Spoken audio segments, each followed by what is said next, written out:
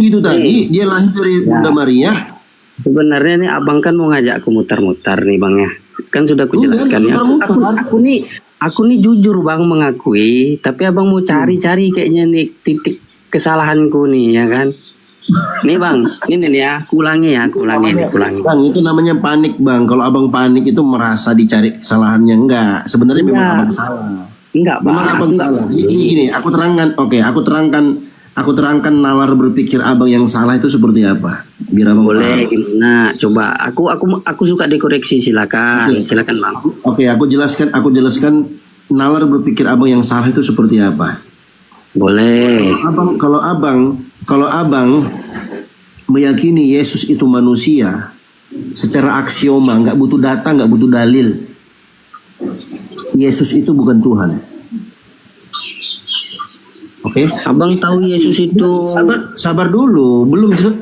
Ini kan aku mau menjelaskan alur nalar berpikirnya abang. Kalau abang meyakini sebaliknya, Yesus itu adalah Tuhan.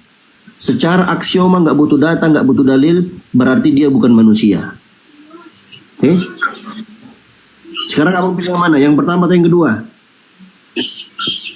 Ulang bang. Gimana tadi? Kenapa nggak fokus?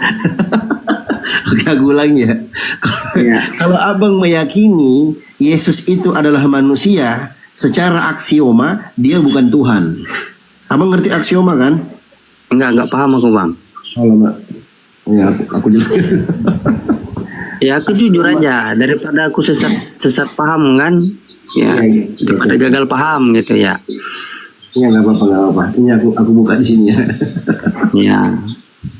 Ya aku kan nggak terpelajar kayak abang kan, aku cuma modal Alkitab aja aku bang. Nggak kayak abang kan yang memang belajar gitu loh.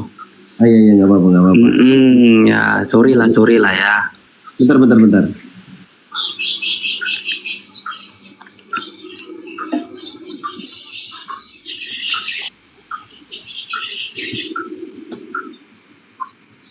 Ini mati internetnya, sebentar ya bang ya.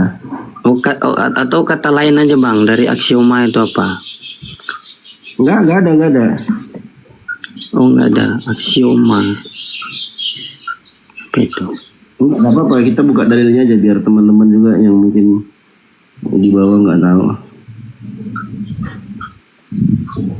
Ini kok mati ya? Iya nggak paham aksioma ini, raja terakhir ini. Iya aku nggak paham ini. Sorry. Ini bang. Aksioma itu adalah pernyataan yang dapat diterima sebagai kebenaran tanpa pembuktian. Artinya begini bang, 1 tambah 1 berapa bang? Iya. Paham sekarang. Paham. Nah itu namanya aksioma. Api itu panas atau dingin, itu aksioma. Nggak butuh dibuktikan panas. Nah gitu. Apa? Mutlak berarti ya, mutlak ya. Ya. Ada Dokter Ardiansyah. Assalamualaikum dok. Aduh aku nggak. Kapan naiknya?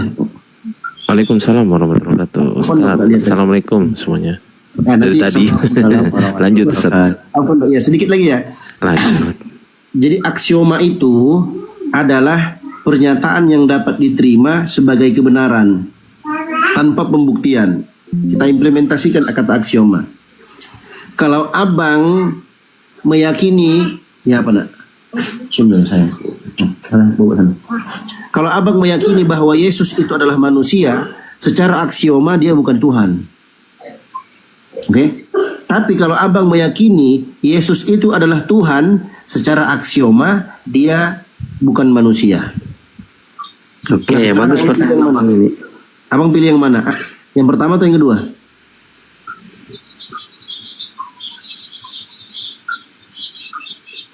Kedua-duanya. Ya, karena di dalam catatan Alkitab kami kan Yesus memang tercatat sebagai manusia, dan kami mengimaninya sebagai Tuhan. Tercatat sebagai manusia, abang imani Tuhan. Sama kalau aku bilang begini bang, di sini tertulis sepeda, tapi abang yakini itu mobil. Ya karena abang kan mau benturkan apa istilahnya, Ya aku percaya Yesus itu manusia dan juga Oke. Tuhan.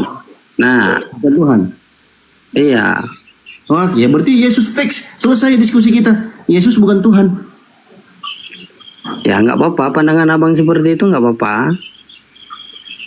Enggak, itu pilihan abang tadi. Yesus bukan Tuhan. Nggak ada aku pilihan gitu bang. Lah, tadi barusan abang ngomong. Ya aku percaya bang, dia sebagai manusia dan Tuhan. Dia sebagai... Nah, ketawa aja bang ini. Oke.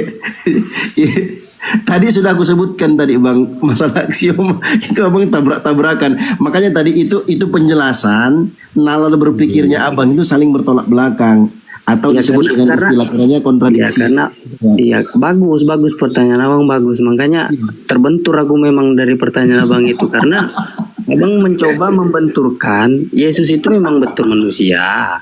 Iya, bagus pertanyaan abang, suka aku. Terbentur juga memang pikiranku, tetapi Aman. Ya, dia aja Dokter Ardiansyah, silahkan dok. Aku mau ke WC dulu bentar. Siap. Hostnya tidur ya hostnya ya. Aduh, coba naik sebentar. Naik banget. Hostnya kemana? Ada Jailani monitor. Oh, tidur nih, potong gaji nih. Kak Sri, potong gaji nih. Tidur nih hostnya. Iya nih. Kak Sri moderator kan? Iya Iya, bang. moderator. Oke. Lanjut. Aku ke WC dulu dok, izin dok. Iya. Bang Andri Ya. tahu nggak bahwasanya kalau kita ke utara kita juga ke selatan, betul nggak?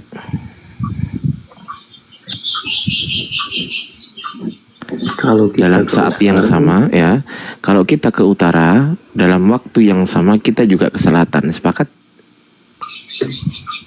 belum paham aku tuh bang, gimana maksudnya? Oke, kalau abang pergi ke arah utara, seketika itu juga abang pergi ke arah selatan, betul nggak? Maksudnya pada akhirnya akan bertemu. Bukan pada akhirnya. Pada saat yang sama, misal jam sekarang jam 10 misal. Jam 10 ini abang mengarah ke utara. Nah, jam 10 malam ini juga abang mengarah ke selatan, betul kan? Sepakat nggak? Oke, aku sepakati dulu nih supaya lebih bisa abang lanjutkan lagi supaya bisa aku paham. Oke, sepakatnya di mana itu?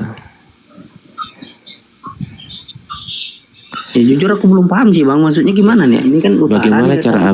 Bagaimana cara abang jam 10 ini pergi ke utara, tapi bagaimana cara abang juga jam 10 ini pergi ke selatan dalam waktu yang sama? Bagaimana caranya? Gimana ya maksudnya? Coba abang sekarang pergi ke utara, tapi sekarang juga abang pergi ke selatan. Bisa nggak? Masuk akal? Kalau satu tubuh gini, Iya, maksud satu abang tubuh. bersamaan Iya, gitu, harus dibelah gitu. Iya, satu tubuh. Masuk akal nggak? Ya nggak akan bisa. Nah, Kalau masuk akal nggak? sampai, kalau Masuk akal nggak? Ya masuk Masuk akal. Oke. Masuk akal. Gimana sih maksudnya bang? Aku bingung nih maksudnya nih. Astagfirullahaladzim. Coba sekarang abang berdiri.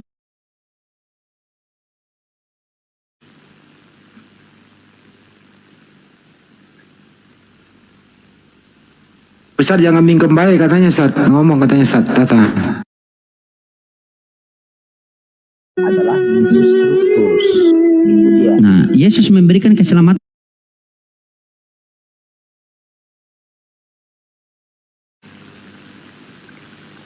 Ustaz bagaimana cara Ustaz mencegah rayuan setan yang terkutuk Ustaz?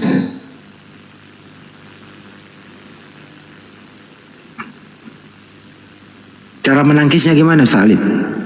Kalau ada pengaruh-pengaruh iblis terkutuk merayu kita gitu loh. Gimana cara menangkisnya? Ya kita berdoa lah. Makanya kan dicontohkan dalam Al-Quran. A'udzubillahi minasyaitonirrajim. Aku berlindung kepada Allah dari godaan setan yang terkutuk. Makanya setiap segala sesuatu perbuatan baik itu harus diawali dengan bismillah. Kan gitu. dalam hadisnya kullu amrin dibalin la yubda'u bil bismillah wa aqta. Maka setiap perkara yang baik kalau tidak diawali dengan bismillah akan terputus keberkahannya, nanti nggak ada. Itu. Jadi kayak jadi nilainya itu hilang. Diibaratkan itu lama mengibaratkan seperti kuda yang hilang ekornya. Jadi nggak ada lagi keelokannya kan gitu. Maka di situ kita perbanyak baca bismillah dan kita banyak memohon perlindungan kepada Allah. A'udzu bikalimatillahi tammati kulli min syarri ma khalaq dan seterusnya. Ada gerunda. Assalamualaikum warahmatullahi wabarakatuh. Waalaikumsalam warahmatullahi wabarakatuh. Biye, lanjut Maki.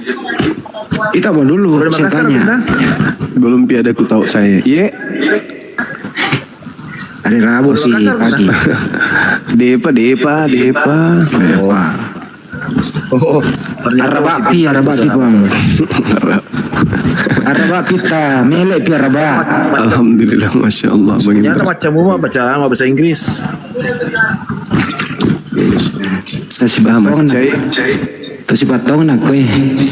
Bah, taruh ni malah selalu nanti sedihnya. Oke, Pembuka pula jolo ya, pembuka jolo pula siraman rohani ya. Bagaimana cara menangkis rayuan-rayuan sibilisis yang menggoda orang untuk murtad dengan berbagai cara. Siraman rohani jolo pala ya. Oh iya. Baik. Manang kaji manu do boleh tahu sedik teh. Aman suaranya. Dabling. Aman. Baik. Bismillahirrahmanirrahim. Assalamualaikum warahmatullahi wabarakatuh. Sahabat yang dimuliakan oleh Allah, di dalam Al-Quranul Karim Allah memperingatkan seluruh manusia di dalam Al-Quran surah Al-Araf. A'udzubillahi minasyaitonirrajim. Bismillahirrahmanirrahim. Ya bani Adam, imma ya'tiyannakum rusulun minkum yakussun alaikum ayati. Wahai anak cucu Adam, jika datang kepadamu rasul-rasul dari kalanganmu sendiri yang menceritakan tentang ayat-ayatku kepada kalian, fa'amanittaqa wa aslaha fala khawfun alaihim walahum yahzanun. Nah, dikatakan maka barang siapa bertakwa dan mengadakan perbaikan, maka tidak ada rasa takut pada mereka dan mereka tidak bersedih hati. Walladzina kazzabu biayatina wastakbaru anha ulaika ashabun nar. Tetapi orang-orang yang mendustakan ayat-ayatku dan menyombongkan diri terhadapnya, mereka itulah penghuni neraka. Hum fiha khalidun, mereka kekal di dalamnya. Jadi ketika di Al-Quran ini kemudian diterangkan betapa Allah menekankan orang-orang yang mendustakan ayat-ayat Allah dan menyombongkan diri terhadapnya, kaidah Al-Quranul Karim menerangkan, faman azlamu mimman iftara 'alallahi al-kadziban aw kazzaba bi ayatihi. Siapakah yang lebih zalim daripada orang yang mengada-adakan kebohongan terhadap Allah, atau kata Allah yang mendustakan ayat-ayatnya. Ulaika yanaluhum nasibuhum minal kitab hatta idza ja'atuhum rusuluna atawaffainahum qalu aina ma kuntum tad'una min dunillah. Mereka itu akan memperoleh bagian yang telah ditentukan dalam kitab sampai datang para utusan, yaitu malaikat kami, kata Allah, kepada mereka untuk mencabut nyawa mereka.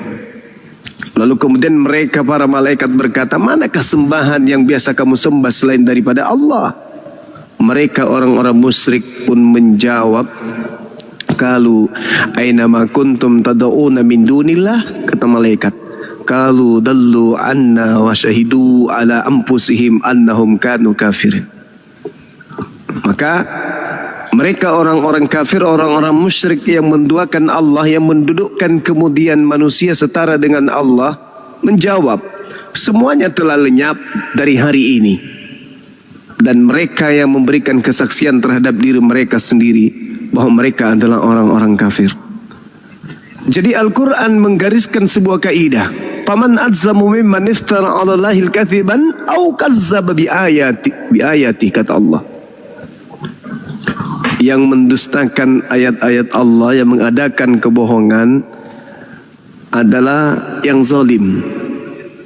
Nah sekarang kita ini penggiat dialog atau debat, diskusi lintas agama. Kaidah di dalam Al-Quranul Karim jelas bagi kita terkait dengan kesempurnaan Allah mewahyukan kaidah-kaidah mukjizat kepada para nabi di zamannya masing-masing. Terkait dengan sosok nabi yang datang di tengah kaum Bani Israel, Allah mengatakan, "Isqalallah ya Isa bin Maryam, Skuru ni'mati alaika wa ala walidatika iz yaddtuka biruhil kudus tukallimun nas fil mahdi wa kahla."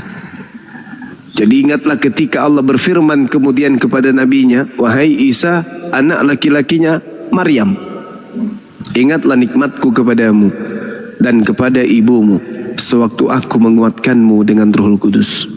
Engkau berbicara," kata Allah, "dengan manusia pada masa kamu masih dalam buayan dan setelah dewasa. Dan ingatlah ketika aku mengajarkan engkau menulis kepadamu hikmat Taurat dan Injil. Dan ingatlah ketika engkau membentuk dari tanah berupa burung dengan seizinku." Jadi Nabi Isa alaihissalam terurai mukjizat dan kemampuan yang dahsyat yang ada pada dirinya itu terjadi karena biiznillah. Al-Quran mengatakan itu. Bagaimana dengan Bible? Ternyata Yesus pun mengatakan, "Aku tak berbuat apa-apa dari diriku sendiri. Apa yang kulakukan adalah apa yang diperintahkan oleh Bapa untuk aku kerjakan." Bahkan kalau kita lihat di dalam Kisah Para Rasul 2 nomor 29 sampai nomor 33, nomor 22, di situ kemudian Petrus mengatakan orang Israel harus tahu bahwa yang kumaksud adalah Yesus dari Nazaret, seorang manusia yang ditentukan oleh Elohim untuk melakukan tanda-tanda mukjizat kekuatan yang dilakukan oleh Elohim melalui perantaraan Yesus Kristus, seperti yang kalian tahu. Berarti biiznillah, dengan izin Allah. Nah, sudah terpapar, udah dijelaskan baik Al-Quran maupun kemudian di dalam Bibelnya saudara Kristen, tapi mereka tetap saja mendustakan. Maka mereka jatuh pada keadaan zalim karena mengada-adakan kebohongan terhadap Tuhan pencipta langit dan bumi. Faman azzamu mimman iftara 'ala Allahil kadziban aw kazzaba bi ayatih, kata Al-Quran. Ulaika yanaluhum nasibuhum minal kitab. Mereka yang mengada-adakan kemudian dusta, mereka kemudian yang akan memperoleh bagian yang telah ditentukan dalam kitab sampai datang para utusan ya kepada mereka berupa malaikat untuk mencabut nyawa mereka. Nah inilah sahabat-sahabat sekalian, kenapa saya sering mengatakan agama yang kemudian runut dengan akal itu hanya Islam. Agama yang berkesesuaian dengan kitab sucinya, dengan tindakan dan perbuatan umatnya itu hanya Islam. Apa yang tertulis, didengarkan, dibaca, dan dijadikan sebagai pembuktian di dalam sikap beragama. Berbeda dengan saudara-saudara kita yang lain, agamanya khususnya agama Kristen, apa yang tertulis di dalam kitab mereka cenderung mereka tidak lakukan, tetapi justru mereka melakukan simbol-simbol keagamaan yang tidak berlandaskan terhadap aturan tertulis yang ada dalam kitab itu sendiri. Saya kira begitu, Bang Handi dan teman-teman sekalian, sebagai pembuka dari kehadiran saya di Komal Bang Arif. Demikian.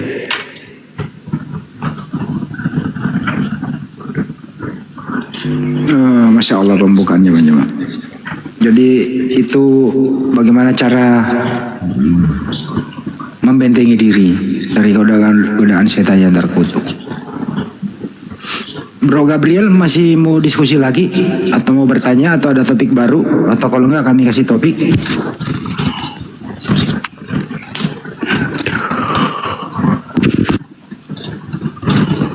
Waduh, kabur dia. Kalau penawaran kami bagus loh, mau topik baru, ada bawa topik apa gimana gitu. Kabur malah.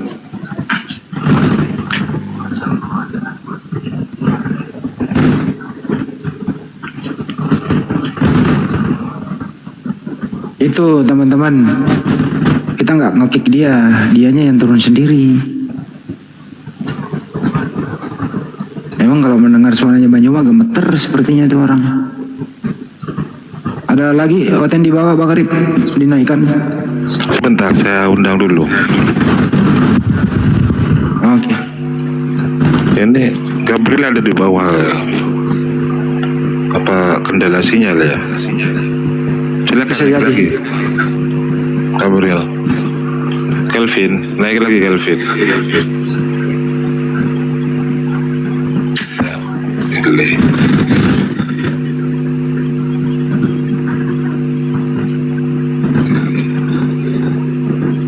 Bisa jadi sinyal, bisa jadi kehabisan bahan bakar.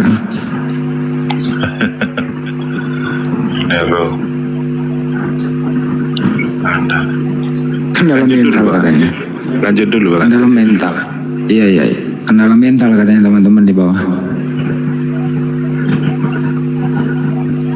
Tapi mereka kan punya banyak tipu daya Banyuma.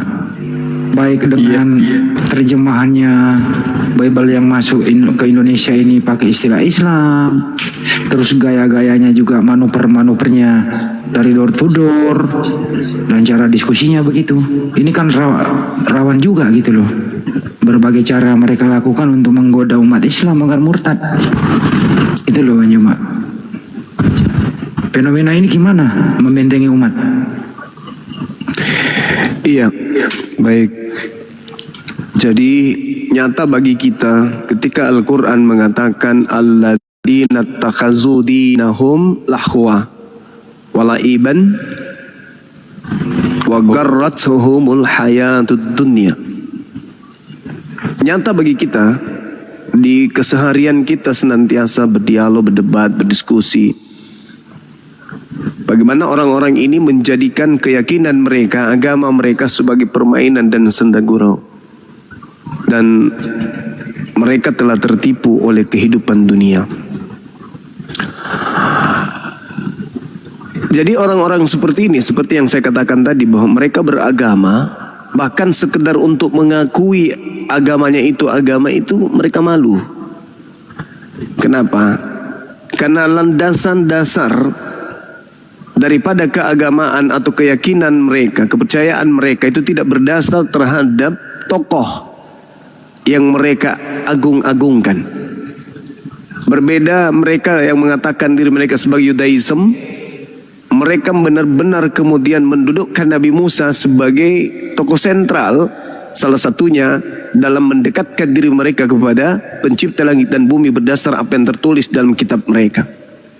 Begitu juga kita umat Islam mendudukkan Nabi Muhammad SAW sebagai tokoh sentral, di mana setiap uraian, ucapan, dan juga keputusan dan ketetapan daripada beliau terkait dengan apa yang dilisankan dan apa yang dipraktekkan, hubungannya kepada pencipta dan hubungannya kepada sesama makhluk, itu kita jadikan sebagai sandaran dalam berperilaku sebagai seorang muslim atau sebagai seorang Islam yang menjadi pengikutnya. Kalau mereka berbeda, makanya Al-Quran mengatakan alladzina takhazu dinahum lahwa walaiban wa garrathumul hayatud dunya. Orang-orang yang menjadikan ajaran agamanya itu sebagai permainan. Apakah Maria melahirkan Tuhan? Tidak.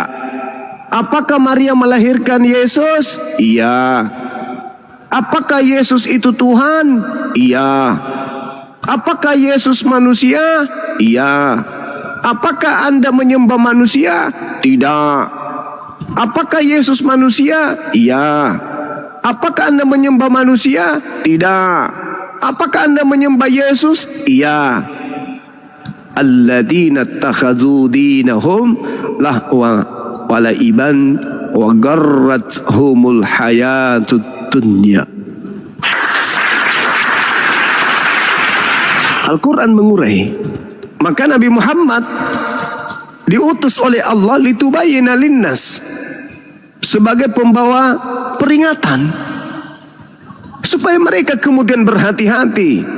Neraka adalah tempat yang sangat-sangat menyedihkan dan menyakitkan. Maka Islam diutus untuk sebagai pembawa peringatan kepada mereka. Mereka menjadikan agama mereka senda gurau. Yesus Tuhan 100%, tetapi juga manusia 100%. Ini apa ini kalau bukan senda gurau? Ini konsep apa ini coba? Yesus sepenuhnya manusia, sudah penuh, berarti tidak ada lagi unsur lain. Tapi sepenuhnya juga Tuhan. Maka Al-Quran mengatakan mereka telah tertipu oleh kehidupan dunia. Maka pada hari kiamat, kata Allah, kami melupakan mereka sebagaimana mereka dahulu melupakan pertemuan dengan hari ini. Dan karena mereka mengingat ayat-ayat kami. Pada hari terakhir nanti banyak orang memanggil aku Tuhan, Tuhan, Tuhan, Tuhan, Tuhan. Bukankah kami bernubuat, mengusir setan, bermujizat pakai namamu? Pada saat itulah aku Yesus akan berterus terang kepada mereka, enyahlah daripadaku, aku tidak mengenal kalian. Kalian semua adalah pembuat kejahatan. Sampai tidak pemberitaan itu kepada mereka? Sampai. Tapi kenapa kemudian mereka tidak mau menjadikan dasar pijakan itu dalam pola keagamaan, bahwa ternyata Yesus kelak akan mengusir dan mengatakan penjahat orang-orang yang memenuhi kriteria yang seperti diterangkan dalam kitab Matius? Itu disebabkan karena apa? Al-Quran mengatakan alladzina takhadzu dinahum lahwa wa laiban wa garratuhumul hayatud dunya fal yawma nansahum kama nasu liqa yaumihim haza wa ma kanu bi ayatina yajhadun. Itu kata Al-Qur'anul Karim. Itu. Apakah Yesus manusia? Ya. Apakah Anda menyembah manusia? Tidak. Apakah Anda menyembah Yesus? Ya. Yang manusia? Ya. Anda menyembah manusia? Enggak. Menyembah Yesus? Ya. Maria melahirkan manusia? Iya. Al-Quran tak pernah keliru menjelaskan itu. Oleh karena ini, ketika Bang Handi bertanya, apa yang harus kita jadikan sandaran untuk menghindarkan kita dari diri kita, generasi kita, anak-anak kita, umat Islam pada umumnya? Maka dasar pijakannya kembali kepada akal. Karena Al-Quran mengatakan, walaqad ji'nahum bikitabin fassalnahu ala ilmi hudan wa rahma liqaumi yu'minun. Al-Quran sudah didatangkan bukan hanya kepada umat Islam, tapi kepada seluruh manusia. Itulah Al-Quran. Walaqad ji'tuhum bikitabin fassalnahu ala ilmi hudan wa rahma liqaumi yu'minun. Sungguh aku Allah telah mendatangkan Al-Quranul Karim kepada mereka, yang aku jadikan Al-Quran itu sebagai penjelasan atas dasar pengetahuan, sebagai petunjuk, sebagai rahmat bagi orang-orang yang beriman, siapapun yang beriman. Tapi mereka kemudian ketika ditanya, adakah kemudian Elohim Tuhannya Yahudi menerangkan tentang kekristenan? Gak ada. Adakah kemudian Yesus menerangkan tentang kekristenan? Juga gak ada. Ibadah minggu ada gak? Gak ada. Tidak bersunat? Gak ada. Makan babi? Gak ada. Menyembah Yesus? Gak ada. Lalu, ya itu tadi, Mereka menjadikan agama mereka itu sebagai senda gurau, permainan kata-kata saja. Alladzina takhadhu dinahum lahwa wa la'iban wa garrathumul hayatud dunya. Mereka menjadikan kehidupan beragama itu hanya sebagai alat doang untuk supaya keren, tampil paten, lo diaceng, mau dibilang so hebat, ajaran Israel, kami ajaran dari Israel, kami ini adalah keturunan Abraham rohani. Ya hanya candaan senda gurau belaka, tapi tak ada dasar piakan. Beruntunglah kemudian mereka yang hidup pada zaman Rasulullah dan zaman setelah Rasulullah. Walaqad ji'nahum bikitabin fassalnahu ala ilmi hudan wa rahma liqaumi yu'minun. Siapa itu? Nabi Muhammad beserta dengan Al-Quranul Karim. Jadi kita umat Islam ini harus kembali kepada Al-Quran. Karena Al-Quran kemudian memberikan bukti kebenaran. Bukti kebenaran yang terurai di dalam Al-Quran terimplementasi dalam sikap, perbuatan, dan ucapan mereka sehari-hari. Apakah keliru Al-Quran itu menjelaskan tentang mereka, tabiat mereka, karakter mereka, sifat mereka? Tidak. Al-Quran kemudian menyatakan hal yang valid dan tidak ada keraguan di dalamnya terkait dengan sifat karakter orang-orang kafir. Nah, ini sahabat yang dimuliakan oleh Allah. Jadi bagaimana cara kita membentengi diri? Kembali kepada Quran dengan pola akal. Wajib itu hukumnya. Jangan seperti mereka menjadikan agama mereka hanya senda gurau. Apakah Tuhan itu bisa mati? Enggak. Apakah Yesus bisa mati? Bisa. Apakah Tuhanmu bisa mati? Enggak. Siapa nama Tuhanmu? Yesus. Mati enggak dia? Ya, 3 hari doang. Senda gurau.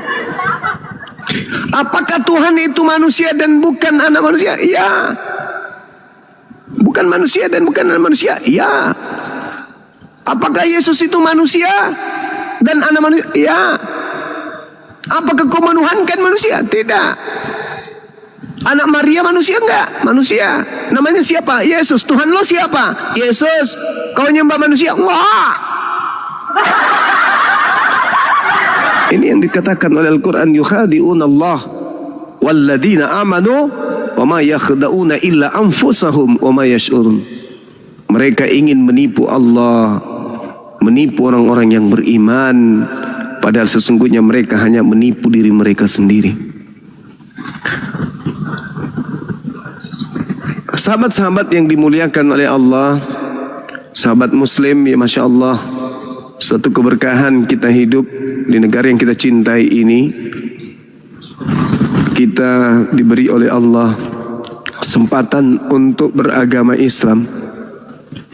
Beruntunglah kita ini, dan juga beruntunglah saudara-saudara kita Kristen, sangat beruntung yang kemudian menggunakan akal sehat sehingga dilembutkan hatinya lalu mendapatkan hidayah memeluk ajaran agama Islam.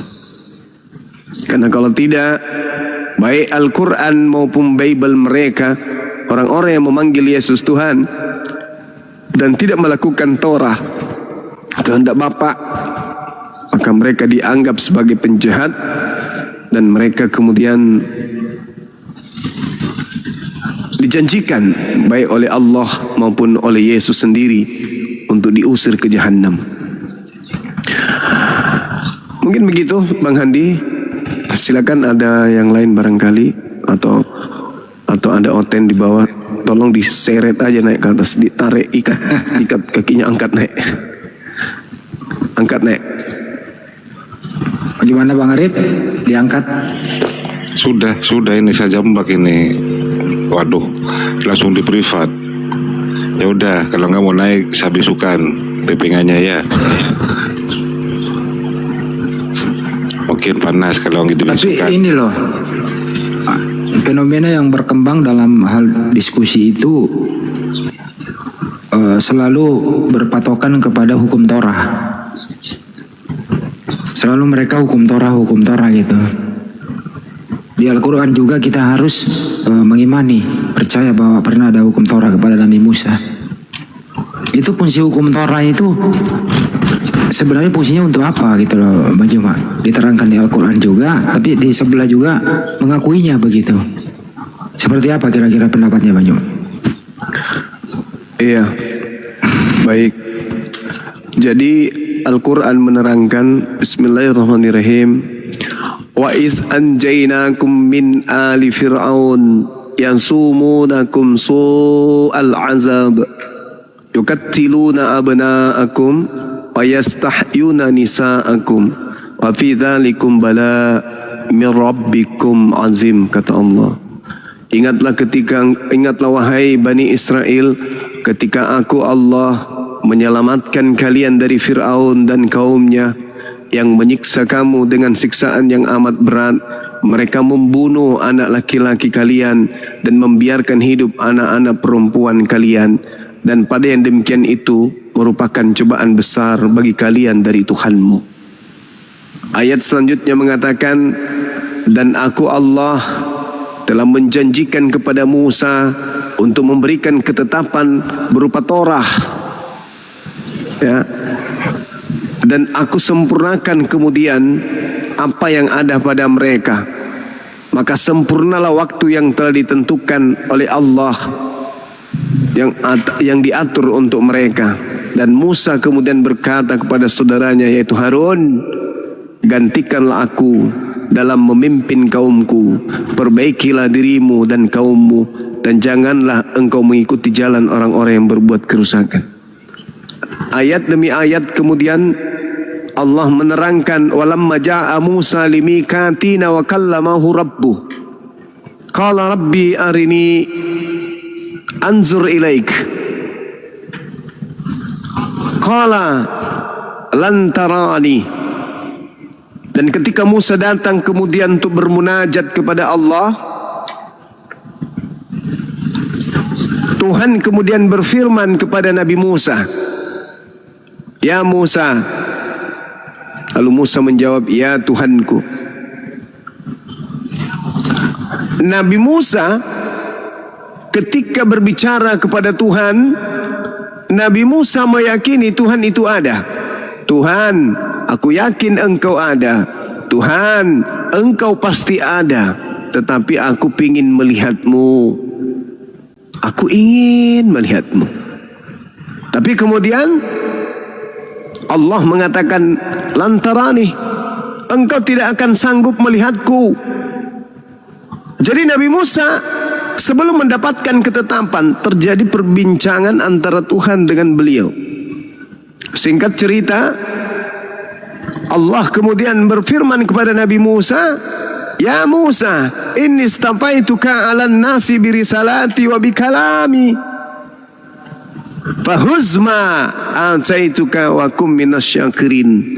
Wahai Musa, sesungguhnya aku memilih melebihkan engkau dari manusia yang lain pada masamu untuk membawa risalahku, membawa firmanku. Oleh karena itu, berpegang teguhlah kepada apa yang aku berikan kepadamu, dan hendaklah engkau termasuk orang-orang yang bersyukur. Nabi Musa menerima Torah. Wa katabna lahu fil alwah min kulli syai' mau'idatan wa tafsila li kulli syai'. Perintahnya kemudian fakhuzha biquwwah wa'mur qaumaka ya'khuzu bi ahsaniha saurikum daral fasiqin. Jadi Nabi Musa setelah menerima perintah Torah, perintah lanjutannya adalah ajaklah kemudian kaummu, suruh kaummu berpegang teguh kepada Torahku itu dengan sebaik-baiknya. Jadi Allah subhanahu wa ta'ala dalam Al-Quranul Karim menjelaskan Torah itu hanya diberikan untuk kaumnya Nabi Musa sesuai dengan apa yang tertuang di dalam kitabnya orang Yahudi yang diterjemahkan kemudian dalam bahasa Indonesia di Ulangan 5. Musa memanggil seluruh orang Israel berkumpul dan berkata kepada mereka, hai Israel, dengarlah ketetapan dan peraturan yang pada hari ini kuperdengarkan kepada kalian, supaya kalian mempelajarinya, supaya kalian mempraktekkannya dengan setia. Tuhan Elohim kita telah mengikat perjanjian dengan kita di Horeb, bukan dengan nenek moyang kita Tuhan mengikat perjanjian itu, tetapi dengan kita yang ada di sini, yang ada pada hari ini, kita semua yang masih hidup di sini. Jadi menurut kitabnya orang Yahudi, Torah itu hanya untuk Bani Israel yang hidup pada zaman Nabi Musa alaihissalam. Kalau kita melihat Ulangan 5 dan juga Ulangan 33, endingnya di sana bahwa Torah itu adalah milik kepunyaan Bani Yakub. Nah, kenapa kemudian ada orang-orang Kristen ini berbicara Torah? Kemungkinan besar karena menggenapi nubuatan Kejadian 49. Nomor 27, ketika anak-anak Yakub dipanggil satu-satu, lalu kemudian Yakub meramalkan atau menubuatkan apa yang akan dialami oleh keturunan anak-anak mereka nanti ke depannya. Maka Benyamin dipanggil, Benyamin, kamu nanti keturunanmu lakunya seperti serigala. Pada pagi hari merampas, kemudian pada sore hari membagi-bagikan hasil rampasannya kepada bangsa lain. Paulus kebetulan kebenaran dia itu mengaku dalam Filipi 3 kalau dia itu adalah orang Ibrani, dia dari suku Benyamin, berarti serigala. Dari sono kemudian kalau kita lihat dari pola yang ada dalam Kejadian 49 tersebut, Paulus Benyamin mengambil Torah lalu memberikan kepada bangsa lain. Apa buktinya dia mengambil bangsa lain? Dia menguraikan bahwasanya tidak berlaku lagi Taurat itu, tidak ada lagi kemudian Torah dianggap kebenaran di dalamnya. Kata Paulus, jika kamu berharap ada kebenaran dalam hukum Torah, maka sia-sialah kematian Yesus Kristus. Kenapa hubungannya kira-kira? Hanya ada dua kemungkinan. Paulus mengajar kepada orang-orang Yahudi di luar Bani Israel, di luar daripada Yerusalem. Yang kedua, Paulus memang mengakui bahwa dia sebagai rasul untuk non-Yahudi. Galatia 1:15. Artinya terbukti bahwa ketika dia menjual Torah kepada non-Yahudi sebagaimana pengakuannya dalam Galatia 1:15, berarti tergenapi nubuat daripada Nabi Ayub terkait dengan anaknya yang bernama Benyamin. Maka mereka selalu berbicara, Bang Handi, segi-segi Torah. Karena kapan mereka melepas diri dari itu, melepas diri dari Torah, maka akan ketahuan belangnya bahwa ternyata memang agama mereka ini bertumbuh dan besar di Roma. Artinya tak ada hubungannya orang Roma itu dengan hukum Torah. Tapi kenapa mereka selalu bawa? Ya sebagai alat untuk menutupi ajaran perjanjian baru yang sejatinya cakupannya syarat dengan materi-materi atau ajaran-ajaran yang bertalian dengan ajaran politeisme. Coba lihat di dalam Wahyu 5 nomor 6. Itu yang sederhana sekali. Lalu lihat di Filipi 2 nomor 6, nomor 7, nomor 8. Itu sederhana sekali. Lalu lihat Kolose 2 nomor 9. Itu sangat sederhana sekali. Bagaimana mereka menggambarkan sembahan-sembahan mereka itu, ya ketahuan kalau itu politeisme, ajaran Helenisme. Saya kira begitu Bang Handi, silakan. Baik, mantap sekali penjelasannya teman-temannya. Ini modal untuk diskusi bahwa Torah itu ya untuk Bani Israel, untuk kaumnya Nabi Musa. Sampai detik ini ya orang Yudaisme masih konsentrasi di sana gitu. Terus terstruktur ke bawah banyak Injil lagi untuk Nabi Isa ini. Kenapa mereka pakai Injil? Iya. Baik. Al-Quranul Karim menjelaskan fawailul lilladzina yaktubuna al-kitaba biaidihim summa yaquluna hadza min indillah. Celakalah orang yang menuliskan sebuah buku dari tangannya sendiri dan mengatakan itu dari Allah. untuk mendapatkan keuntungan yang sedikit. Nah, bagaimana dengan Injil yang diceritakan di dalam Al-Quranul Karim? Nabi Isa alaihi salam mengajarkan Injil, mengajarkan hikmah Torah kepada kaumnya. Apakah Injil yang disebutkan di situ adalah Injil yang kemudian tertuang di dalam pemahaman saudara-saudara kita Kristen bahwa Injil mereka lah yang kemudian disebut di dalam Al-Quranul Karim sehingga mereka percaya diri? Tentu tidak. Bukan itu. Injil yang diberikan kepada Nabi Isa bukan perjanjian baru, bukan. Bukan, sama sekali bukan. Tapi perjanjian baru adalah rangkaian cerita yang dikumpulkan oleh pewarta yang menceritakan tentang keadaan oknum yang datang di tengah kaumnya Bani Israel mengajarkan Injil. Terbukti enggak catatan wartawan tersebut terkait dengan apa yang diterangkan Al-Quran? Terbukti. Contoh di dalam Markus 1 nomor 14. Sesudah Yohanes ditangkap, datanglah Yesus ke Galilea memberitakan Injil Allah. Bersama siapa? Bersama Filipus. Apakah Filipus juga terkonfirmasi kemudian mengajarkan Injil Allah? Yes. Di mana tertulis? Kisah Para Rasul 8. Nomor berapa Bang Suma? Nomor 35. Di situ dikatakan, maka mulailah Filipus berbicara dan bertolak dari nas itu, ia memberitakan Injil Yesus kepada mereka. Jadi Filipus memberitakan Injilnya Yesus, Yesus memberitakan Injilnya Allah.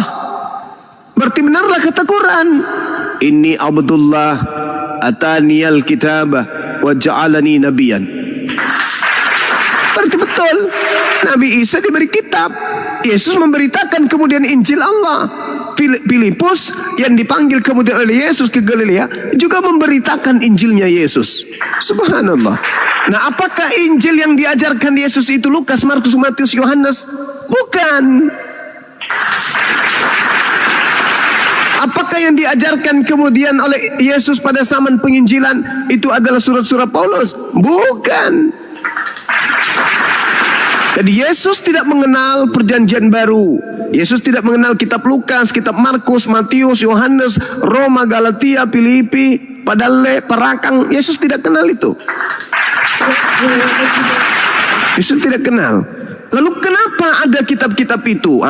Itu adalah rangkaian cerita yang dituliskan, yang disusun, yang dirangkum, yang didapatkan oleh orang-orang yang gemar menulis pada zaman itu.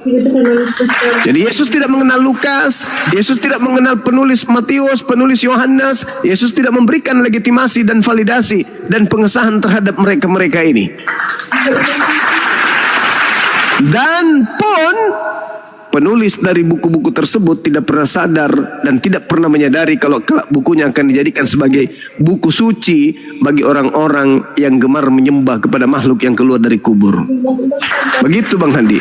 Injil yang diterangkan Al-Quran itu bukan Bible yang ada sekarang, tetapi Injil yang diterangkan Al-Quran adalah firman Allah yang kemudian Nabi Isa alaihissalam beritakan kepada kaumnya Bani Israel. Dan itu terbukti lagi ketika wartawan menulis di dalam Yohanes 17:8, segala firman yang kau berikan kepadaku telah aku sampaikan kepada mereka, mereka telah menerimanya, mereka percaya bahwa engkau yang telah mengutus aku. Subhanallah. Wa izqala Isa bin Maryam ya Bani Israel inni rasulullahi ilaikum. Masya Allah. Berarti Yesus menerima firman, Nabi Isa menerima firman, dan firman yang kemudian diterima oleh Nabi Isa telah sampaikan kepada kaumnya Bani Israel. Begitu juga Yesus mengatakan, sampaikan seluruhnya kepada Bani Israel. Isa adalah Rasulullah. Yesus mengatakan mereka percaya bahwa aku adalah Rasulullah, utusan Allah.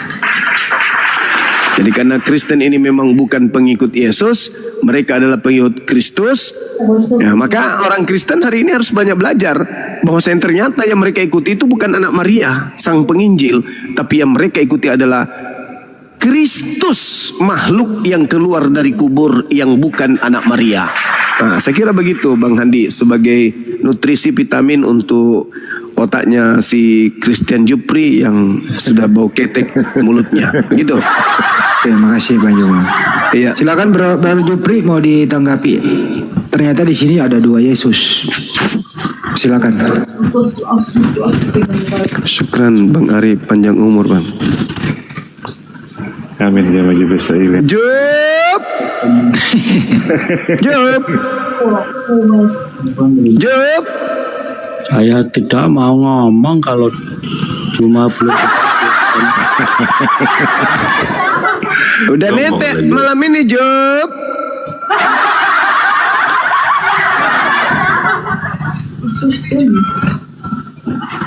Ayo Jupri, diskusi by data lah ya. Ayo. Saya tidak mau ngomong kalau cuma belum berani buka DM saya. Emang apa sih?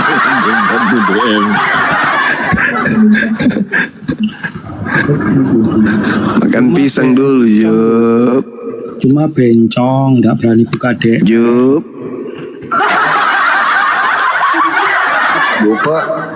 Paulus aja DM saya aku nggak buka kok. Kalau di Makassar tuh lagi itu namanya lagi itu. Jupe. Iya betul. Pak Andre balik cambang. Laju upe. Nah puji mandre cawiwi si Bang Anu. Senero. Cuma bencong. Nasi pelekok. Ya. Mesias adalah manusia yang datang dalam rupa Tuhan.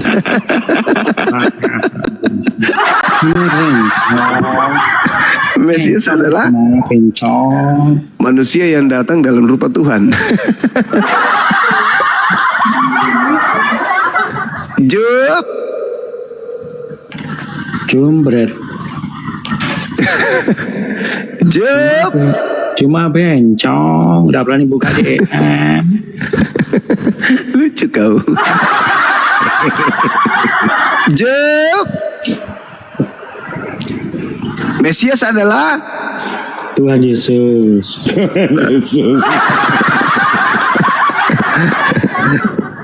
Mesias adalah Tuhan Yesus. Mesias adalah Tuhan Yesus. berarti Mesias adalah Tuhan. Suka-suka kamu, Jum. Mesias adalah Tuhan yang diurapi sama Tuhan. Jadi ada dua Tuhan. Suka-suka kamu, Jum. Tadi katanya Mesias adalah Tuhan Yesus. Buka ADM dulu, nanti baru. Kenapa harus DM? Ya loh. Ngapain harus DM sih? Kan ada di sini. Yo DM-nya nggak dibuka loh. Gimana nggak berani buka DM? Untuk apa buka DM? Untuk apa? Oh, head to head. Saya edukasi kamu biar pinter. Edukasi aja di sini. Jangan, kalau di sini kamu banyak bolonya. Kamu nanti nyungsep, kasihan sama bolo-bolomu nanti. Nyungsep pula. DM, saya bisa ngomong bebas. DM apa pula? Kode mana ada? Gak ada pun kode DM. Kode DM kemana? Ke DM Pak Bom kali. Cuma 01. Kebanyakan 01 banyak duplikatnya. Oke, nanti perhatian ya. Inilah dia. Udah diskusi kita, yuk angkat tema yuk. Semua omonganmu tuh bohong ya, Jum. Loh, apa yang bohong? Sudah keluar dari maksud dan tujuan, menyimpang. Apa? Contoh.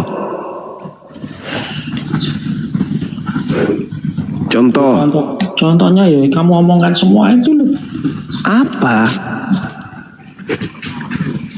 Sudah menyimpang.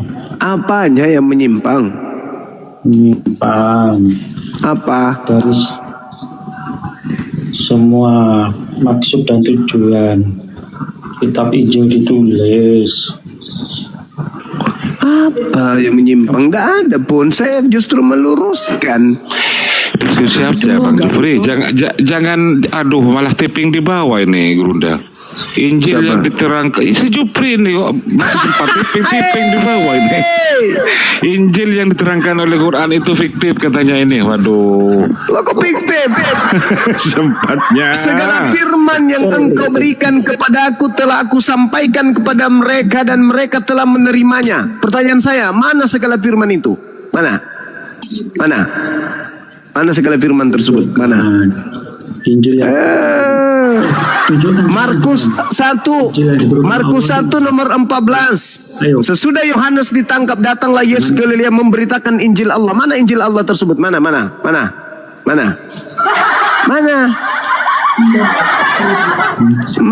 Injil Allah tersebut? Mana?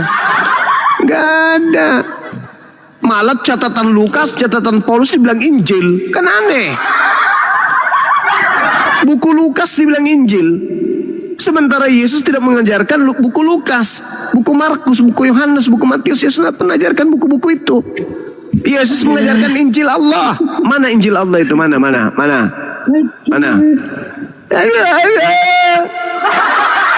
Kamu yang kemudian menyimpangkan semua materi yang ada dalam Bibelmu sendiri. Yesus memberitakan segala firman yang kau berikan kepada aku telah aku sampaikan kepada mereka. Itulah Injil Allah yang Yesus sampaikan seluruhnya kepada murid-muridnya. Mana Injil itu? Mana segala firman tersebut? Mana? Ada? Ada, sudah dimakan rayap. Yang ada sekarang cuma catatan-catatan wartawan doang, surat-surat kepompong. Kalau itu catatan wartawan, gak usah kamu baca. Itu kan nangis lagi kan? Ya wartawan itu kan memberikan informasi, Jub. Sudah tahu catatan wartawan. Lah, apa salahnya dibaca? Tapi jangan dianggap firman Tuhan, cuman pemberitaan dari wartawan. Itu itu gak asli gitu loh. Loh, kata siapa? Kata siapa tidak asli? Itu adalah asli terjemahan dari surat yang ditulis para wartawan. Ini aja loh cuy. Itu asli. Kata siapa itu palsu? Aku minta Injil yang diturunkan oleh Allah itu mana? Ayo. Kenapa mintanya ke saya, Job? Nabi Isa itu diberi Injil untuk kaumnya Bani Israel. Kok mintanya ke saya, tuyul? Harusnya kau minta kepada umatnya. Hei umat Yahudi, katanya Al-Quran mengatakan dulu ada Nabi diutus di tengah kalian membawa Injil. Mana Injil itu? Tanya sama mereka. Loh lucu loh, yang berinformasi diturunkan siapa? Lah kan udah jelas terkonfirmasi dalam kitabmu. Yohanes 17 nomor 8. Segala firman yang engkau berikan kepada aku telah aku sampaikan kepada mereka. Tapi karena mereka ini tidak berdaya melawan Romawi, melawan Paulus in the gang, maka catatan-catatan mereka, pemberitaan-pemberitaan mereka itu kalah tenar dari surat-surat Paulus. Maka segala firman yang Yesus sampaikan kepada murid-muridnya itu punah sirna. Yang muncul sekarang ini cuman berita-berita dari wartawan doang. Ayo, tunjukkan yang berinformasi diturunkan. Ayo, sumber informasi dari situ ya. Job, Al-Quran saya mengatakan, ya ahlal kitab lima talbisunal haqqa bil batil wa taktumul haqqa wa antum ta'lamun. Ketika Nabi Isa datang di tengah-tengah kaumnya, jangankan ajarannya, Isanya aja ditolak. Lalu kemudian Isa ketika datang mengajarkan pemberitaan kepada kaumnya. Nabi Isa mengajarkan kepada kaumnya kemudian, dan itu terkonfirmasi dalam Bible. wartawan mencatat Yesus pernah berkata, segala firman yang kau berikan kepadaku telah aku sampaikan kepada mereka dan mereka telah menerimanya. Mereka percaya bahwa engkau yang telah mengutus aku. Anda bertanya kepada saya, mana Injil itu? Saya pun bertanya, mana segala firman yang Yesus sampaikan itu kepada murid-muridnya? Mana? Nggak ada Injil yang kayak gitu. Nggak ada berarti. Sementara Yesus diberitakan oleh wartawan Markus. Ketika Yohanes sudah ditangkap, datanglah Yesus ke Galilea memberitakan Injil Allah. Kamu kok bilang itu Memberitakan Injil Allah, wartawannya mengatakan itu, surat kabarnya menerangkan. Kisah para pewarta kemudian 8 data 35, maka mulailah Filipus berbicara dan bertolak dari nas itu, ia memberitakan Injil Yesus kepada mereka. Sekarang pertanyaan saya, mana Injil Yesus itu? nggak ada Injil Yesus kan? Nah, diberitakan oleh kitab para rasul, Filipus yang dipanggil oleh Yesus memberitakan Injil Allah, itu juga memberitakan Injil Yesus. Mana Injil Yesusnya? Injil Yesus nggak ada Injil Yesus. Kisah para rasul 8:35 Job. Loh, itu kan tulisannya sudah. Kenapa kamu ambil dari situ? Wartawan yang mencatat itu, Job, wartawan. Kan sudah tidak valid bagi kamu. Kata siapa tidak valid? Itu valid. Tulisan wartawan, Job. Kok kamu mau mengais-ngais dari Cuman ketika saudara mengatakan itu firman Tuhan, saya katakan bukan. Itu catatan wartawan. Iya, makanya. Jangan ambil catatan wartawan. Lah, kenapa nggak diambil? Beritakanlah Injil kepada seluruh makhluk. Maksudnya beritakanlah kisah para rasul ini juga kepada Bang Suma. Setelah sampai kemudian kisah para pewarta ke Bang Suma menemukan data. Ternyata Filipus memberitakan Injilnya Yesus. Kisah para pewarta 8 nomor 35. Pertanyaannya sekarang, mana Injilnya Yesus itu? Mana? Tidak ada Injilnya. Ya tidak ada memang. Berarti kalau kalian sudah tidak mendapatkan Injilnya Yesus, itu karena kalian bukan muridnya Yesus. Lalu kalian minta ke saya, itu tuyul namanya, tuyul. Kamu aja yang ngaku-ngaku murid tidak bisa menunjukkan kemudian Injilnya Yesus, apalagi kami yang tidak pernah mengaku murid. Yang punya kewajiban menunjukkan Injil Yesus itu kalian, karena kalian itu nyamar-nyamar sebagai pengikut. Tapi ternyata yang kau tunjukkan hanya surat kabar, catatan Lukas, wartawan Matius, wartawan Yohanes, wartawan Markus. Bukan itu. Yesus tidak pernah memberitakan surat kabar tersebut. Yang Yesus beritakan adalah Injil Allah, Injil kerajaan Allah, Injil Yesus. Lah, di dalam kitabmu tertulis Markus 1 nomor 14, lalu Yesus kemudian di Galilea memberitakan Injil Allah, tuyul. Inilah yang diterangkan oleh Al-Quran saya. Kau itu beragama sebagai senda gurau aja. Al-Quranmu, jangan tanya sama saya. Al-Quran saya mengatakan Nabi Isa alaihissalam memberitakan Injil. Wartawan di kitabmu mengatakan bahwa Yesus memberitakan Injil. Pertanyaannya sekarang, Juk, botak cilak, mana Injil yang Yesus beritakan itu, mana?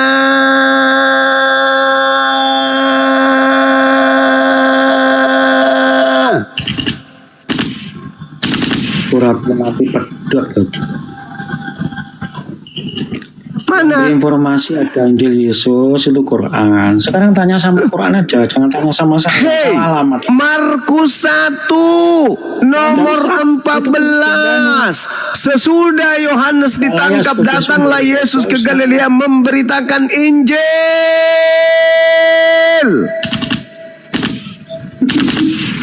Si botak.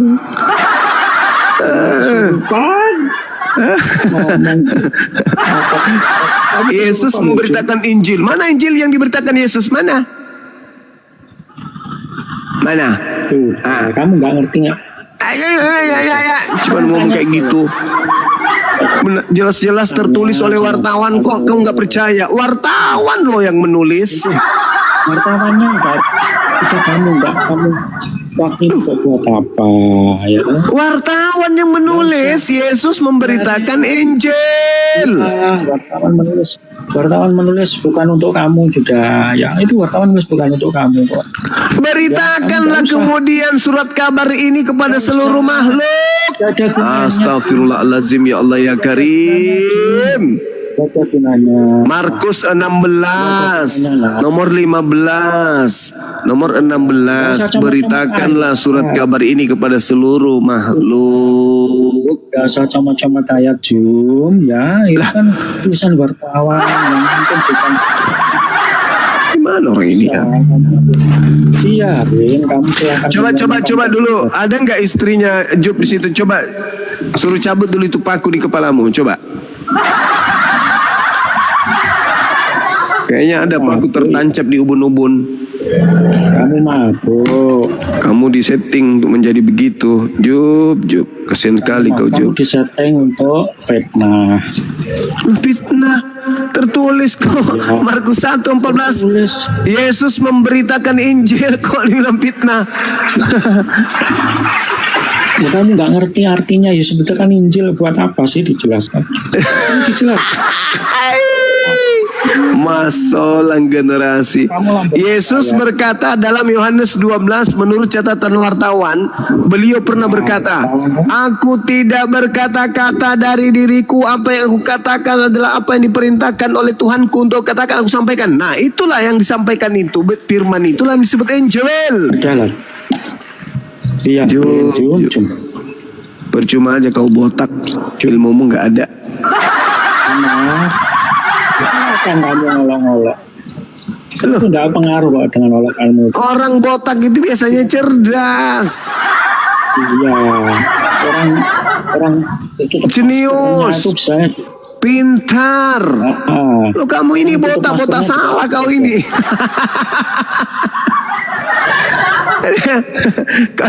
Kau ini botak karena botak hiperseks.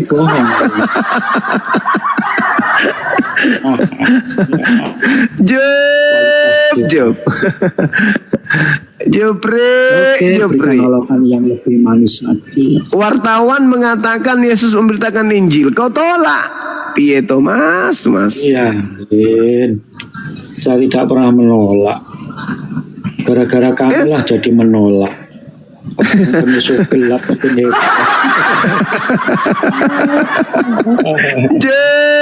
Job. Begitu tersiksanya dirimu, belum ke neraka udah tersiksa duluan. Saya doakan kamu dapat hidayah, Job. Dapat hidayah itu musibah nanti kamu. Aduh, Job. Kamu tidak mau tinggalkan agamamu karena kamu berat meninggalkan makan babi. Nah itulah yang menyebabkan otakmu nggak berfungsi. Karena kau makan makanan yang dipersembahkan kepada dewa-dewa. Itu sesajen untuk dewa-dewa itu. Orang-orang China, negara China itu kemakan babi jadi negara maju loh. Iya, ad-dunya sijnul mu'min wa jannatul kafir, itu sudah kadar. Itu sudah ketetapan. Cinta dunia ya kau dapat dunia.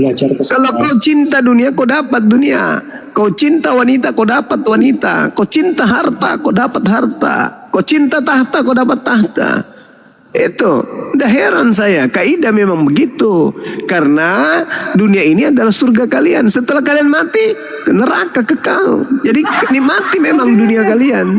Kasihan juga kalau kamu neraka itu kasihan saya. Loh, Yesus yang mengatakan itu. Bagaimana mungkin kalian bisa melepaskan diri dari api neraka? Jangan ngomong tentang Yesus. Loh, itu wartawan yang mengatakan itu, Job. Ngomong Yesus berdasarkan dari wartawan. Loh, kenapa tidak? Surat kabar itu diperintahkan, beritakanlah kepada seluruh makhluk, Job. Markus 16 nomor 15 nomor 16, Job. Cuma nggak usah ngomong Markus, nggak usah lah. Lah, wartawan harus kita hargai dong. Nggak usah kamu hargai. Karya tulisnya itu harus kita hargai. Kenapa sih lo? Kamu tuh udah loh ya. Ujungnya dusta, ujungnya duit. Lo kok dusta pula? Kok dusta? Berarti kau mengatakan Markus pendusta, gimana sih wartawan kok bukannya dihargai, malah dibilang pendusta. Juk. Kita wartawan tuh udah ada yang dusta. Kamu yang dusta. Mesias adalah Tuhan Yesus. Nah, itu kan gila. Memang sakit kau Juk. Sakit emang kau. Kamu yang sakit tidak bisa. Mesias adalah Tuhan Yesus. Masolang generasi. Ya cara gini aja, coba kamu cari tokoh-tokoh mana yang disebut Mesias. Ya, tokoh-tokoh mana? Paulus itu juga Mesias tuh, Yul. Siapa? Paulus. Enggak ada, kamu ngarang. Coba kau baca di kitabnya pengakuannya, Roma 16 nomor 7. Ayo. Berani nggak kau buka? Berani nggak? Roma 16 nomor 7, Paulus mengaku Kristus atau Mesias. Berani nggak? Ada, kamu itu nggak bener kok, Jum. Udah, pokoknya kitab wartawan ini kalau sudah kamu pegang, maknanya sudah keluar jauh dari maksud dan tujuan. Makanya kamu ngomong sampai berbuih-buih, berbuah-buah, buih-buih itu bagi saya angin lalu. Kasihan saja sama kamu, Jum. Saya kasihan kok sama kamu. Oh, kayak gitu ya cara memahami kitab kami. Ya, enggak apa-apa. Maklumlah. Kan UD. Nanti apa enggak UD, kembali UD ya. Ujung-ujungnya duit, ujungnya dusta. Gitu aja, Jum. Kamu ngomong, kamu kok ngomong nyindir pendeta kamu ini ya. Kalau kamu bahas ayat, saya sorry Jum, nggak mau bahas ayat. Sebab ayat yang kamu anggap sebagai wartawan itu sudah keluar dari maksud dan tujuannya dari kitab yang ditulis. Wartawan yang menulis gitu kok ditolak, Jup. Kamu ini wartawan menulis gitu kamu tolak, malah kau artikan lain, Jup. Menolak menurut kamu tuh bagi saya tidak kok. Kan kita orangnya itu buktinya. Bukti Yesus memberitakan Injil kau bilang tidak. Berarti kau menolak. Kata Injil ya sudah tuh. Lah Injil itu apa? Injil itu apa emang? Bisa diterangkan. Punya konsep sendiri tentang Injil. Yang mana konsep Injil bagi saya sudah beda dengan kamu. Gitu. Saya Kristen ya, dalam memahami kitab saya tidak butuh kamu Jum, gitu loh. Tidak membutuhkan orang-orang semacam kamu gitu loh. Mesias adalah Tuhan Yesus yang memberkati.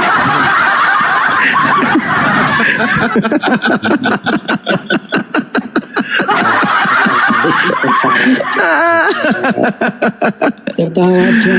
Ada ini boneka baterai. Mesias adalah Tuhan Yesus. Ya.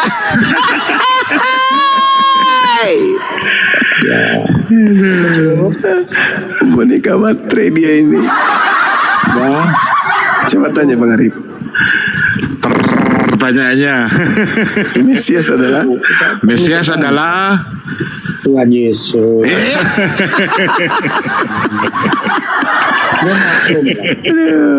Kamu sudah terprogram untuk anti Yesus Tuhan kok.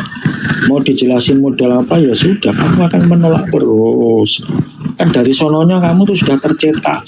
Pokoknya Yesus bukan Tuhan. Yes.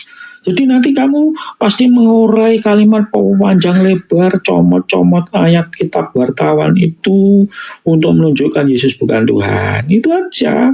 Udahlah, sebelum kamu bicara saya sudah tahu kok pola pikirmu seperti apa dalam memahami kitab kami, dalam memahami Yesus. Sebelum kamu ngomong lah, saya sudah tahu dalam benakmu, pikiranmu, bagaimana konsepmu dalam memahami Yesus. Ujung-ujungnya tetap, pokoknya Yesus bukan Tuhan. Nanti jelaskan Yesus Tuhan, alas kamu mesti justru melecehkan. Bagi saya tidak perlulah. Ya silahkan kamu ngomong panjang lebar. Silahkan diskusi aja Bang. Tuhan itu manusia atau bukan? Sudah. Tuhan itu manusia atau bukan? Konsep ketuhanan dalam iman Kristen. Saya tidak tanya konsep ketuhanan dalam agamamu. Saya sudah tahu kalau agamamu pagan. Yang saya ingin tahu itu pola pikirmu. Apakah Tuhan itu manusia? Sudahlah, sudah. Berarti pola pikirmu dikalahkan sama doktrin agama paganmu. Bukan. Apakah Tuhan itu manusia? Sudah, kamu tidak bisa memahami. Enggak bisa. Memang agamamu itu bukan untuk dipahami. Agamamu itu. Jangan paksa. Agamamu itu untuk diyakini, bukan untuk dipahami. Paham kau? Loh, kamu belum bisa memahami. Tidak bisa dipahami agamamu itu, nggak bisa. Paham itu dasarnya. Dengar. Paham itu dasar kerjanya akal. Sementara agamamu tidak masuk akal. Gimana mau paham? Pertanyaan saya nih, antara perang batin di antara dirimu sendiri, antara dogma keyakinan kepercayaan paganisme dengan logika sehatmu sebagai manusia. Pertanyaan sederhana, apakah Tuhan pencipta langit dan bumi itu manusia? Jawab jujur, Job. Si cuma bicara Tuhan masuk akal. Waduh. Kan tidak bisa kan? Kamu terikat oleh pola dogma doktrin paganisme, makanya kau tidak ngomong, nggak bisa berbicara tentang konsep Tuhan berdasarkan logika. Sudahlah. Apakah Tuhan itu manusia? Cuma saya tanya begini. Malah balik tanya. Mesias adalah Tuhan Yesus. Itu kan? Yesus berkatimu. Apakah Tuhan itu manusia? Tuhan Yesus.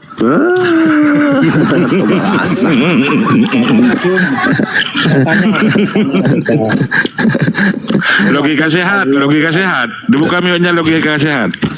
Apakah Tuhan itu manusia? Logika. Saya tanya. Logika sehat. Udah, konsep ketuhanan kami itu konsep ketuhanan ditanya aja apakah Tuhan itu manusia. Kemana-mana perginya. Apakah Mesias Tuhan itu manusia? Tuhan itu bukan manusia lah, ada pasti. Itu Tuhan itu bukan manusia. Sama-sama Kristennya ini. Ayo. Tuhan bukan manusia. Ayo Yub. Gimana dong? Tuhan Yesus pun aslinya kan bukan manusia, Yesus itu. Ini lagi lebih parah lagi nih. Aslinya bukan manusia. Kok aslinya? Berarti ada palsunya. Tadinya kan di surga dia. Job. Ternyata Yesus ada palsunya, Job. Tapi kalau Tuhan yang Maha Kuasa itu pasti bukan manusia dan gak pernah jadi manusia. Itu Job. Mesias adalah Tuhan Yesus. Itu sudah disetting robot dia ini. Otaknya nggak lagi berfungsi. Apakah Tuhan itu manusia, Job? Tuhan ya, ini saya jawab lah teman kamu nanti. Coba. Apakah Tuhan itu manusia? Habis ini saya tanya lo ya. Ya. Tuhan itu bukan manusia. Yesus apakah manusia? Dengarkan saya jawab belum selesai kok tanya lagi. Iya. harus begitu. Tuhan bukan manusia. Apakah Yesus bukan manusia? Tuhan itu bukan manusia. Apakah Yesus manusia? Tapi Tuhan punya kuasa bisa jadi manusia. Iya. Pemalasa. Ketika kemudian Tuhanmu jadi manusia, apakah manusia ini maha kuasa? Sudah cukup saya jawab ya. Ketika Tuhanmu menjadi manusia, apakah dia maha kuasa? Ya pikir sendirilah, manusia itu maha kuasa enggak? Pikir sendiri. Enggak, ya sudah cukup. Setelah dia menjadi manusia Tuhanmu yang tidak maha kuasa, bagaimana caranya dia menjadi Tuhan kembali sementara kuasanya sudah hilang? Ayo, bingung. Tuhan maha kuasa jadi manusia. Ketika dia jadi manusia, dia tidak maha kuasa. Lalu bagaimana Tuhanmu yang manusia ini bisa kembali menjadi Tuhan sementara dia tidak maha kuasa pada saat dia jadi manusia. Hai, masalah dijumpa lah botak.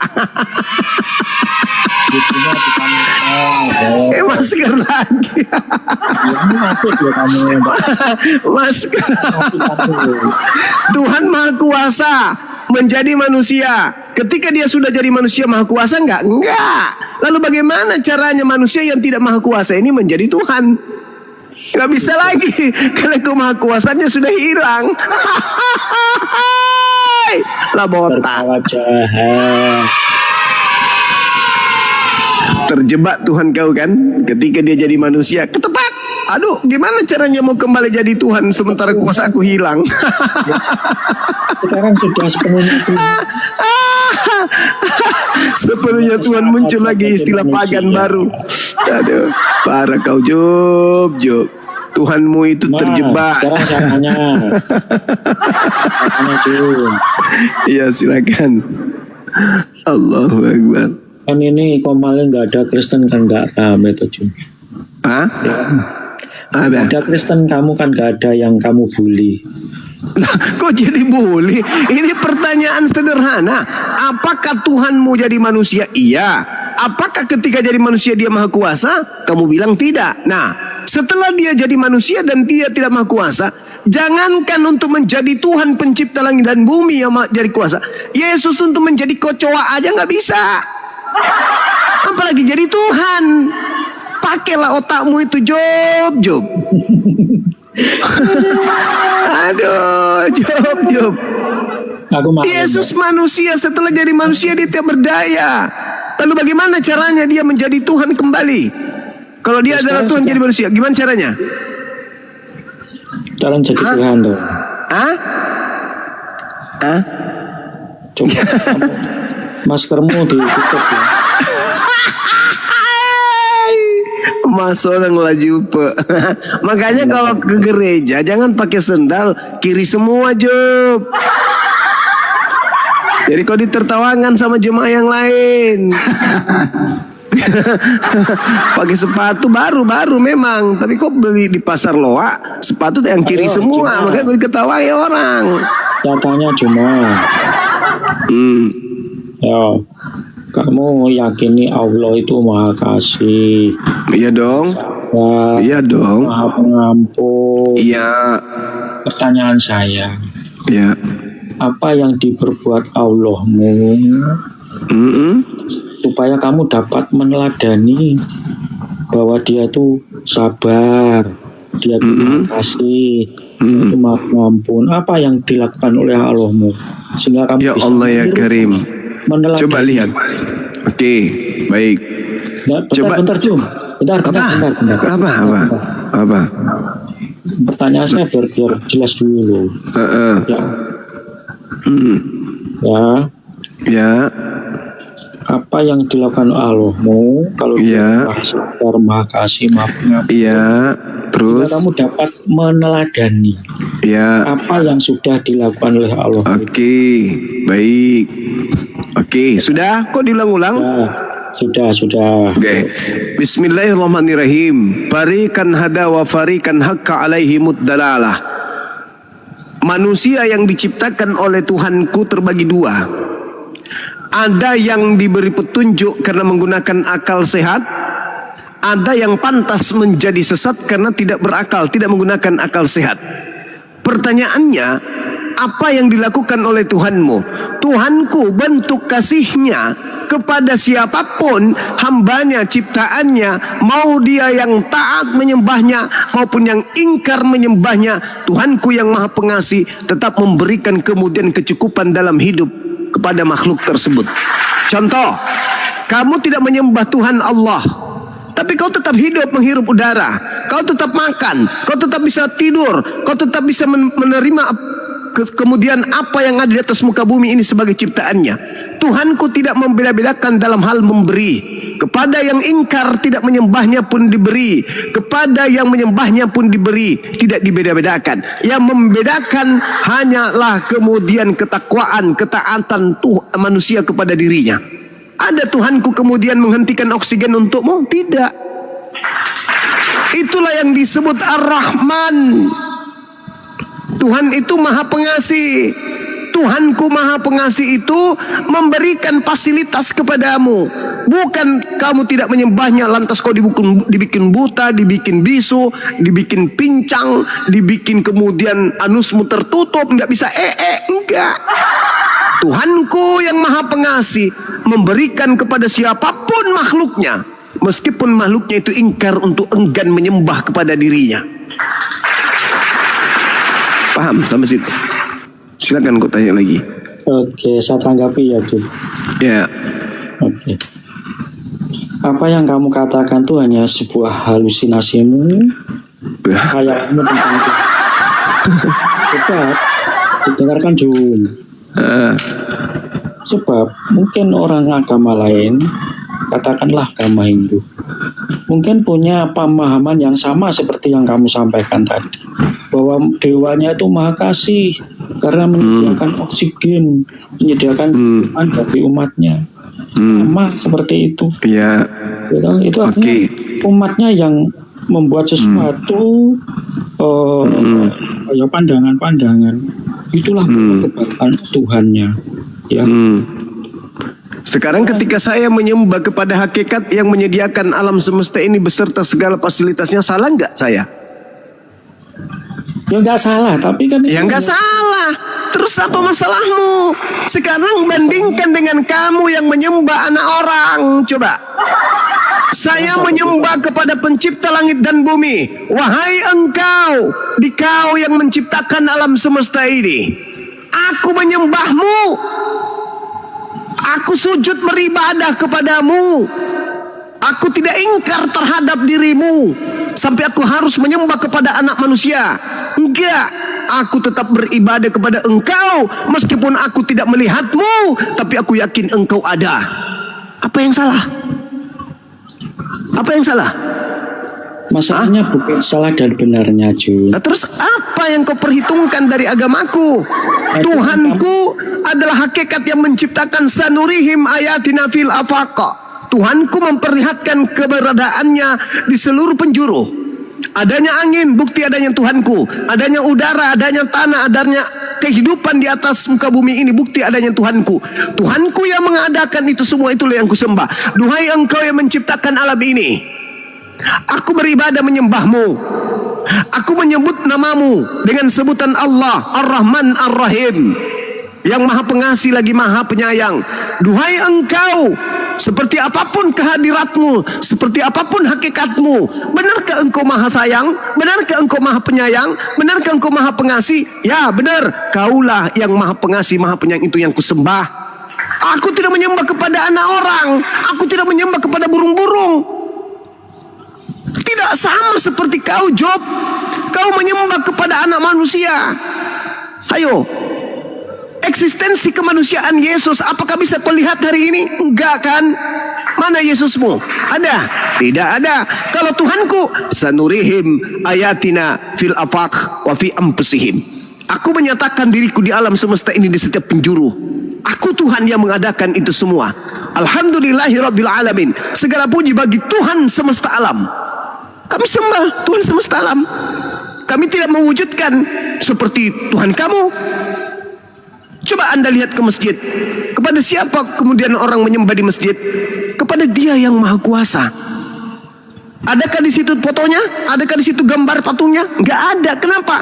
Karena pencipta langit dan bumi itu tidak bisa diserupakan dengan makhluk. Cukup dengan hati, pikiran, perbuatan, tindakan, beribadah, sujud, menyembah kepadanya. Duhai engkau yang maha pengasih, engkaulah satu-satunya Tuhan pencipta alam semesta. Lihatlah hambamu ini beribadah menyembahmu, berdoa kepadamu. Dengarkanlah. Allahu Akbar. Duhai engkau yang maha besar. Apa yang salah? Hah? Apa yang salah? Sedangkan kamu masuk ke gereja, Tuhan Yesusku yang baik, engkaulah segala-galanya. Apa pula kau sembah anak orang, sementara anak orang itu sibuk menyembah kepada pencipta langit dan bumi. Yesus Tuhanmu sibuk menyembah kepada Tuhanku. Kau sibuk menyembah kepada Yesus yang sibuk menyembah Tuhanku. Kan lucu kau. Enggak lucu. Ya lucu ya. Pasti lucu lah. Belum pahami kok. Kau memahami gimana? Kau menyembah anak orang. Tadi kau katakan fitnahan terbesar yang diajarkan oleh agama pagan, pencipta langit dan bumi turun ke bumi menjadi manusia. Itu fitnah iblis. Paham kau? Ya iblis. Hah? Itu iblis teriak iblis. Di mana Anda bisa memberikan sebuah ilmu pencipta langit dan bumi yang bukan makhluk bisa menjadi makhluk, bisa menjadi bukan Tuhan. Ada Tuhan berubah menjadi bukan Tuhan. Gimana ceritanya tuh? Tuhan kok berubah menjadi bukan Tuhan? Kau menghentikan status ketuhanan. Kau menghentikan kemuliaan Tuhan dengan menggantikannya dengan manusia. Siapa yang ingin menggantikan kemuliaan pencipta langit dan bumi dengan manusia? Iblis. Iblis teriak iblis. Enggak dong. Saya menyembah kepada pencipta langit dan bumi. Oh, mesti nggak ngaku. Kau baca Yesaya 5 nomor 16. Pencipta langit dan bumi itu subhanahu wa ta'ala, maha suci, maha tinggi. Loh, kok Tuhanmu tuh nggak nyambung.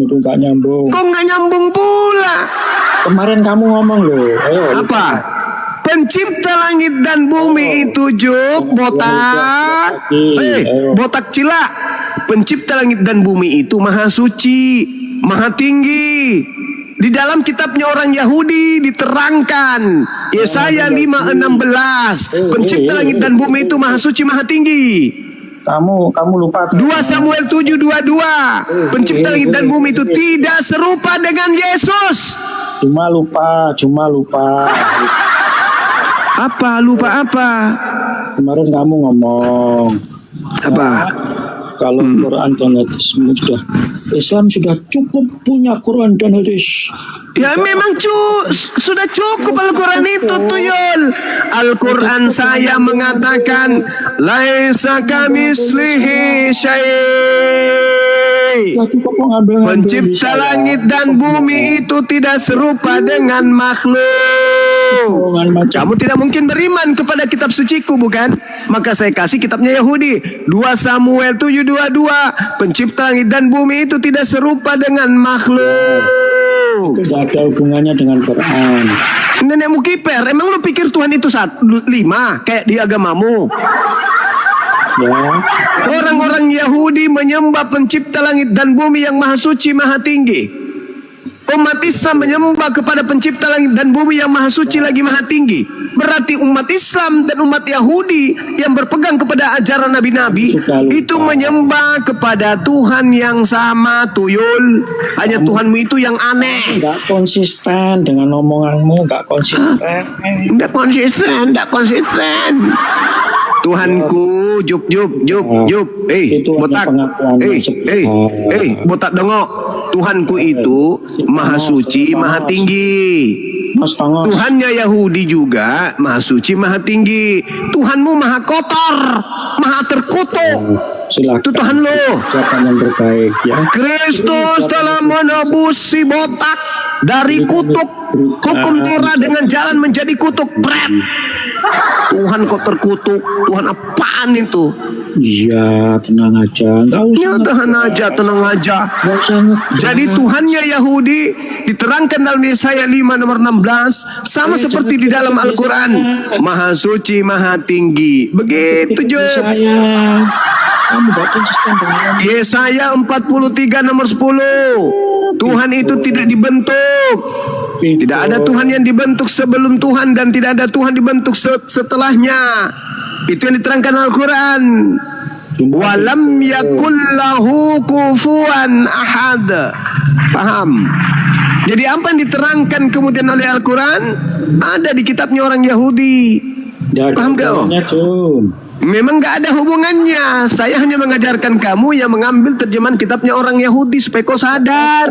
Ternyata konsep bertuhan, konsep Tuhan di dalam kitabnya Yahudi yang diambil Kristen itu mengajarkan konsep Tuhan yang sama seperti ajaran nabi-nabi seluruhnya, termasuk ajaran Nabi Muhammad. Sedangkan ajaran Paulus, Tuhan turun ke bumi jadi manusia bayi, pret. Agama gaplek. Kristus adalah Tuhan. Mesias adalah Tuhan Yesus. Ya, Jum, ya, sudah. Dah. Sudah. Melampiaskan kemarahannya sudah. Saya Kok marah pula? Mengajarkan orang dongeng begitu. Udah kamu nanti ujung-ujungnya dusta, ujung-ujungnya duit gitu loh ya. Nggak usah banyak bicara, adalah Jum. Bagi saya, bagi kamu itu untuk penguat iman saya kok.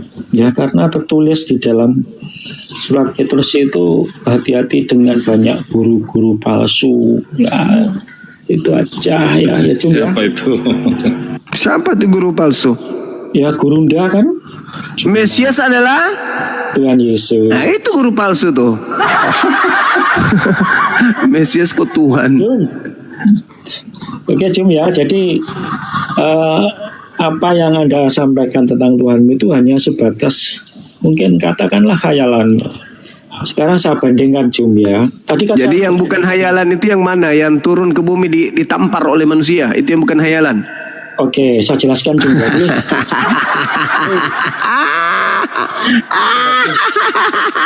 Sekarang begini saudara Christian Job.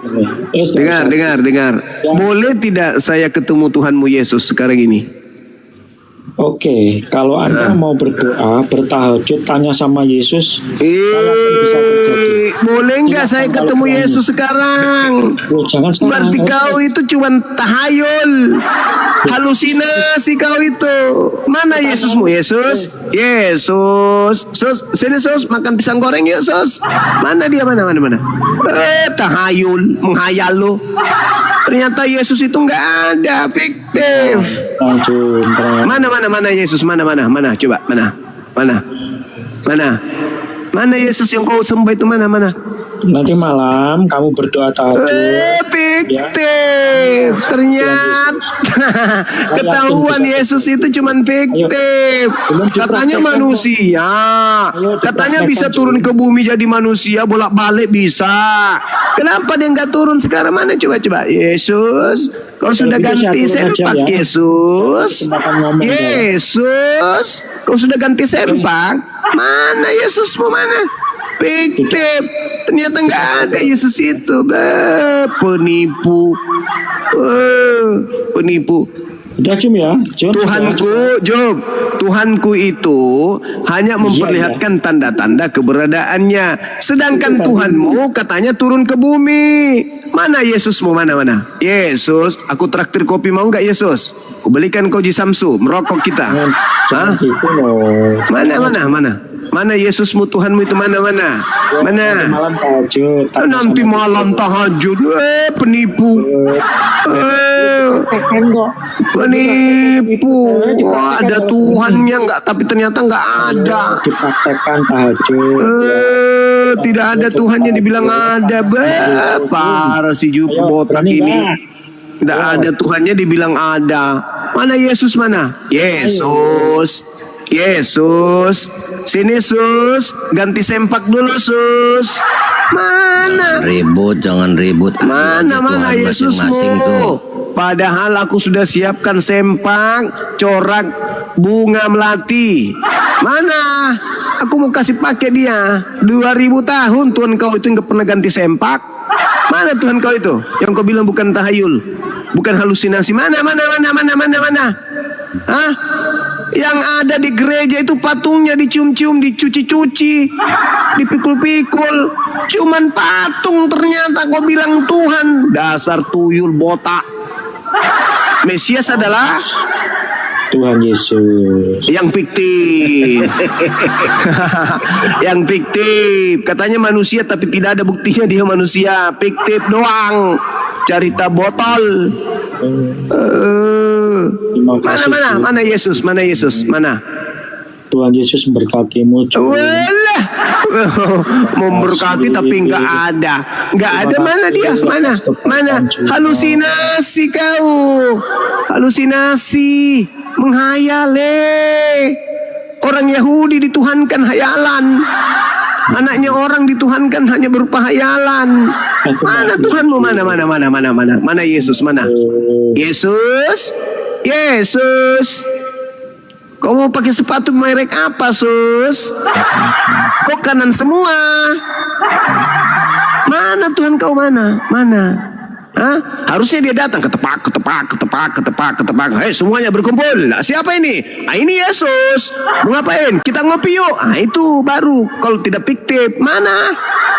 Sudahlah manusia, tapi ternyata tidak ada. Kalau Tuhanku memang bukan manusia. Dia penguasa jagat raya. Kau ingin mengatakan Tuhanmu hayalan? Tuhan itu memang hanya bisa kemudian kamu lihat dengan mata hati batin, bukan dengan matamu itu. Kecuali Tuhanmu, itu pun tidak bisa dilihat. Mana Yesus sekarang? Mana? Ada? Yesus? Atau kita harus ke Taman Lawang dulu lihat? Semantau ada di situ. Ada aja pikiran kau ini. Otakmu memang rusak.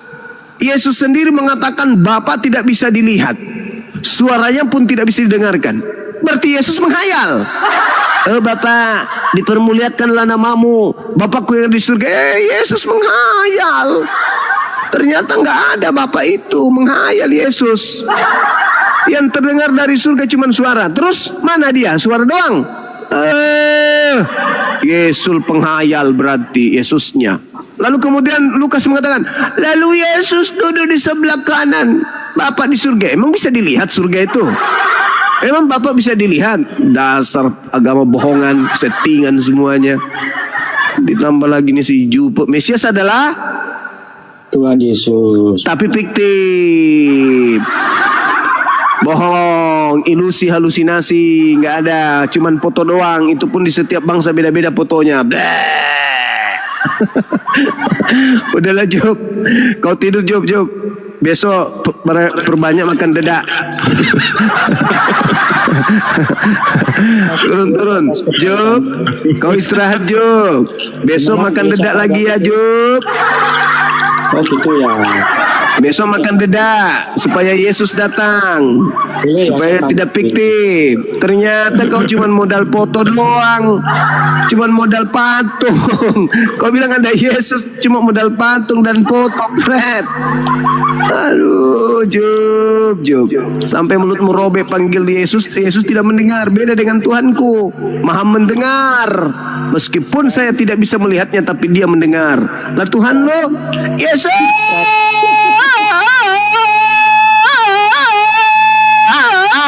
Mendengar gak Yesus? Enggak. Kalau Tuhanku, Anallah as-sami, sesungguhnya Allah Maha mendengar. Itu baru Tuhan yang betul. Yesus sudahlah manusia, dipanggil tidak mendengar, baru disembah. Coba kau panggil Yesus dulu sekarang. Panggil Yesus.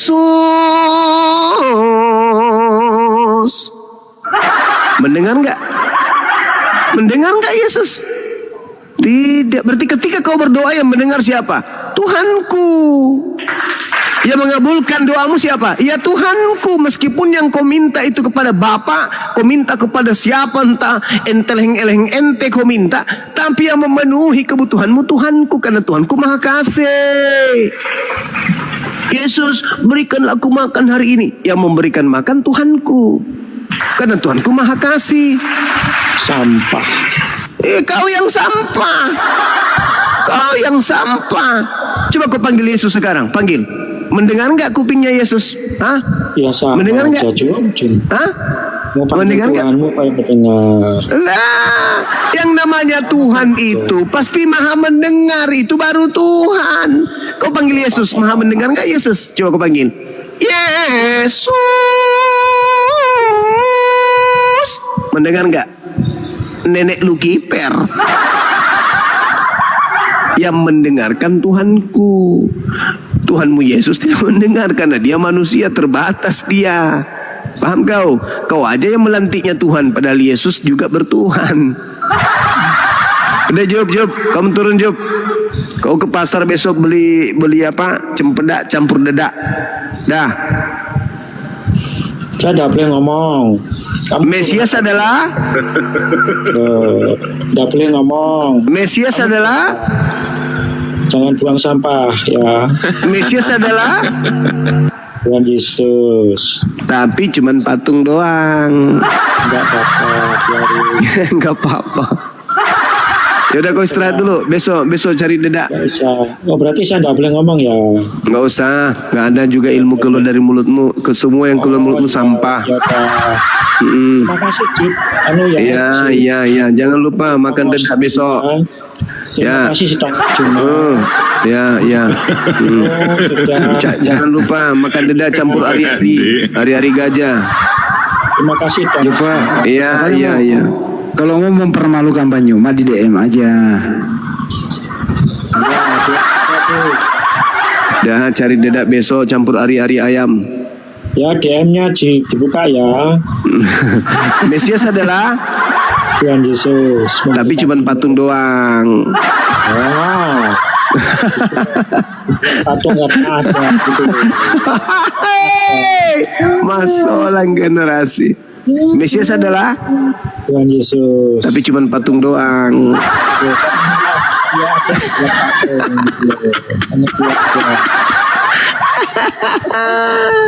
Sakit hati.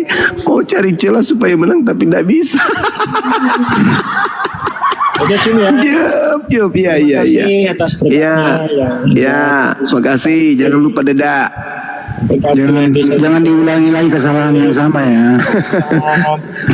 Mesias adalah Ari RH ya. Mesias adalah Muslim di sini. Tuhan Yesus memberkati kalian semua. tapi patung doang. Hai. Bagi saya si Cuma itu vitamin. Patung tidak bisa memberkati, Bung. Apalah bisanya patung? Segala sesuatu ada masanya kok. Hari ini kamu Hujat Yesus katanya. Kamu yang menghujat Tuhanku dari tadi. Nah, Saya bicara fakta. Yesus tidak maha mendengar. Yesus cuma manusia. Saya bicara fakta. Kamu yang menghujat Tuhanku. Karena kau tidak bisa melihatnya, kau hujat dari tadi. Lupa kau. menghujat apa? Aduh, parah ini. Udah, kau istirahat dulu, Jam. Saya kan Besok tanya, tapi jawabanmu. Ya, kau bertanya, saya jawab, tapi kau bilang Tuhanku halusinasi. Kau tidak sadar kalau kau menghina itu. Kau istirahat dulu, Kau istirahat dulu, istirahat. Jangan modal congor, istirahat. Semua yang keluar dari mulutmu itu cuma sampah. Istirahat dulu, istirahat. Udah lah, Juk, kembali ke pohon aja, Juk. Kembali ke hadiratmu di pohon. Kiranya Tuhan Yesus berkati Anda semua. Tapi cuma patung, bagaimana memberkati? Karena ada orangnya sehingga juga patung. Gimana mau diberkati cuma patung doang? Gimana ceritanya? Apapun Anda saya berdoakan kalian diberkati dan Bagaimana kau berdoa kepada patung? Lucu kau ini. Mana sih? Ya, segala sesuatu ada masanya. Ya memang termasuk Tuhanmu. Masanya cuma 33 tahun jadi manusia, setelahnya sekarang sudah sepunyunya Tuhan itu halusinasimu. Dia duduk di sebelah kanan Bapa sebagai manusia, bukan sebagai Tuhan, tuyul. Halusinasi kau ini. Kau menyembah iblis, baru Yesus kau bawa. Kamu iblis teriak Iblis kau sembah, Yesus kau bawa. Udahlah, udah. Kau turun, kau istirahat dulu. Kau ke gereja seperti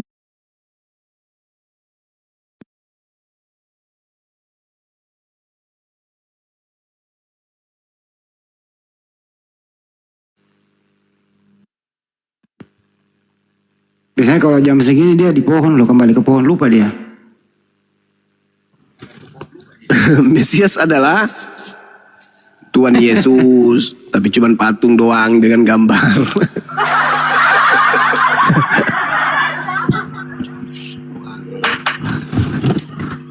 Net, selamat pagi Net. Pagi Bang. Ya, selamat pagi Net. Halo Bang, pagi. Muslim Kristen Bang? Muslim Bang. Oh, Masya Allah. Ada yang tidak ingin disampaikan? Nggak ada Bang, cuma ngasih apresiasi aja Bang. Tapi sehat ya Bang ya? Alhamdulillah, mudah-mudahan sehat semuanya Bang, lancar Bang. Ya, jangan sampai sakit kayak Jupri, jangan. Janganlah bang, nggak boleh doakan yang orang sakit bang. Ada itu orang bang, Hidayah bang. ada itu orang kelihatannya sehat, kekar badannya, tapi jiwanya yang sakit. Ya, doakanlah mudah-mudahan jiwanya juga sehat bang. Masya Allah, itu yang diharapkan bang. Iya. Mudah-mudahan semuanya dapat hidayah bang. Tapi saudara Jupri ada hubungan keluarga sama Anda? Enggak, Oh, kirain saudara, bukan ya? bukan bang. Katanya saudara seperguruan dulu dari Bango Hitam, bukan? Bukan bang. Siapa ya Biasanya saudaranya? ikut, biasanya ikut pengajian apa bang? Kaji diri aja bang. Oh, bukan dari dunia persilatan, bukan? Bukan. Ya, Jupri itu dari dunia persilatan. oh bukan bang. Ya, baik. Makasih ya bang ya. Oke bang. Makasih.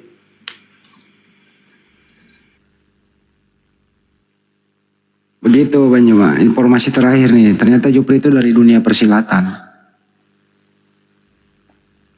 Iya tahu bang. Silat lidah. Silat lidah. Mesias adalah Tuhan Yesus. Mesias adalah itu ya, terus silat lidah memang dia di perguruan silat lidah. Makanya lidahnya panjang, ada 2 jengkal. Dia dari perguruan kodok jongkok gitu. Kode standar 1. Iya. Standar samping. Dia masalah generasi. Biasanya kan orang kalau udah tinggi kan bahan hitam ya. Kalau dia enggak, ban dalam.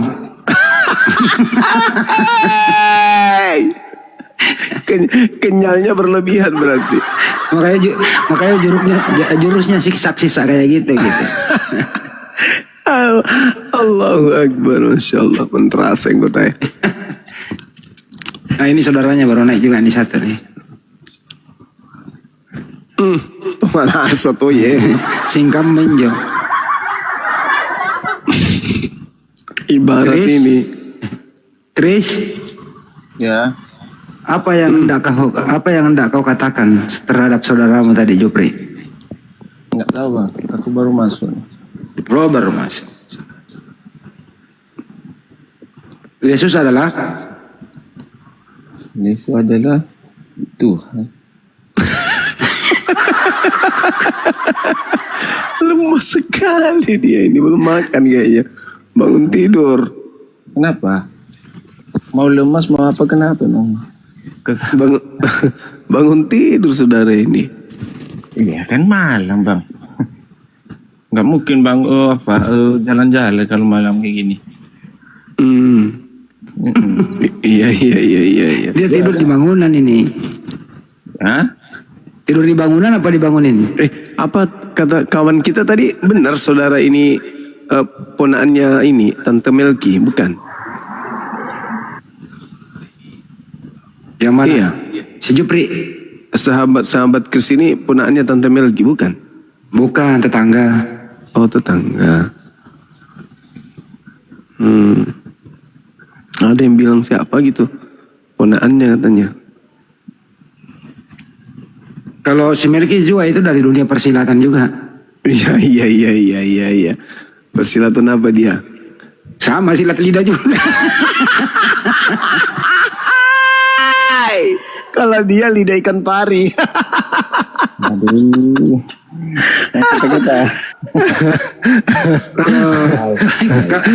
Kalau si Jupri itu kan ban dalam. Kalau dia sudah jadi ban serep. Baru lucunya 5 kali sudah saya ketemu. Setiap saya ketemu saya tanya, apakah saudara laki atau perempuan? Selalu jujur katakan saya laki-laki. Memang suara saya begitu. Saya ini laki-laki. Memang suara saya begitu dari dulu Mi. Gara-gara kau Bang Juma, saya nggak nengok orang di rumah sakit. Masolan Tante Melki. Parah. Lucu dia. Aku suka kalau dia ngamuk. Ayo Chris, ada yang mau disampaikan, Dek? Apa katamu? Ya, Apa katamu ya? Apa katanya? Malam. Malam. Thank you bang, Lunain, thank you. Nah, biji ini Muslim Kristen. Kristen bang.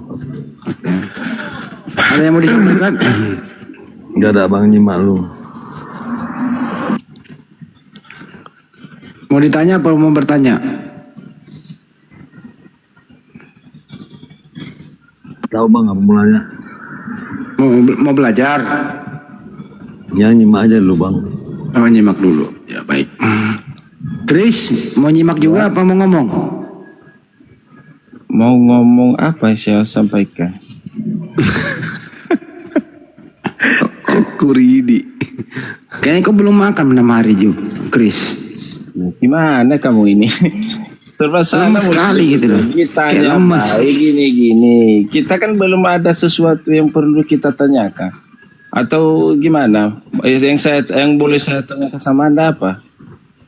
Tanyalah, pertanyaannya tadi gini. Nah, itu dia. Makanya harus kau lah, Bang. Jangan dipancing dulu dia. Mau dipancing dulu Bang Juma dia. Dia ada ide dia. Dia hanya ada besar ide. suara kayak tua. Ide dia. Untuk apa kayak gitu banyak besar suara kayak tua nggak laku.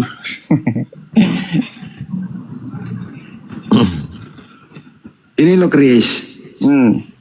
Menurut kamu masuk akal nggak Tuhan menjadi manusia? Tuhan menjadi masuk akal karena dia kan maha bisa semua. Iya. Kalau dia mau. Masuk sendiri. Enggak, ku tanya dulu. Capek kalau orang kayak gini saya mah. Asik nih. Gantian. Ala SWT-mu kalau dia menjadi semut bisa nggak? Kalau dia Enggak. Kalau dia mau. Enggak. Oh, berarti bukan maha kuasa. Ya. Waduh. Gimana untuk apa dia jadi semut? Untuk apa dia jadi semut? Mau, yang saya tanya Enggak, aku tanya dulu. Untuk apa dia jadi semut? Untuk apa? Untuk apa? Sama seperti Yesus. Anda mengatakan besar Tuhan suara. Anda menjadi manusia. Makanya Untuk kalau apa dia itu menjadi jangan manusia? hanya modal Untuk nebus congok. manusia, ya? Emang Tuhan tidak bisa Jangan. menebus dosa hanya dengan berkata dosamu kuampuni? Itu baru disebut maha kuasa. Kalau dia menjadi manusia untuk nebus itu tidak maha kuasa. Aku harus jadi manusia dulu. Mau ngapain? Aku mau nebus dosa manusia. Loh, itu Tuhanmu tidak maha kuasa berarti. Kalau dia mau menjadi manusia, apa tujuannya jadi manusia? Mau nebus dosa? Matamu suwe. Tuhan itu maha pengampun. Ngapain dia jadi manusia untuk nebus dosa? Mau menjadi semut, ngapain? Menjadi semut. Supaya dia maha kuasa, ngapain dia menjadi semut? Supaya dia belajar baris berbaris. Lucu ente, Tuhan kok bisa jadi makhluk? Di mana otakmu? Tuhan itu memiliki sifat mustahil. Makanya dia disebut maha besar karena dia tidak bisa kecil. Disebut maha suci karena dia tidak bisa ternoda. Maha tinggi karena dia tidak bisa rendah. Maha kuasa karena dia tidak nggak bisa lemah, nggak bisa mengalami kelemahan. Kalau Tuhan Anda jadi manusia lantas Anda mengatakan Tuhanku maha kuasa, apa buktinya? Dia bisa jadi manusia. Oh begitu, jadi dia juga bisa jadi setan. Nggak bisa bang, lo nggak kuasa dong, karena nggak bisa jadi setan. Berarti Tuhan bisa jadi nggak bisa bang, berarti nggak kuasa dong, karena yang menurut perspektif pemahamanmu maha kuasa itu ketika Tuhanmu bisa jadi apapun, tuyul. Itu konsep politeisme, itu konsep setan, itu konsep apa itu ya? Ya apa? Sundel bolong bisa berubah. Aneh. Tuhan itu maha kuasa. Saking maha kuasanya Tuhan, makanya dia tidak bisa menjelma menjadi makhluk. Tuhan menjelma itu konsep dewa-dewa. Turun ke bumi. Waalaikumsalam.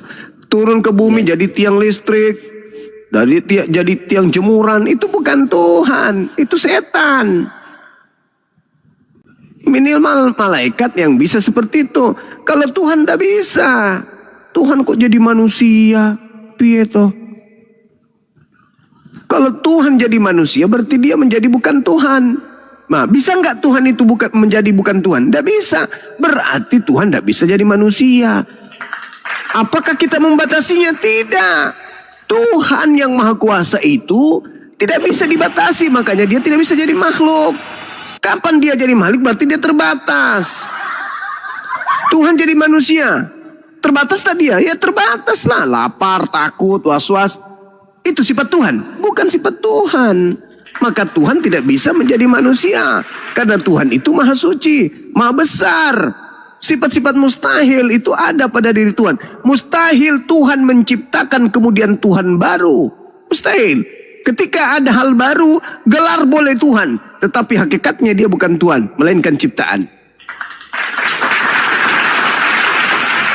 Oh, Tuhan jadi manusia, Anda katakan maha kuasa. Karena dia bisa menjadi manusia, berarti harus bisa menjadi setan. Tuhanmu bisa jadi setan berarti. Karena yang Anda pahami menjadi maha kuasa itu ketika dia bisa menjadi apapun. Berarti Tuhanmu buktikan untuk menjadi tai. Kalau tidak, Tuhanmu tidak maha kuasa. Buktikan Tuhanmu bisa jadi babi. Kalau tidak, berarti Tuhanmu tidak maha kuasa. Buktikan Tuhanmu bisa menjadi gantungan kunci. Kalau tidak, berarti Tuhanmu tidak maha kuasa. Buktikan Tuhanmu menjadi kondom bekas. Kalau tidak, berarti Tuhanmu tidak maha kuasa. Simple kan? Hanya gara-gara kalian ingin menyembah Kristus yang keluar dari tanah, Tuhan kau hinakan menjadi manusia. Di mana otak kau? Hah? Kalau kau katakan bahwa Tuhan itu maha kuasa, nanti setelah dia bisa menjadi apapun, berarti Tuhanmu bisa jadi setan. Tuhanmu bisa jadi asu. Tuhanmu bisa menjadi ayam, bahkan menjadi kutu. Aneh. Tuhan itu memiliki sifat mustahil. Mustahil Tuhan berhenti menjadi Tuhan. Sadarlah saudara-saudaraku Kristen ya, gunakan akal sehat kalian ya. Jangan hanya karena duniawi kalian itu melupakan hakikatmu sebagai manusia yang diberi akal. Sahabat Perlente, syukran, thank you. Teman-teman semua, terima kasih banyak. Oke, silakan dinaikkan lagi kalau masih ada pasien. Mustahil. Mesias adalah Ini Runda, biji drama. Ya, selamat malam. Ya, malam. Silakan ditanggapi Bang. Ya apa Bang? Tuhan menjadi manusia bisa nggak? Silakan Bang. Ya nggak bisa lah. Nah, agak sehat dikit ini. Berarti Yesus bukan Tuhan ya? Ya bukan lah Bang. Anda Kristen ya Bang? Kristen. Lanjut Bang Andi. Ayatnya banyak itu di Alkitab bahwa Yesus itu bukan Tuhan. 1 Korintus 12 ayat 3 itu terjelas itu. Tapi kalau Anda kayak gini, mengakui bahwasanya Yesus itu adalah Tuhan. Tapi kalau Anda kayak gini, banyak orang meragukan nanti bahwa Anda itu pura-pura jadi Kristen. Ya bahkan dibilang bidat Bun. Oh iya betul. Anda dari Unitarian ya? SJ Bun. Oh SJ. SJ memang gitu. Yesus diciptakan betul? Ya diciptakan 1 Kolose 15 ayat 16. Betul. Amsal 8 22 sampai 30. Bukan saya yang ngomong, bukan saya khotbah, tapi Injil yang berkata. Betul. Terus Anda tidak Natal toh? Apapun yang tidak tertulis di Alkitab kita tidak lakukan. Terus bagaimana dengan surat Paulus Abang? SJ masih ngakui nggak sih surat Paulus? Kita memilah-milah Bang, bukan berarti kita tidak mengimani. Kita memilah-milah. Oh tidak dijadikan dasar iman gitu ya? Ya karena ilahi kan distorsi itu, banyak distorsi juga, kontradiksi terjemahan. Ada bidat dan sesat itu menurut mereka, betul? Ya. Ya tinggal ini lagi nih Bang. Biasanya diskusi sama SJ itu mengenai penyaliban.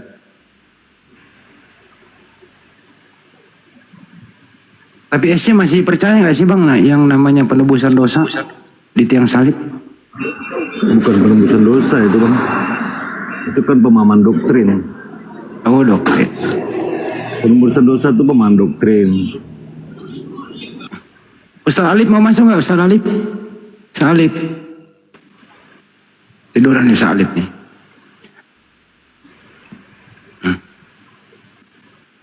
Tapi masih SJ, maksud saya gini loh, SJ percaya nggak sih kalau anaknya Maria yang disalib itu?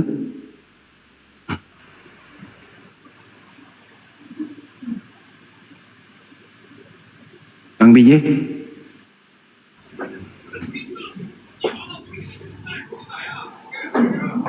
Gimana Bang? Macet Bang, macet.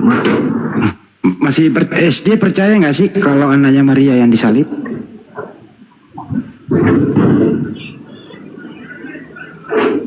Di Injil tidak disalib Bang. Di Sulo. Makanya kita tidak tidak ada tanda salib. Kalau SJ kan itu nggak melentangkan tangan kiri kanan ya, menghadap ke atas gitu ya, kedua-duanya ya. Ya, memang tidak ada salib di kita Bang. Nggak ada, cuman palang doang, tiang doang, nggak ada palangnya gitu ya. Enggak juga. Di pohon. Kalau kita buat tiang juga atau satu gini di tempat ibadah kita atau tiang salib yang seperti apa, sama aja kita menyembah berhala itu Bang. Berarti kalau begitu anaknya Maria nggak mati di sebagaimana yang ada di Bible dong. Kalau wafatnya ya wafat. Kenapa Bang? Kalau wafatnya ya wafat gitu Bang. Tapi matinya nggak seperti itu, tragis. Ya. Nah, itu kan tradisi Roma itu. Salib itu kan tradisi Roma. Kalau SC memandang Yesus itu mati seperti apa Bang? Ya mati memang secara hukuman Romawi. Oh ya, di situ masih percaya di sana ya.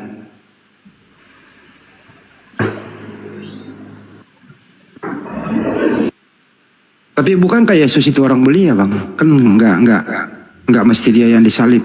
Mestinya kan diselamatkan dari Bapa yang mengutus dia kan gitu Bang.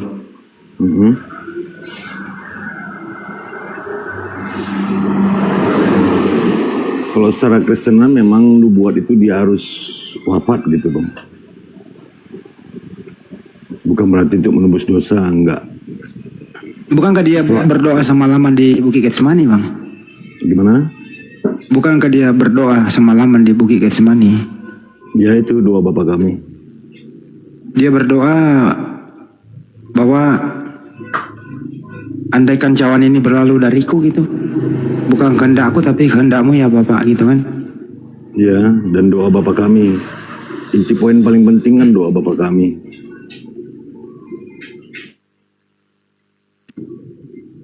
Kalau sama SJ susah diskusi teman-teman karena agak ya tinggal dipoles-poles lagi lah gitu kan.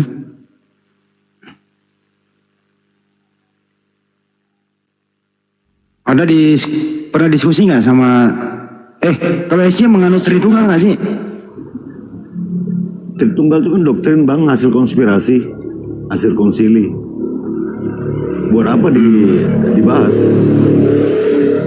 Itu kan hasil konspirasi. Konspirasi orang-orang yang tidak menyukai ajaran Yeshua Mashiach. Imam-imam besar pada abad itu.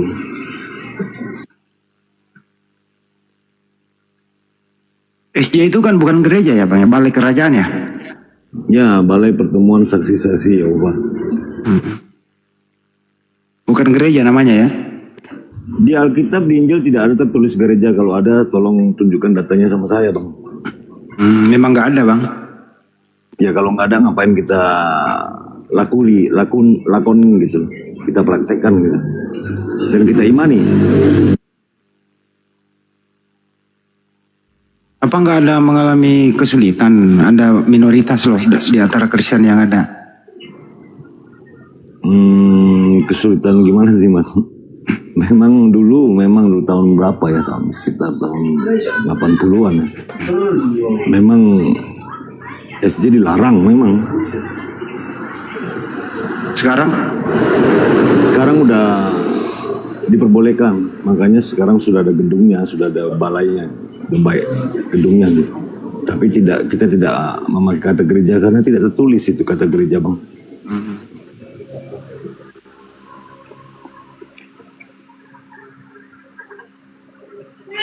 Anda tahu nggak tokoh saksi Yehova siapa? Tokoh bagaimana nih bang? Yang mendirikan saksi Yehova. Orang Barat juga loh bang, di abad ke-19.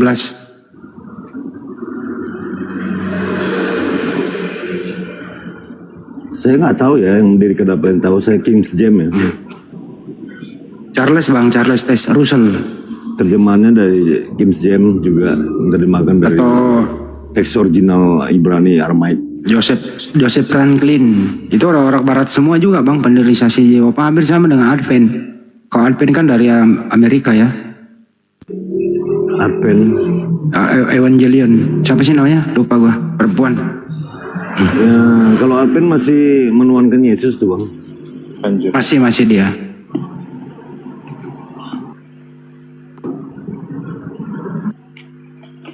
Masalah makanan kalau saksi Yehova apa bang? Babi itu gimana? Ada yang nanya di bawah. Makanan gimana ya bang? Tergantung lah, kalau makanan nggak ini kali. Kayak babi masih haram kah atau bebas? Di mana dibilang haramnya? Ya, saya tanya sama penatua sih, ya kalau memang bisa dimakan ya kamu makannya makan, nggak ada larangan gitu bang. Oke, nggak ada larangan. Ini ada yang minta naik tadi nih. Dodi minta naik, silakan Dod. Iya bang, assalamualaikum. Waalaikumsalam warahmatullahi wabarakatuh. Muslim bang? Iya bang, Muslim aku bang.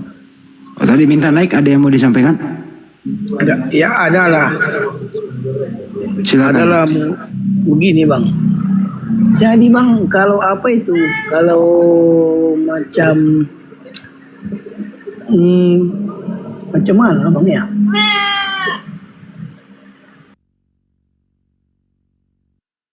Diturunkan atuh ah. Kejam kali ke orang belum selesai ngomong. Bang Jibril. Hah? Bang Jibril. Kejam kali moderator ini. Biarlah orang nyampein apa gitu kan. Dia kan punya hak juga. Apalagi udah jam segini toh.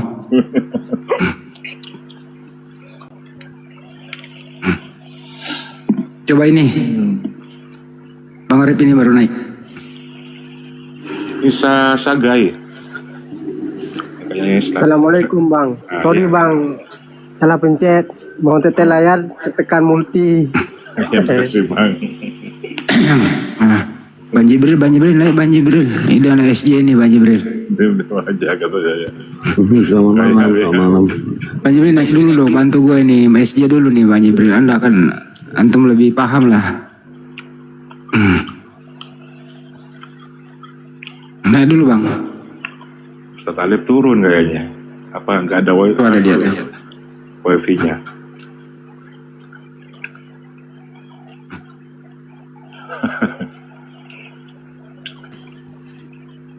Ya, assalamualaikum Bang Jibril. Waalaikumsalam warahmatullahi wabarakatuh. Saksi Yehova ya. Coba kendalikan dulu SJ ini satu Bang Jibril. Bang SJ, selamat pagi. Bang DJ namanya. Pagi bang, pagi. Gimana kabarnya? Sehat bang?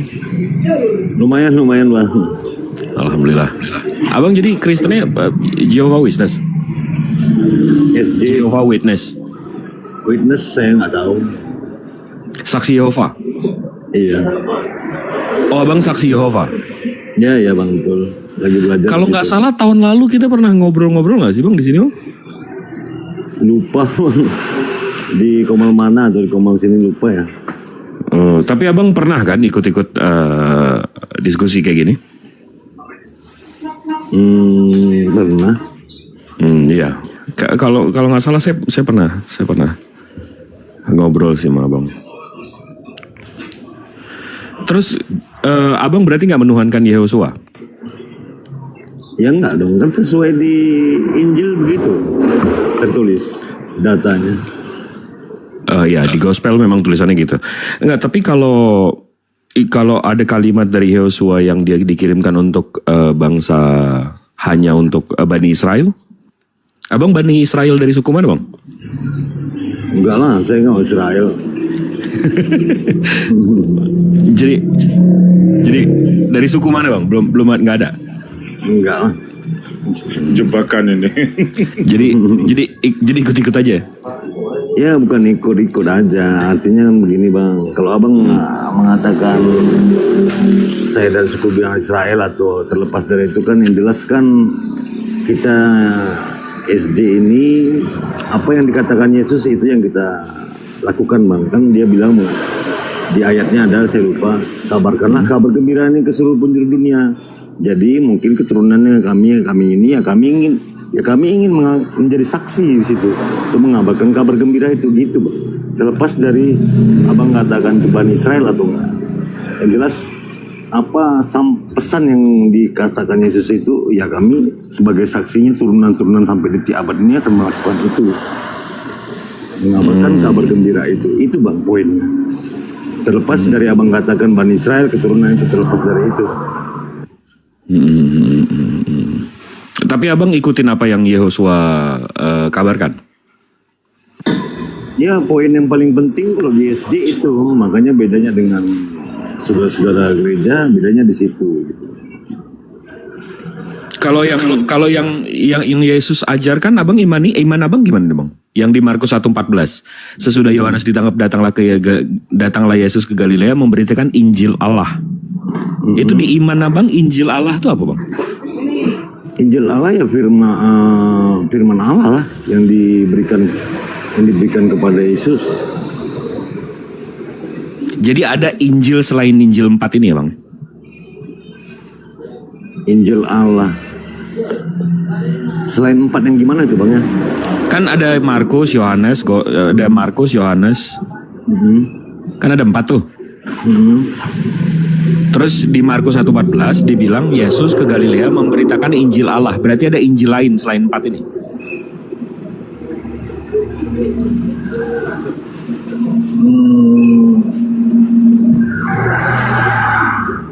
Betulan belum saya kaji lah kalau ayat ini yang abang bacakan ya. Tapi kalau secara rasio Injil yang mana gitu bang? Karena nggak tertulis itu Injil Allah kan? Asik. Kalau abang pakai rasio. Sekarang gini bang. Ini kita pakai rasio nih bang. Saya kasih abang kitab. Di kitabnya itu tulisannya Al-Quran menurut Bang Zuma. Apakah itu Al-Quran bang? Al-Quran menurut Bang Zuma? Ya belum tentu. Mantap. Lalu kalau Injil menurut Lukas dan Injil menurut Markus dan Injil menurut itu Injil bukan bang? Itu tertulis nggak ayatnya itu bang? Menurut Lukas gitu. Bible dari Bible dari abad 4 ke abad 16 itu tulisannya Injil menurut Yohanes. Ayatnya ada nggak bang? Saya tunjukin aja ya. Ayatnya. Iya, saya tunjukin aja nih. Bentar. Karena saya mesti buka Gospel sebelum abad 16. Bentar ya.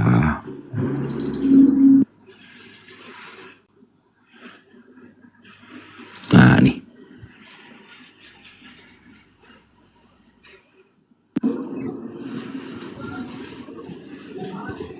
Ayat apa tuh ya bang? Bukan, ini Injilnya bang, Gospelnya. Enggak, ayatnya tuh. Ini ayat apa gitu? Ini nih. Maksudnya jadi ini apa buku gitu? Gospel itu Injil bang.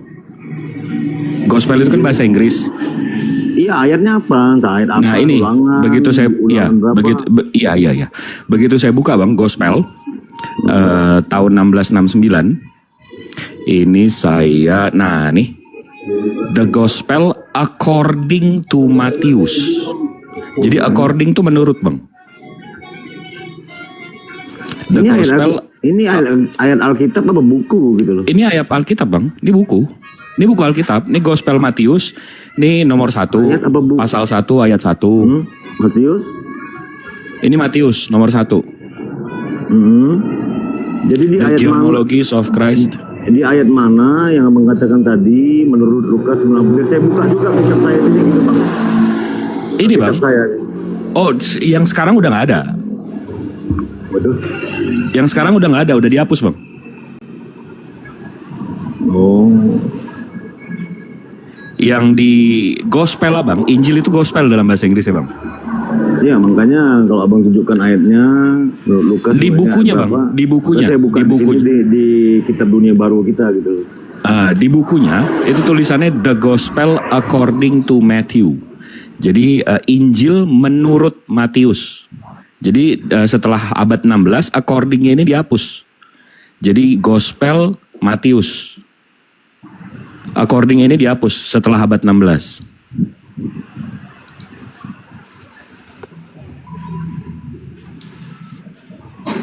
Nah, balik lagi ke tadi. Abang bisa bilang kan, Al-Quran menurut Bang Zuma itu bukan Al-Quran. Nah, kenapa Gospel menurut Matius itu Gospel?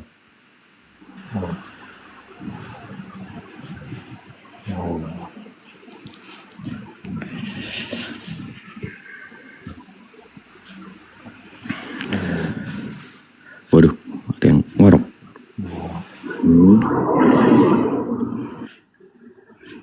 Iya, Abang bisa bilang Al-Quran menurut Bang Zuma itu bukan Al-Quran, tapi Gospel menurut Matius itu Gospel.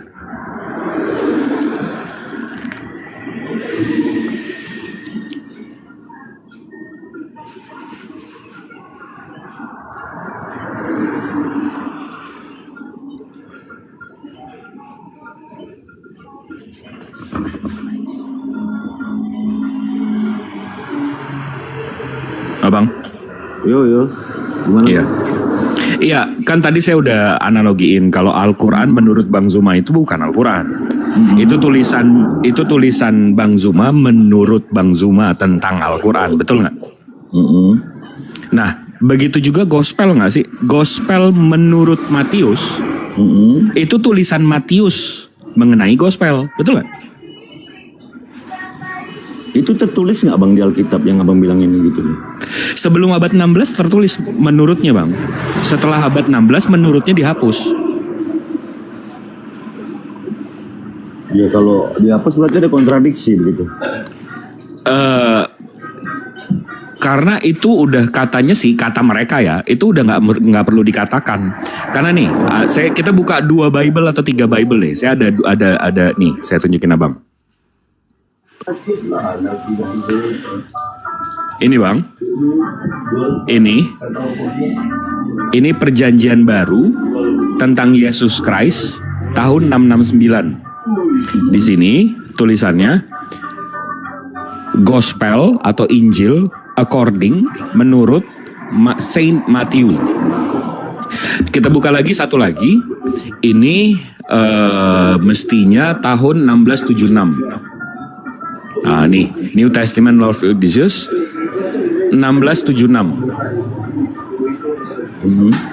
Nah, di sini juga The Gospel according to Matthew.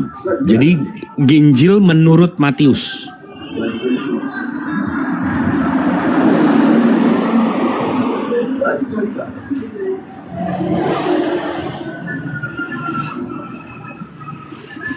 Ini yang abad ke-16 ya Bang? Ini tahun 1676. Ya abad ke-16 ya? Iya abad 17 lah. Ya makanya kan Injil Barnabas pun terbit kan di abad ke-15-16 itu Bang. Barnabas tahun 600 Bang. Iya abad ke-15, 16. Enggak. Barnabas abad 6 Bang. Enggak salah Bang. Iya, yang tertuanya itu tahun 600 bahasa Itali. Setahu saya abad ke-15 Injil Barnabas bersamaan Martin Luther, dia hengkang dari Katolik. Oh. Oh, setahu saya ya, oldest Setahu saya fakta sejarah seperti itu. Makanya Injil Barnabas itu barengan sama Martin Luther. Kalau saya fact check ya,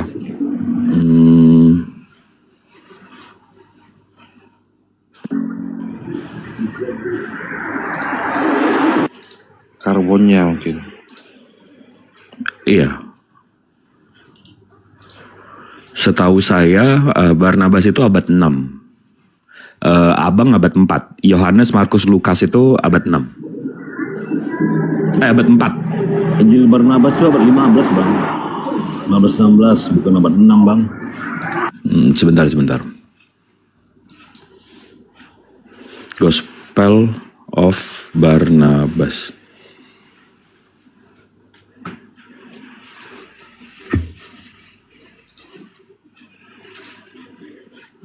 Iya kan, benar. Abad 6. Ini.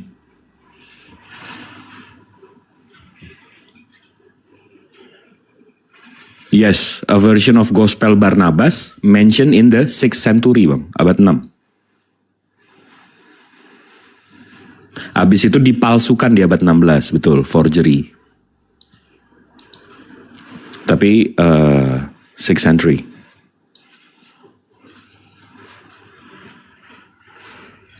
Barnabas itu abad 6, Bang. Kalau yang punya abang abad 4.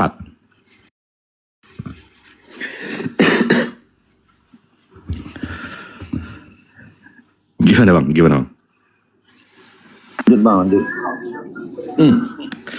Tapi abang keren sih, nggak percaya sama Tritunggal. Abang kenapa nggak percaya sama Tritunggal, bang? Ya kalau abang tanya itu memang tertulis di Alkitab gimana? Setuju. Kan tidak ada tertulis di Alkitab Tritunggal. Kenapa harus dipercayain? Ya tapi kan bapak-bapak gereja yang bawa, bang. Ya itu urusan mereka lah, yang dari awal konspirasi imam-imam besar itu kan turun temurun jadinya. Jadi imam-imam besar itu kan sudah punya Taurat dan punya pengikut pada saat itu, yang punya kepentingan dan politik konspirasi. Jadi imam-imam itu kan beranak cucu dan berkembang biak sampai abad detik ini. Betul. Anak cucunya kan ada. Ya sampai detik ini pasti membawa doktrin itu, kan begitu. Karena pada saat itu dia takut pengikutnya lari ke Yeshua Mashiach. Berarti abang udah la ilaha illallah ya bang ya? Nggak ada Tuhan selain Allah ya? Selain Bapaknya Yesus ya? Ya iya dong. Terus kenapa belum menerima Nabi Muhammad bang?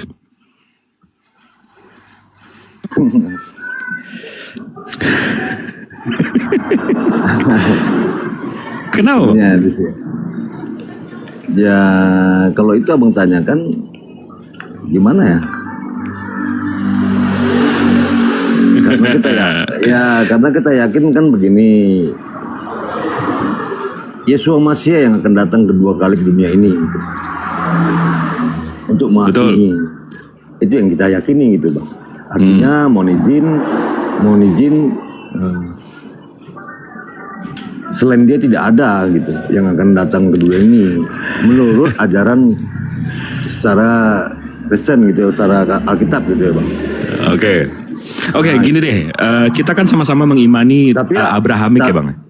Tapi apabila memang ini kan ada lagi kata apabila gitu kan, bukan berarti kita membantah gitu kan bang. Betul. Apabila Nabi Muhammad juga bisa datang kedua kali ke dunia untuk menghakimi, mungkin kita percaya gitu bang. Kalau Nabi Muhammad datang lagi berarti Nabi Muhammad gagal dong bang. Nabi Muhammad kan sukses. Kalau Nabi Muhammad datang lagi berarti Nabi Muhammad gagal dong. Kan Nabi Muhammad sukses. Oh gitu ya. Iya dong. Kan Nabi Muhammad tanpa manggil Allah turun ke bumi, tanpa Tuhannya ke bumi, udah 2 miliar sekarang Muslim. Sementara Kristen yang katanya Tuhannya turun, tapi 2,4 miliar, beda 400 juta. Kurang dari 50 tahun lagi Muslim menang bang, tanpa Tuhannya turun.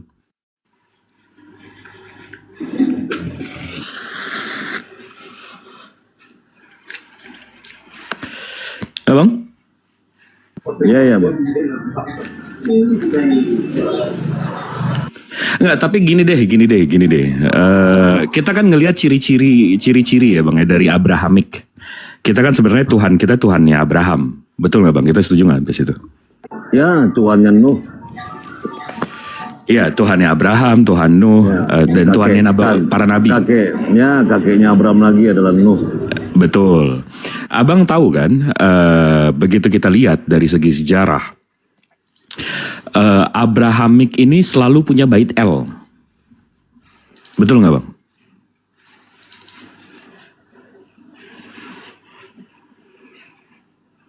Terus bang? Selalu punya bait El. Nih, saya tunjukin ya. Kalau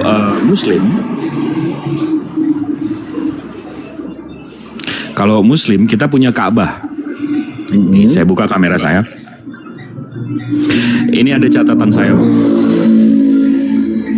Dari Adam, terus ke Idris, ke Nuh, habis itu ke Ibrahim alaihissalam, habis itu ke Ismail, ke Ishak. Idris Enok ya.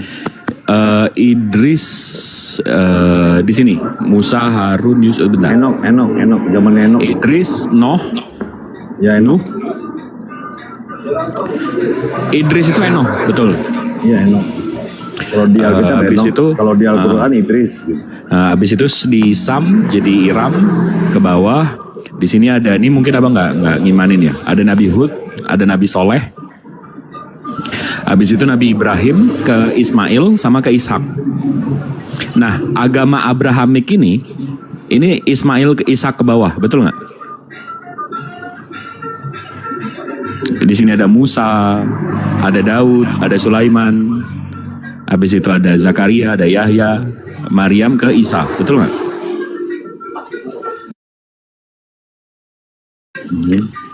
Nah, agama Abrahamik ini bang selalu punya bait El.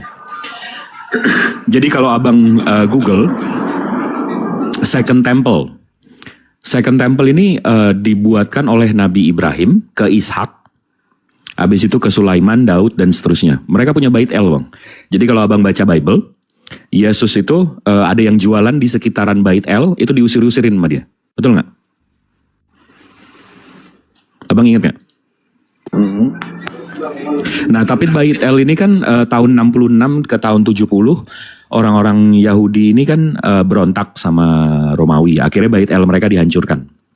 Nah, kalau kita tanya ngapain sih ini kalau orang-orang Yahudi ini atau Yesus kalau punya bait El ini mereka ngapain sih di bait El ini? Mereka melakukan yang namanya Sukot. Sukot itu kurang lebih festival kurban. Nah, jadi kalau saya buka ke Sefaria, dari kitab fikih mereka, Misnah Sukah. Sukah ini kita bacanya Sukot. Nah, di original teksnya, ini kita bisa baca, ini ngapain sih Yesus kalau waktu itu bait El ini nggak dihancurin? Di sini bisa dibaca bang.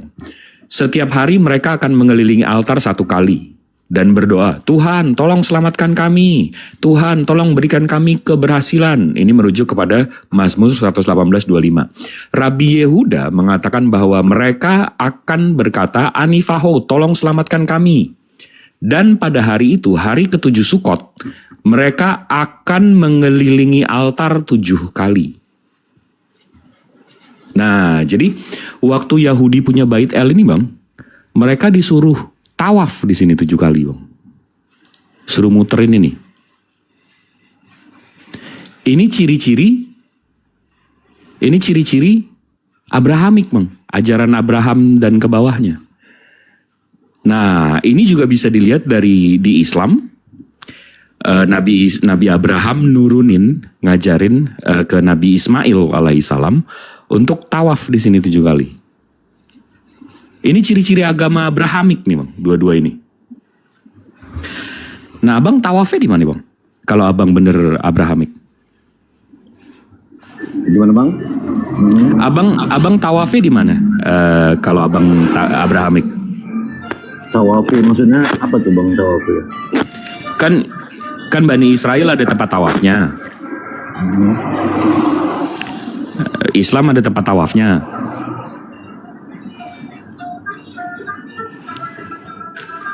Abang tuh tawafnya di mana?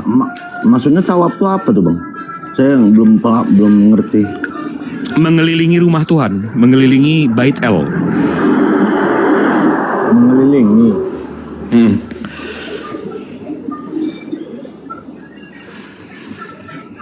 Karena Yesus waktu itu tawaf di Bait El. Ada ayatnya tuh bang. Dia kan rabi Yahudi bang. Iya, maksudnya ada nggak ayatnya itu yang abang katakan bahwa Yesus tawaf itu gitu, di ayat mana gitu. Kalau semuanya bergantung ayat, Yesus nggak mandi juga bang, bukan berarti dia nggak mandi kan? Ya. Nggak semuanya mesti ditulis. Sementara Yesus, aduh, oke gini deh.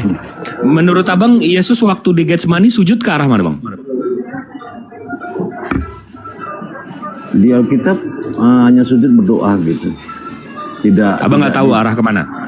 Karena tidak tertulis dia sujud arah kemana tidak tertulis. Nah, oke. Kalau nggak menurut abang nggak tertulis kan? Memang tidak tertulis gitu. Nah, tapi menurut kalau menurut ada tertulis, mana tahu kalau ada tertulis, abang tahu ketemu ayatnya, tunjukkan sama saya bang. Jadi saya tahu. Ini bang. Abang buka Mazmur 57. Tetapi aku berkat kasih setiamu yang besar, aku masuk ke dalam rumahmu, ini masuk ke Bait El ya maksudnya, dan menyembah ke arah baitmu. Ini berarti Bait El bang.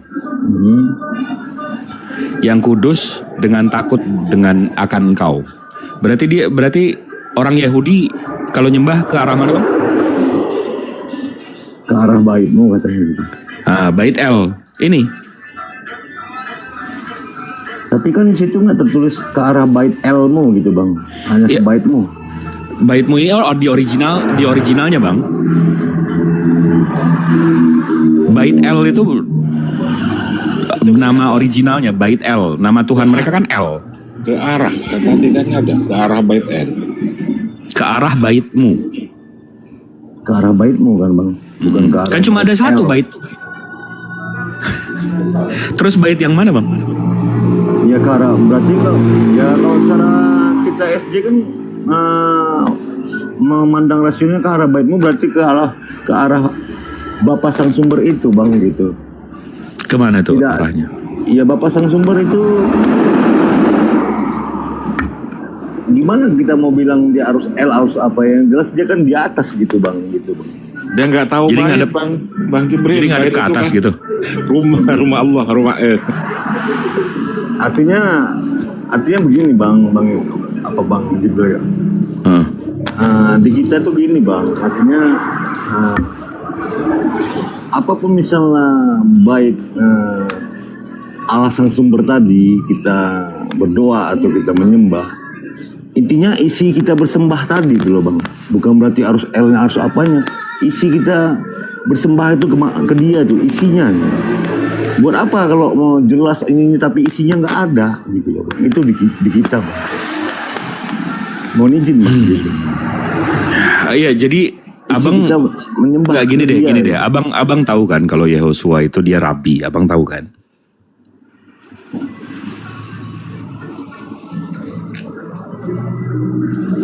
Abang tahu nggak?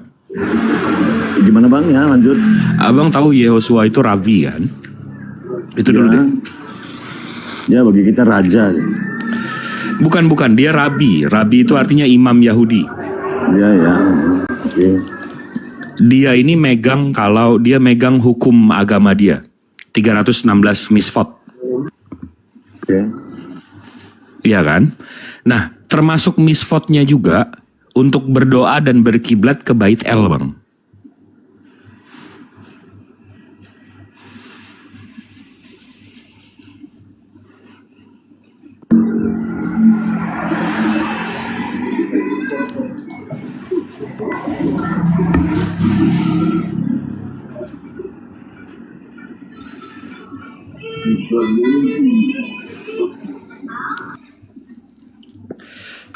Bang?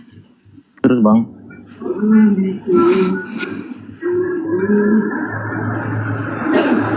Ya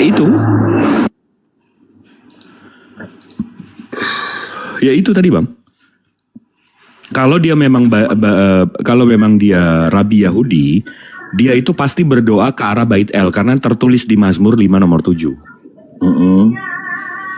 Iya, jadi waktu Yesus di Taman Getsemani, dia sujud ke arah Bait El, Bang. Kalau di Alkitab tidak tertulis di Bait El, Bang, dia hanya bersujud berdoa. La haula wala quwata illa billah. Bang, kan kita pakai rasio nih.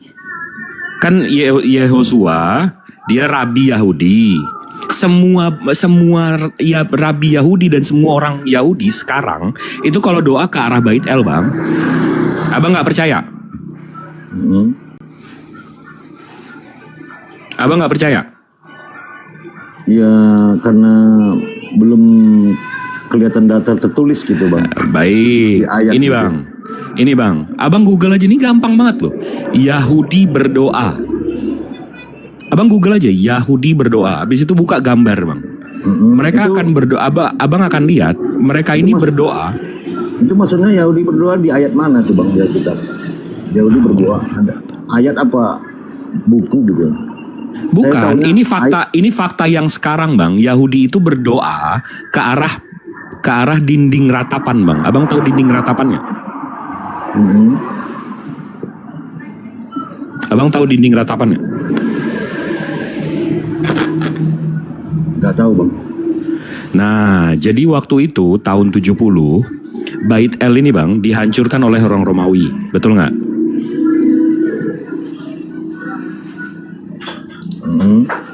Nah, ada satu dindingnya ini tersisa, Bang. Ini hancur semua nih. Bait El yang hancur, dinding-dindingnya hancur, tinggal satu, Bang, dindingnya. Sampai sekarang Yahudi itu berdoa ke arah sini. Makanya namanya disebut dinding ratapan. Mereka meratapi. Mereka udah nggak punya Bait El. Ini kiblat mereka. Mereka dimanapun. Ini bukan di Bait El mereka.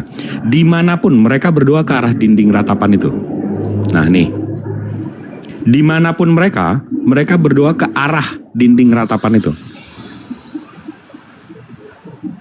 Ini faktanya sekarang. Abang kalau cari sinagoge, ini yang mereka lakukan. Tapi fakta ini tertulis nggak di Alkitab, Bang, di Injil? Ayatnya ada nggak? Ya itu tadi, perintah untuk berdoa ke arah baitmu, itu ada di Mazmur 5 nomor 7.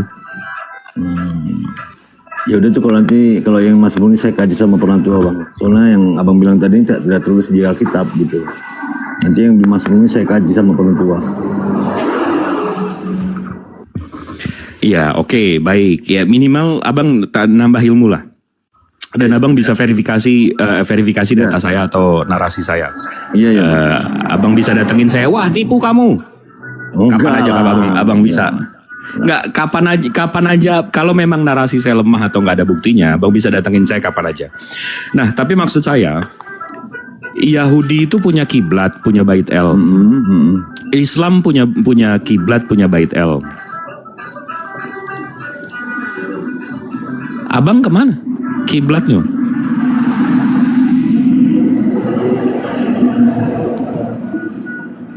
Ya kalau Abang tanya itu, ya kita berdoa ya ke atas gitu, Bang. Allah sang sumber gitu. Sama kayak penyembah Zeus dong, Bang. Ya tundukkan kepala gitu.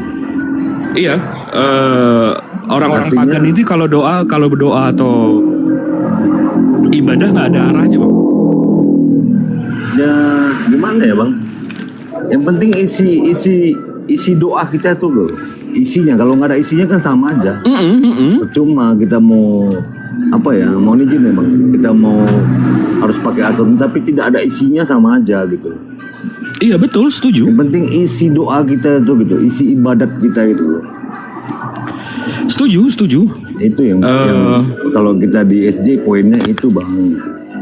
Mohon izin gitu loh, Bang.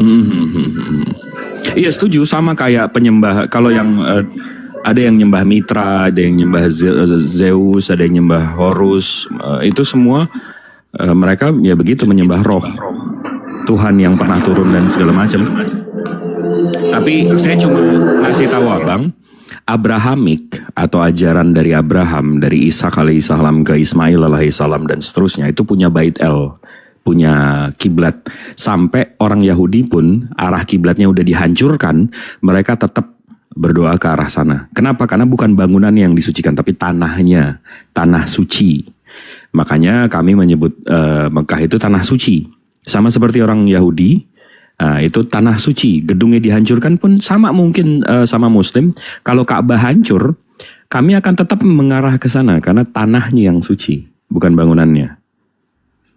Itu ajaran Abrahamik. Makanya saya tanya sama abang Abrahamiknya di sebelah mananya gitu.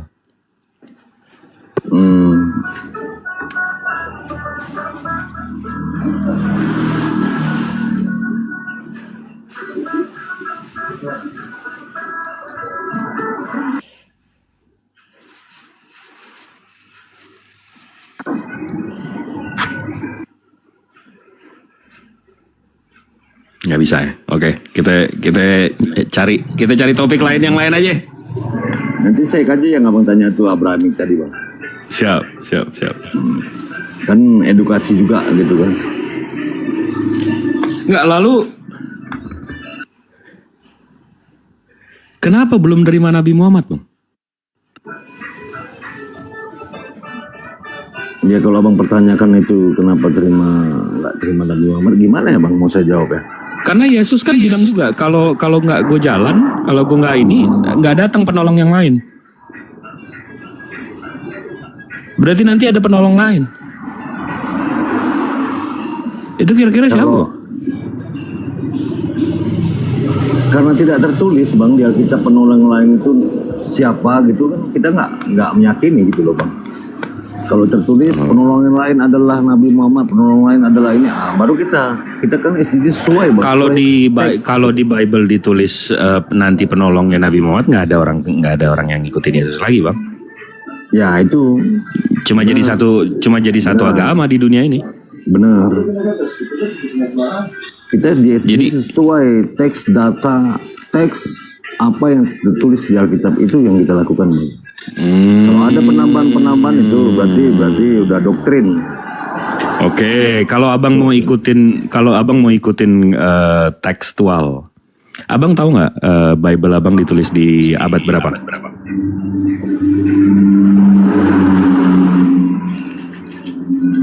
Itu Petrus yang mengumpulkan itu hasil tulisan 11 murid di Yunani. Setelah itu klaim, ya. Itu klaim maksudnya. Itu bukan fakta. Jadi, oke, saya tunjukin ya.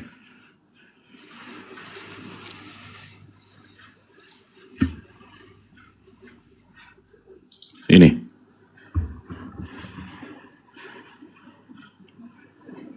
Kalau saya lihat, ini dari kekatolikan ya. Who wrote the gospel and when? Siapa yang menulis gospel atau Injil ya? And when dan kapan? Di sini dibilang Mark.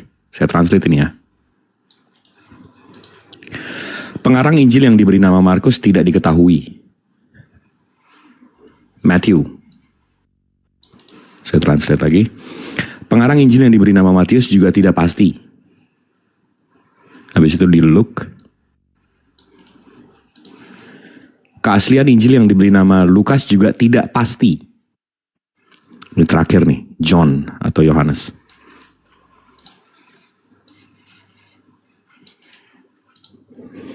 Keaslian Injil yang diberi nama Yohanes masih menjadi misteri. Dan kalau berarti ini penulisnya nggak jelas ya siapa ya. Berarti nggak pasti lah ya, nggak pasti Markus, Matius, Lukas, dan John. Tapi kalau saya Google, saya cari tahu oldest New Testament manuskrip Perjanjian Baru tertua. Ini di sini dibilang Codex Sinaiticus, 4th century Greek manuskrip. Sinaiticus, saya penasaran nih. Sinaiticus itu apa sih? Rupanya ada Codex Sinaiticus. Di Codex Sinaiticus sendiri, Ini dari British Library, Library of Russia, Saint Catherine Monastery, Leipzig University Library. Di sini about kodeksnya, kita lihat. Saya translate ini ya. Codex Sinaiticus, sebuah manuskrip Alkitab Kristen yang ditulis pada pertengahan abad keempat. Berisi salinan lengkap paling awal dari perjanjian baru Kristen. Jadi yang paling awal tuh artinya apa tuh?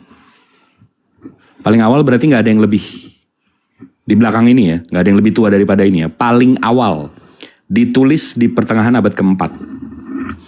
Berarti Bible Bang itu yang tertua, yang ada buktinya. Ditulis itu setelah konsili Bang, bukan sebelum konsili.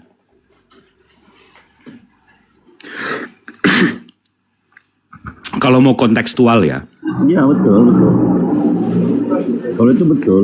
Kan imam-imam besar itu kan pas dikonspirasi mereka sudah punya kitab sendiri tuh Bang. Punya Taurat sendiri. Imam-imam besar yang tidak menyukai ajaran Yesus itu.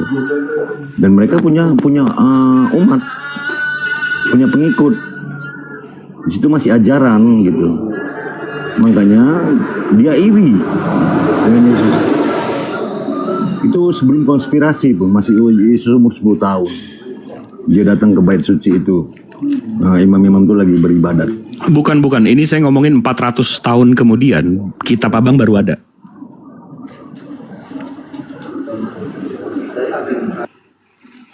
Tadi kita bacakan 4th century, artinya abad keempat. Sementara Yehosua kan lahir -4, meninggal digantung -29 tahun Masehi. Betul nggak? 33. Nggak 33 dong. Nggak 33 dong. Dia lahir 4 tahun sebelum Masehi, Bang. Dia kan tahun 33 wafatnya, Bang. Enggak, tahun 29, Bang. Kan umurnya 33. 33,5 tahun. 33,5. Dia lahir itu 4 tahun sebelum Masehi, Bang.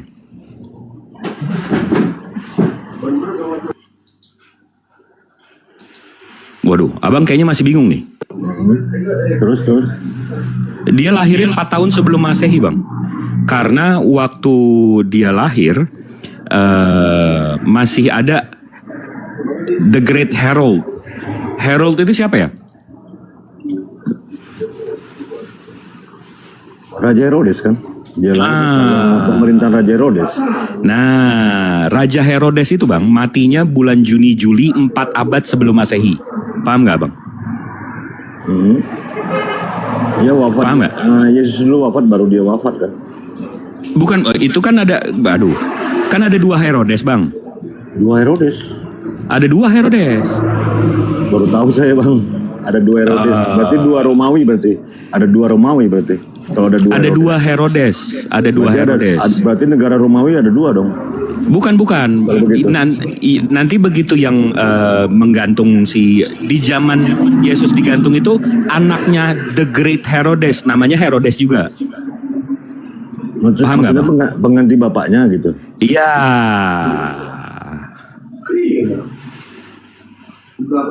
Jadi ada 2, Bang. Namanya The Great Herodes. Itu lahirnya 73 tahun sebelum Masehi, meninggalnya 4 tahun sebelum Masehi.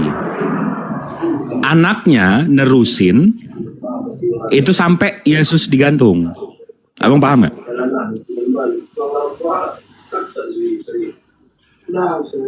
Setahu kita ya Herodes, gubernurnya Pontius Pilatus, tidak ada anaknya Herodes atau apa gitu. Iya, namanya namanya anaknya Herodes juga, Bang. Oke. Saya tunjukin ya. Ini dari segi sejarah ya. Ini Herodes, kayak Abang membacanya. King of Judea, Raja Yudea. Paham ya, Mas, sudah paham. Nah, dia ini lahirnya 73 tahun sebelum Masehi. Meninggalnya tuh bulan April 4 sebelum Masehi, Bang. Abang paham gak? Jadi Yesus nggak mungkin lahir tahun 0. Kalau tahun 0 dia nggak ketemu Herodes ini, Bang. Sementara dia mesti ketemu. Betul nggak?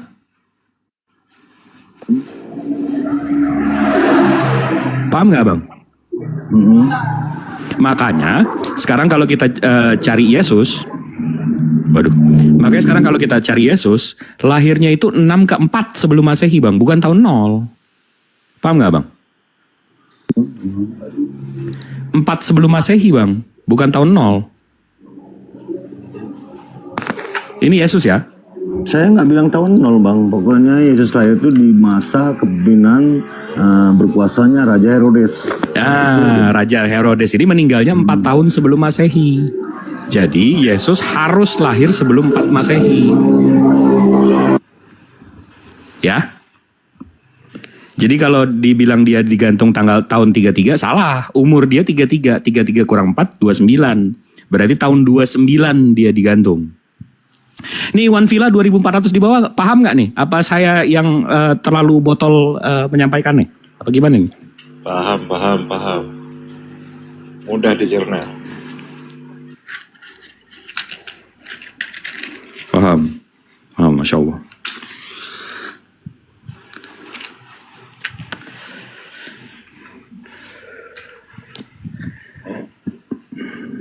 Jelas sekali. Iya, kadang-kadang kadang-kadang kalau banyak yang nggak paham berarti saya yang terlalu bodoh. Saya nggak bisa menjelaskan gitu. Habis itu tadi kita lagi ngomongin apa sih? Kok tiba-tiba ke ulang tahun Yesus?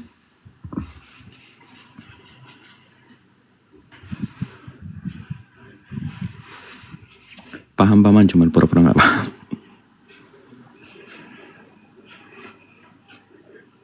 Oh tuh. Tapi kalau nggak fokus berat Ustadz. Siap. Saya bukan Ustadz. Saya ubaru. Bukan ulama. Gimana Bang G Drummer? Oh ya Bang. Ya gimana? Tadi kita ngomongin apa Bang sampai ulang tahun Yesus? Oh ini kitabnya 400 tahun kemudian.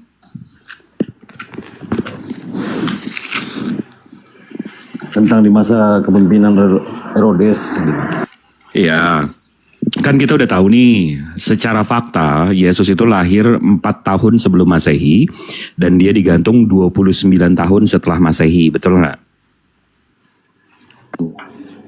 Nah, habis itu kita udah telisik juga Bible Bang, manuskrip New Testament tertuanya itu ada di abad 4 setelah konsili. Berarti ada 400 tahun jeda antara Yehosua diangkat sama kitabnya. Betul nggak?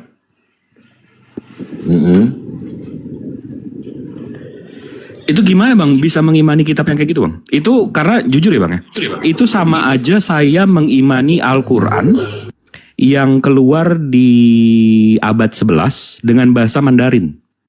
Sementara Rasulullah ada di Arab, berbahasa Arab. Nah Abang mengimani Bible yang 400 tahun setelahnya berbahasa yang berbeda dengan Yehosua sendiri. Gimana tuh Bang caranya Bang?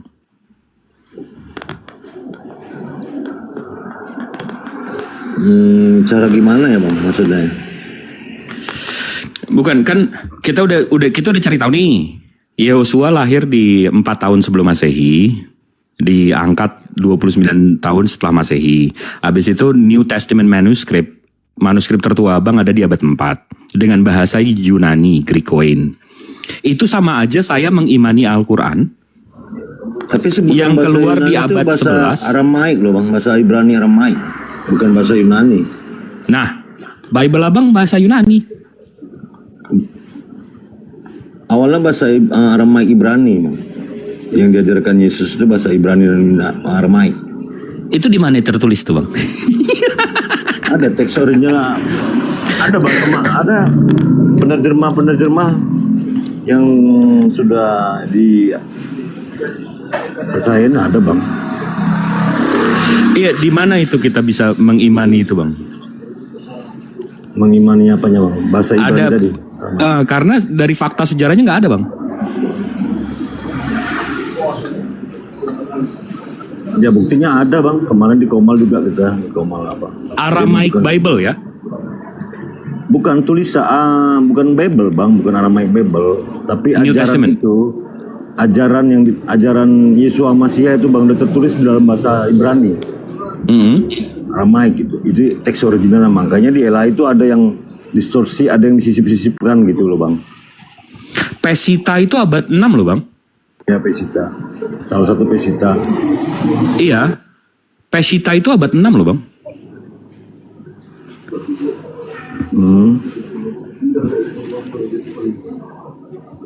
Ya salah satu penerjemah Pesita, salah satunya dia. Ada Iya, Indonesia, itu abad 6 justru, itu 600 tahun setelahnya.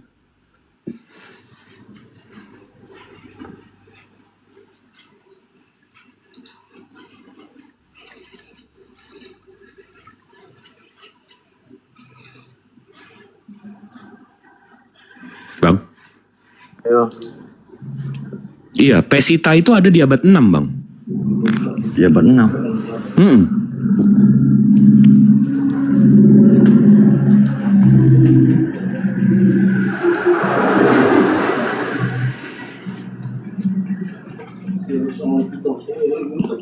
Baru tahu saya. Ini, oke. Soalnya kemarin mereka terangan semua. Aldo ya? Tapi nggak tahu ya. Sama Aldo bang? Bukan. Ya Aldo juga ada, tapi ada satu lagi rekan. Ibu Rita juga. Aldo itu kalau ngobrol sama saya tuh dia translatannya kacau itu bang. Ibu Rita juga. Kacau itu, dia kacau itu. Dia hancur itu. Nggak, tapi ini kalau abang memang mau bilang apa namanya Pesita itu abad ke berapa tadi abang bilang? Abangnya bilang abad ke-6. Iya, ya abang bilang kan sebelum itu kan. Nah, ini di sini bang.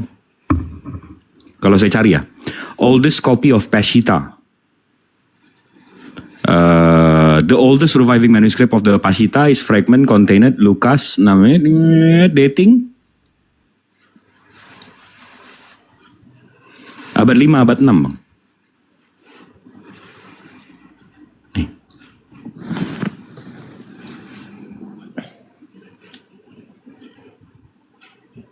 Jadi Peshitta itu nggak ada di abad 1, abad 2, abad 3 bang.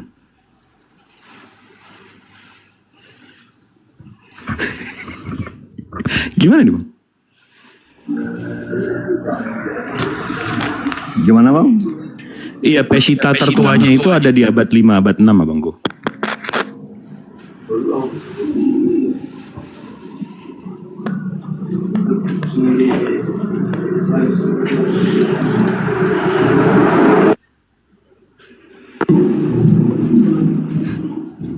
Kesimpulannya adalah Injil Yesua Masiha itu bersifat oral. Jadi dihafal, nggak pernah Yesua Masiha memerintahkan untuk ditulis. Oral, hafalan. Jadi apapun yang lu temukan sekarang ini, ya hilang kemurniannya. Itu aja sih kesimpulannya. Betul apa betul itu Pak Jibril? Pasti.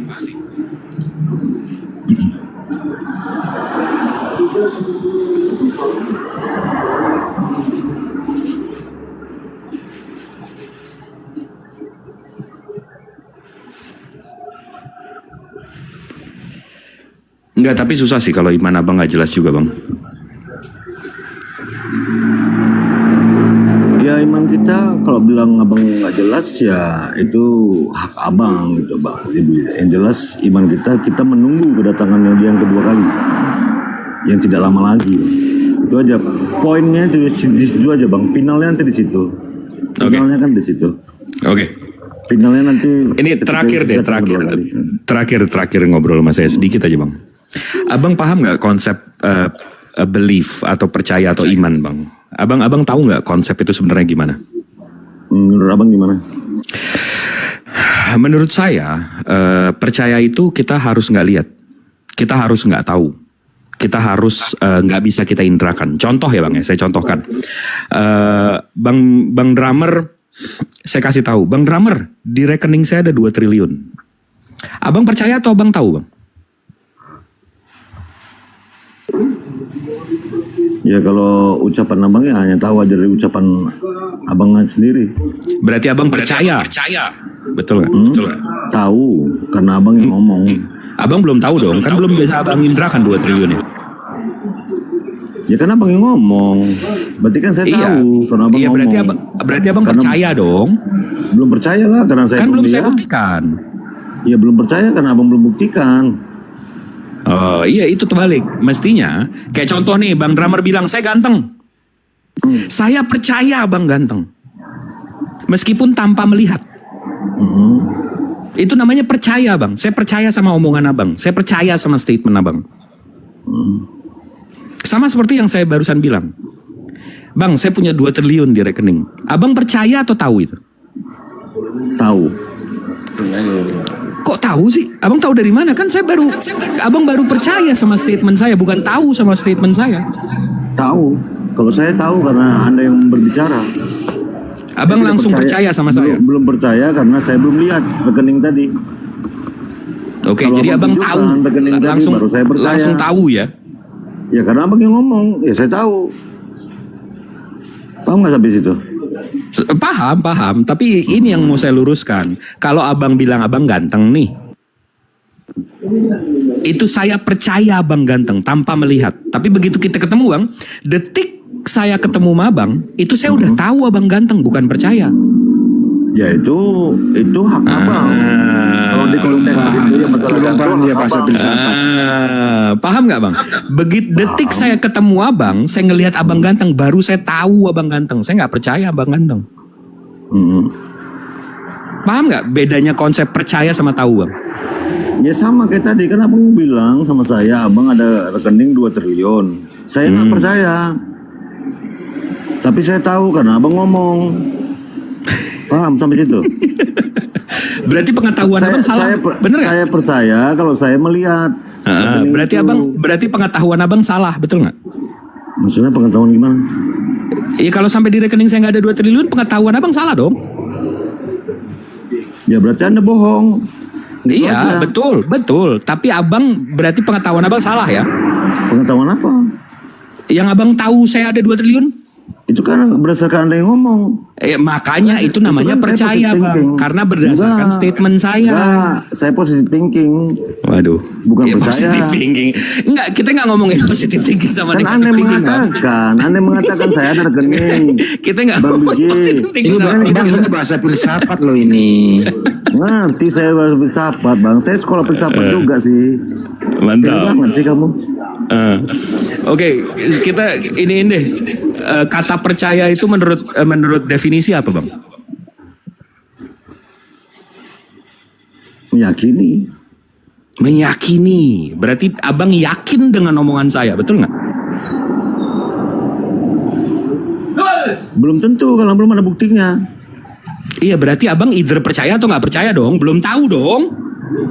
Ya kalau Anda mengatakan tadi, Anda mengatakan ada rekening 2 triliun kepada saya. Padahal kan kita ini teman. Artinya saya tahu, tapi saya tidak percaya karena saya tidak melihat. Kalau abang tunjukkan saya melihat, baru saya percaya. Paham sampai situ? Oh, jadi percaya itu harus dilihat, Bang? Lah, kebalik dia nih. Itu makanya mau kita lurusin nih. Berarti percaya itu mesti dilihat, Bang? Mesti dilihat dalam konteks ini, dalam konteks yang kalau ada, abang ada bilang, duit ini. kalau abang bilang abang ganteng, abis itu saya setuju. Saya yakin abang ganteng karena abang bilang. Itu namanya apa, Bang? Tanpa melihat loh. Saya meyakini, abang udah bilang nih abang ganteng. Abis itu saya meyakini, oh iya gue percaya sama omongan lo ganteng. Itu namanya apa, Bang? Percaya. Nah, tadi abang bilang tahu. Ya kan beda dari tanggapan aku. Gimana sih? Enggak, abang ketuker antara percaya sama tahu. Ya beda loh percaya sama tahu, gimana sih? Iya beda, memang setuju, benar beda. Kalau tapi abang kebalik. Kalau konteks yang abang katakan tadi tentang duit abang 2 triliun abang bilang di rekening, itu konteksnya kan di konteks di situ. Saya tahu karena Anda yang berkata kita teman. Enggak, Bang, itu Tapi namanya saya percaya. Kalau tahu, saya tunjukin rekening saya dulu, baru abang tahu. Nah, lain lagi konteksnya. Kalau abang langsung tunjukin, nggak berbicara, baru saya yakin. Ini kan abang ngomong duluan tadi. Iya, kalau saya ngomong doang, kalau saya kasih tahu ngomong doang, berarti abang percaya dong. Kalau saya tunjukin rekeningnya, baru abang tahu. Setuju nggak di situ? Iya, tadi kan awal abang mengatakan kepada saya, BJ, saya ada rekening 2 triliun. Nah, abang percaya apa tahu? Tahu, karena kamu yang ngomong. Lah, kok ketawa? Bang Endi, ini gimana nih? Gini loh. Dia ketukeran antara percaya sama tahu. Saya coba Kan tanya. kamu yang ngomong. Saya dulu taruh Bang Jibril. Katakan kepada Taruh saya, Bang. saya tahu. Coba saya yang ditanya Bang Jibril. Coba saya yang ditanya. Bang Andi, saya bilang saya di rekening saya ada 2 triliun. Abang percaya apa tahu? Percaya, saya belum tahu realnya kalau saya belum lihat. Oke, habis itu saya tunjukin bang, tanda-tandanya. Rumah saya mewah, habis itu liburan saya jauh, barang-barang saya mahal. Kira-kira abang percaya atau tahu bang? Percaya, tapi saya belum tahu realnya. Terus saya bawa nih, saya gandeng abang ke bank saya. Saya tunjukin nih, bang nih di rekening gue 2 triliun. Itu abang percaya atau tahu? Percaya bang, udah tahu karena realnya udah kelihatan. Nah, betul, yang terakhir itu betul. Karena kelihatan. Gimana sih?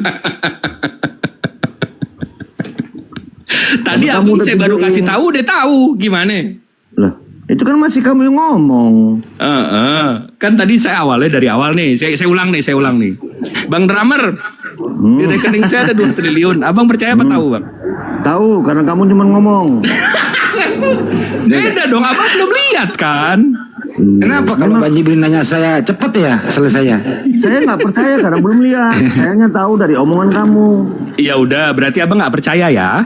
Ya nggak percaya lah, orang belum lihat. Kalau kamu cuma ngomong doang. Oke, abang nggak percaya. Habis itu saya tunjukin ininya bang. Saya tunjukin ciri-cirinya. Rumah saya besar. Habis itu liburan saya jauh, barang-barang saya mahal. Abang di situ percaya apa nggak percaya? Belum percaya karena belum lihat. Gak percaya. Abis itu saya bawa abang ke bank saya bang. Saya tunjukin di rekening saya bener ada 2 triliun bang. Banknya juga bilang iya bener Pak Jibril ini ada 2 triliun di kita. Abang percaya apa tahu bang? Baru saya percaya. Buat apa bang? Abang percaya? Ya karena abang sudah udah lihat. tahu. Karena sudah lihat di step terakhir yang ketiga yang kamu ngomong, saya udah lihat baru saya percaya. Nah, kalau step yang pertama kamu ngomong, saya nggak percaya lah orang baru ngomong. Di sini berarti bang. Kan saya tahu. Nah, di situ nilai iman. Udah selesai. Bang, abang paham nggak?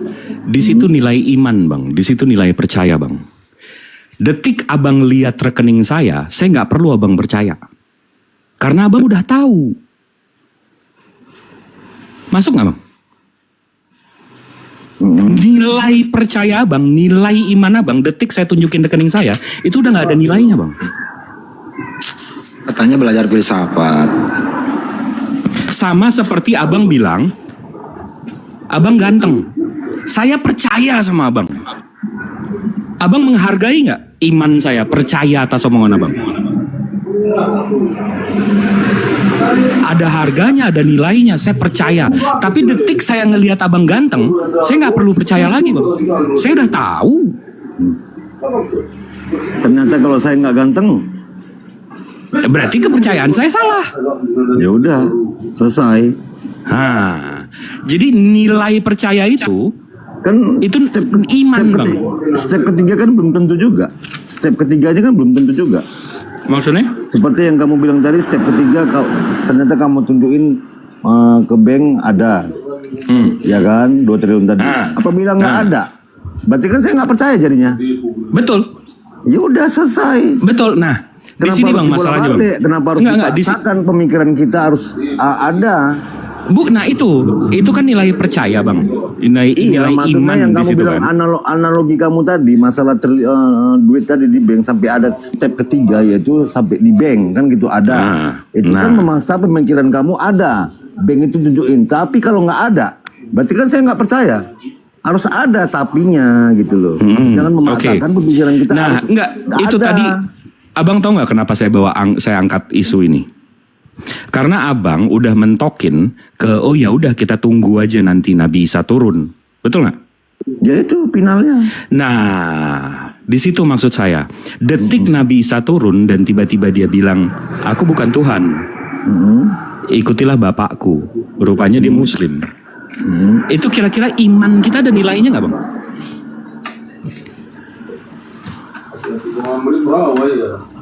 Udah nggak ada lagi iman kita. Betul nggak? Betul.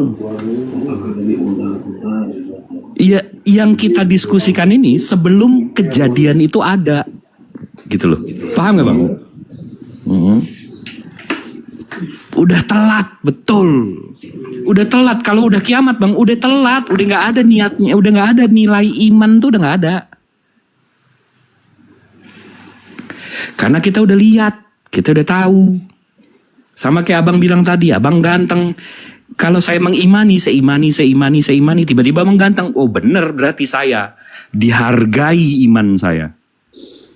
Bang Jibril, kalau sebaliknya gimana itu nanti? Kalau udah kiamat itu nggak ada perubahan iman lagi, nggak ada perubahan, udah betul stuck di situ udah. Bang Jimmy, Bang Jibril, kalau sebaliknya bagaimana juga? Sebaliknya apa tuh? Ya kamu kan mengatakan tadi ketika Nabi Isa datang mengatakan aku bukan Tuhan, bukan begitu kata kamu barusan? Oh maksudnya kalau tiba-tiba Yesus datang dia bilang dia Tuhan. Nah, saya cuma satu aja saya nanyanya, Bang. Saya cuma nanya satu aja. Iya. Di mana lo bilang lo Tuhan? Hah?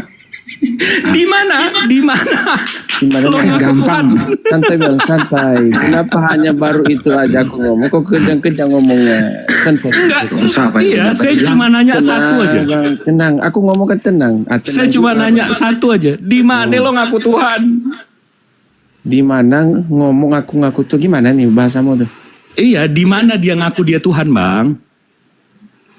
Ya kalau dia pada saat itu nanti dia mengakui seperti itu. Dan di dalam Bible juga ada di Yohanes 13. Berarti penipu dong. Di Yohanes 13 yang bawa itu Tuhan. Kyrios.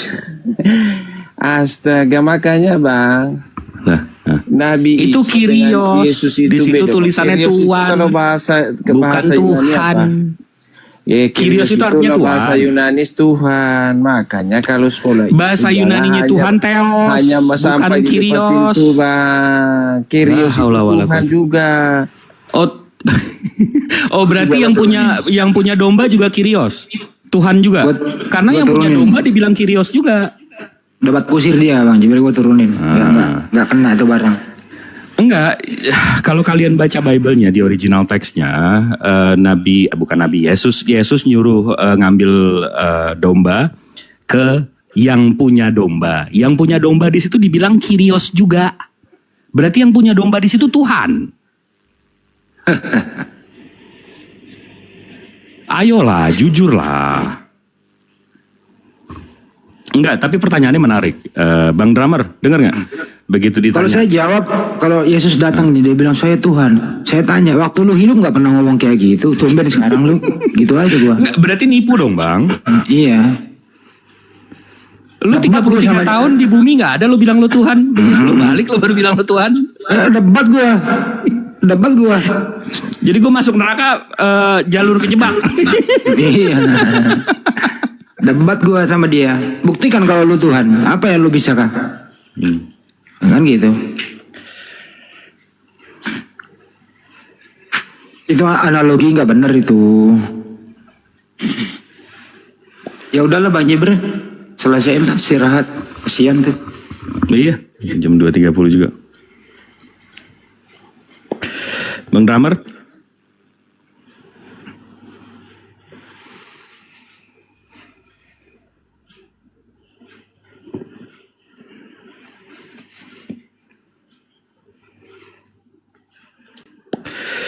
Kalau ditanya, gimana kalau tiba-tiba Yesus turun bilang dia Tuhan? Gue simpel aja pertanyaan gue, di mana lo ngaku Tuhan? Kenapa? Karena di Keluaran 20 nomor 3 sama nomor 2, bapaknya Yesus bilang akulah Tuhanmu. Di Al-Quran, Toha ayat 14, dikasih tahu, Allah itu Tuhan. Jadi Tuhan ngaku Tuhan, sama Tuhan ngaku Tuhan. Bapaknya Yesus ngaku Tuhan, Allah ngaku Tuhan. Yesus nggak pernah ngaku Tuhan, tiba-tiba nanti nongol di ujung sono bilang Tuhan. Kan ini Tuhan ngerjain namanya, nggak pernah ngaku, tiba-tiba begitu kiamat baru ngaku. Nggak, jadi dikira ini kali bang, dikira ini family 100 kali. Tepat sekali, saya nggak pernah bilang saya Tuhan, tapi kamu tebak saya Tuhan. Ini hadiahnya surga, gitu ya? Iya, masih ingat aja Sony Tulung. Enak banget begitu, gara-gara nebak Tuhan jadi masuk surga. Dianya nggak pernah bilang dia Tuhan. Tiba-tiba datang aku Tuhan.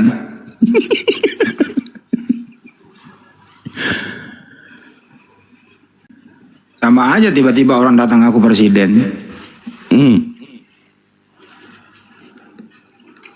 Ternyata presiden taksi. Udah nggak ada ya.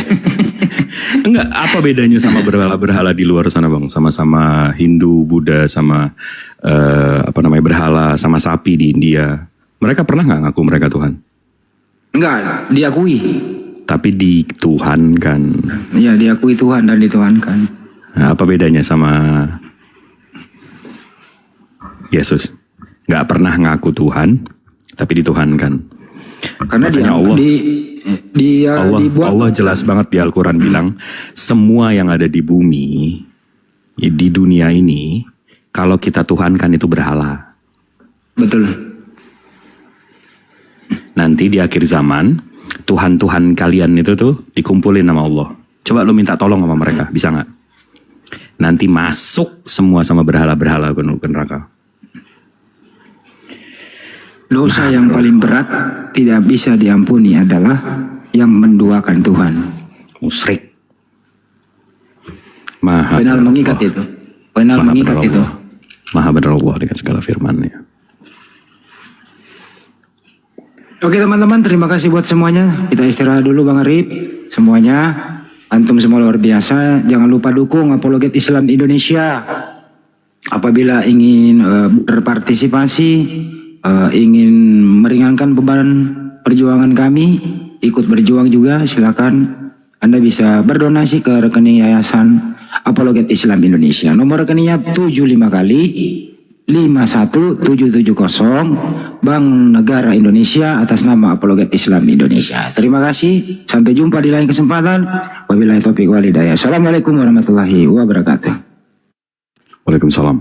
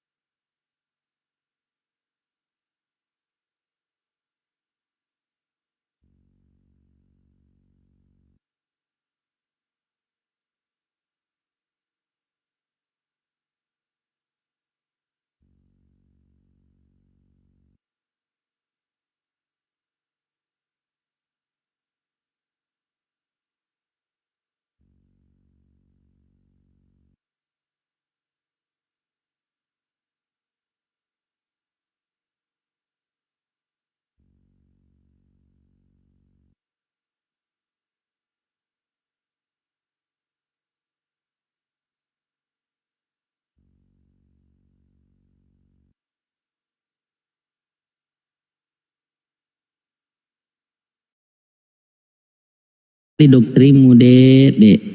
Masa Tuhan Lah punya bagaimana?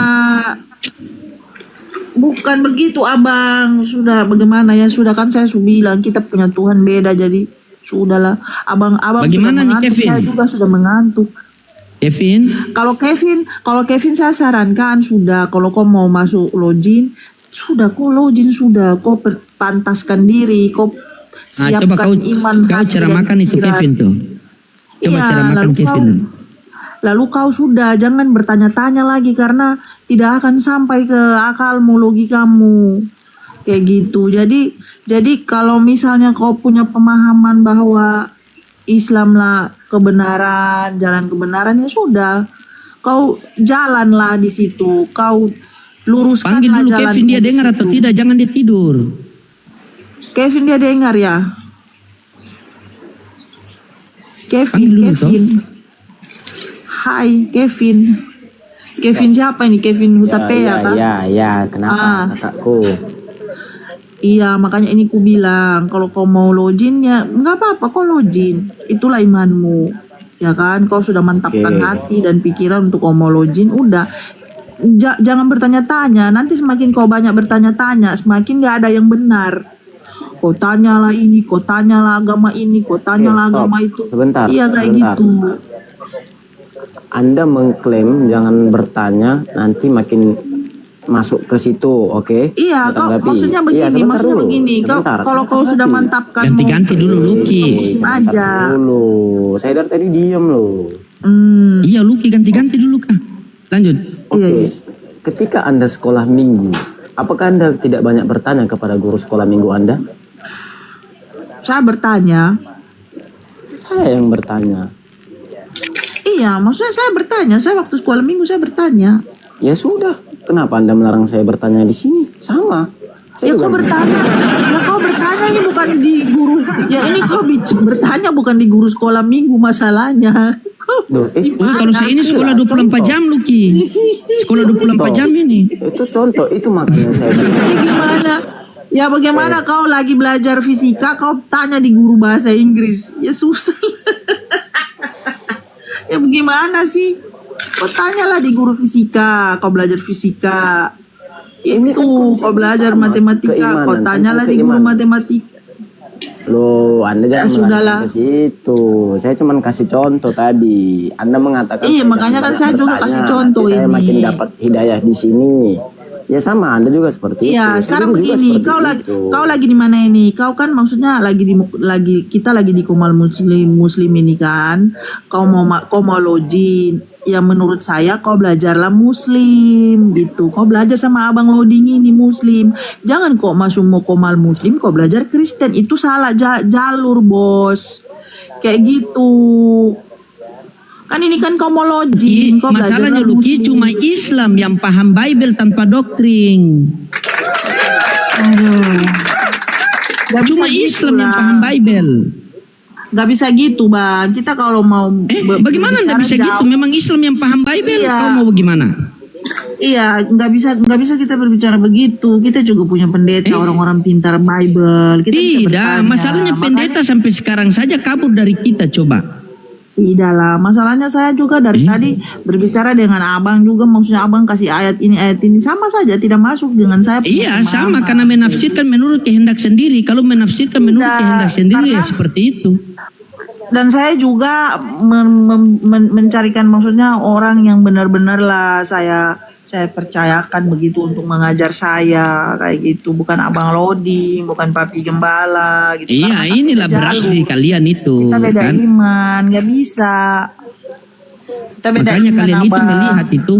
Kalian itu melihat ketika ada orang menyampaikan kebenaran, kalian itu harus melihat dulu. Kalian suka ndak orang ini? Kalau kalian tidak suka, kalian tidak menerima kebaikan walaupun dia sampaikan. Saya ini senang dengan abang. Saya senang dengan abang. Saya Ya punya kalau abang begitu ini, asyhadu. saya anggap saya punya abang. saya senang dengan abang. Sudahlah biarlah kita berbeda. Saya di sini saya punya abang-abang yang Muslim banyak. Saya punya abang satu. Coba juga. Kevin, dia kenal doktrin. Coba kasih Kevin bicara dulu. Baru kau ketanggapi. Coba silakan Kevin. Ceramah dia Kevin.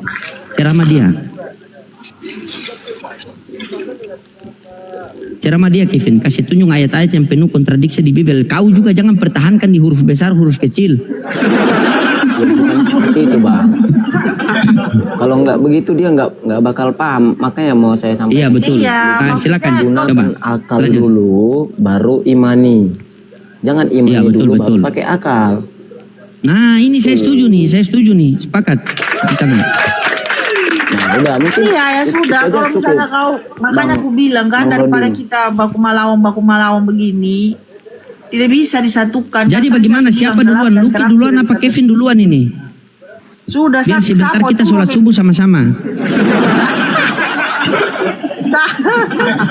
Saya mau turun ini, saya mau turun, jadi saya mau kasih biar Kevin, ya inilah dia, saya sudah kasih. Jangan dulu masukan temani lah Kevin di atas, tidurlah di situ, Mendingan parkir di Kevin. situ. Mendingan Kevin dia sudah login, dia sudah mantap itu. Sudahlah, janganlah. Kau belajar sudah muslim tuh, kau belajar lebih banyak dari abang loading ini. Abang Tidak, Kevin di sini belajar Bibel sama kita. Kita pelayanan firman Tuhan kok. Gimana kau ini?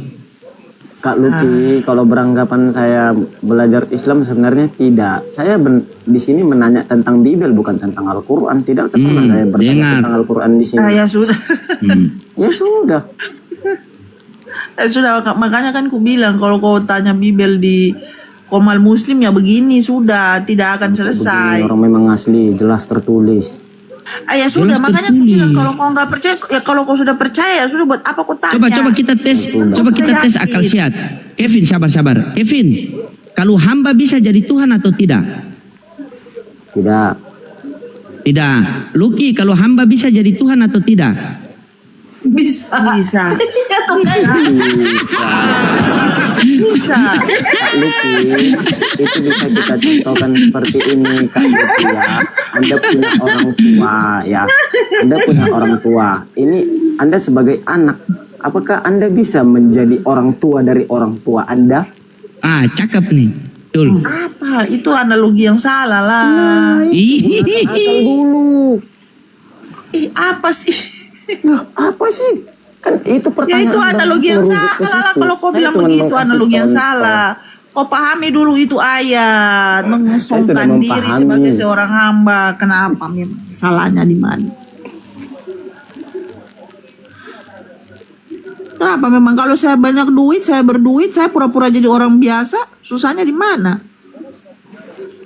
Kan saya saya banyak duit nih, saya orang kaya, saya orang kaya nih, saya berkuasa. Saya bisa menurunkan gengsi saya untuk menjadi orang biasa. Susahnya di mana?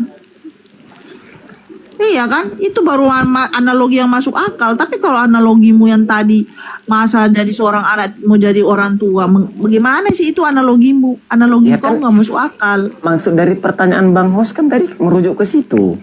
Iya kan tadi kan abang Hos bilang seorang hamba bisa jadi seorang Tuhan bisa apa sih tadi abang bilang? Bisa jadi Tuhan. Makanya Anda itu dari tadi lari-lari gunakan. Seorang hamba bisa jadi Tuhan, seorang Tuhan bisa, ya bisa lah kalau saya punya banyak uang, saya berkuasa, saya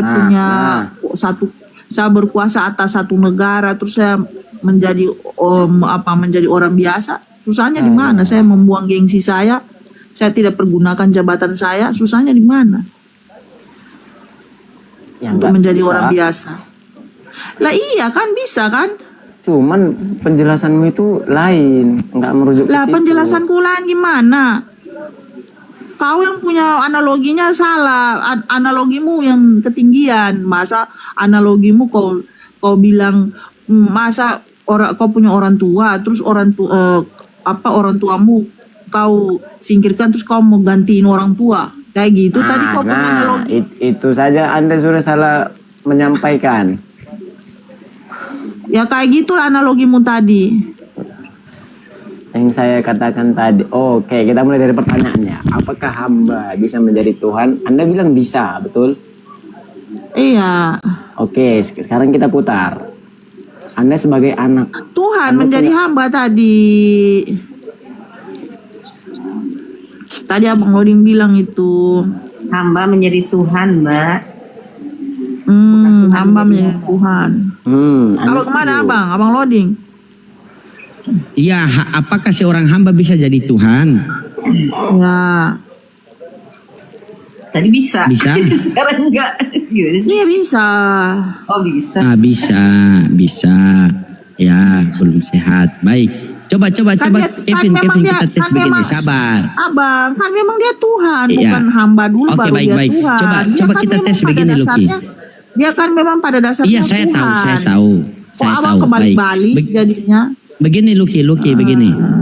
Lucky percaya ndak kalau di dunia ini cuma ada dua, ada pencipta dan ciptaan? Iya, pencipta dan ciptaan. Oke, baik. Yang mati di kayu salib pencipta atau ciptaan? Yang mati di kayu salib itu ciptaan. Berarti Yesus bukan pencipta. Ya Yesus kan kemanusiaannya, keilahiannya mah pencipta. Gimana sih? Ya Tadi Yesus katanya kan yang Yesus mati. pencipta. Iya, kan penciptanya itu kan keilahiannya. Dia kan firman Yesus Allah. ini Kalau pencipta tanpa atau firman- ciptaan? Coba, Yesus. Yesus ini dia nama kemanusiaannya. Gimana sih namanya? Saya tidak Yesus? tanya nama, saya tanyakan Yesus ini pencipta atau ciptaan? Yesus ini ciptaan. Bukan pencipta. Ini kan kita berbicara tentang nama. Ini abang berbicara Yesus ini apa? Abang berbicara Yesus ini cuma nama Yesus, atau dia adalah firman, atau dia adalah anak Allah, atau dia adalah apa? Nah, Yesus Coba ini Kevin, kan mungkin pengertiannya dengan Kevin banyak. dia bisa paham. Silakan Kevin, kita satukan ilmu. Kamu bagian Kristen, saya bagian Islam. Coba kita lihat, kita keluarkan roh jahat di Markus 5 nomor 6 ini. Silakan. Oh iya, betul Kevin, betul. Lucky, ini terakhir buat saya. Coba kamu baca Markus 5 nomor 6. Semoga Tuhan menjamah kamu di situ. Markus 5 nomor 6. Tidak bisa abang. Markus apa lagi? Markus 5. Markus 5 nomor 6.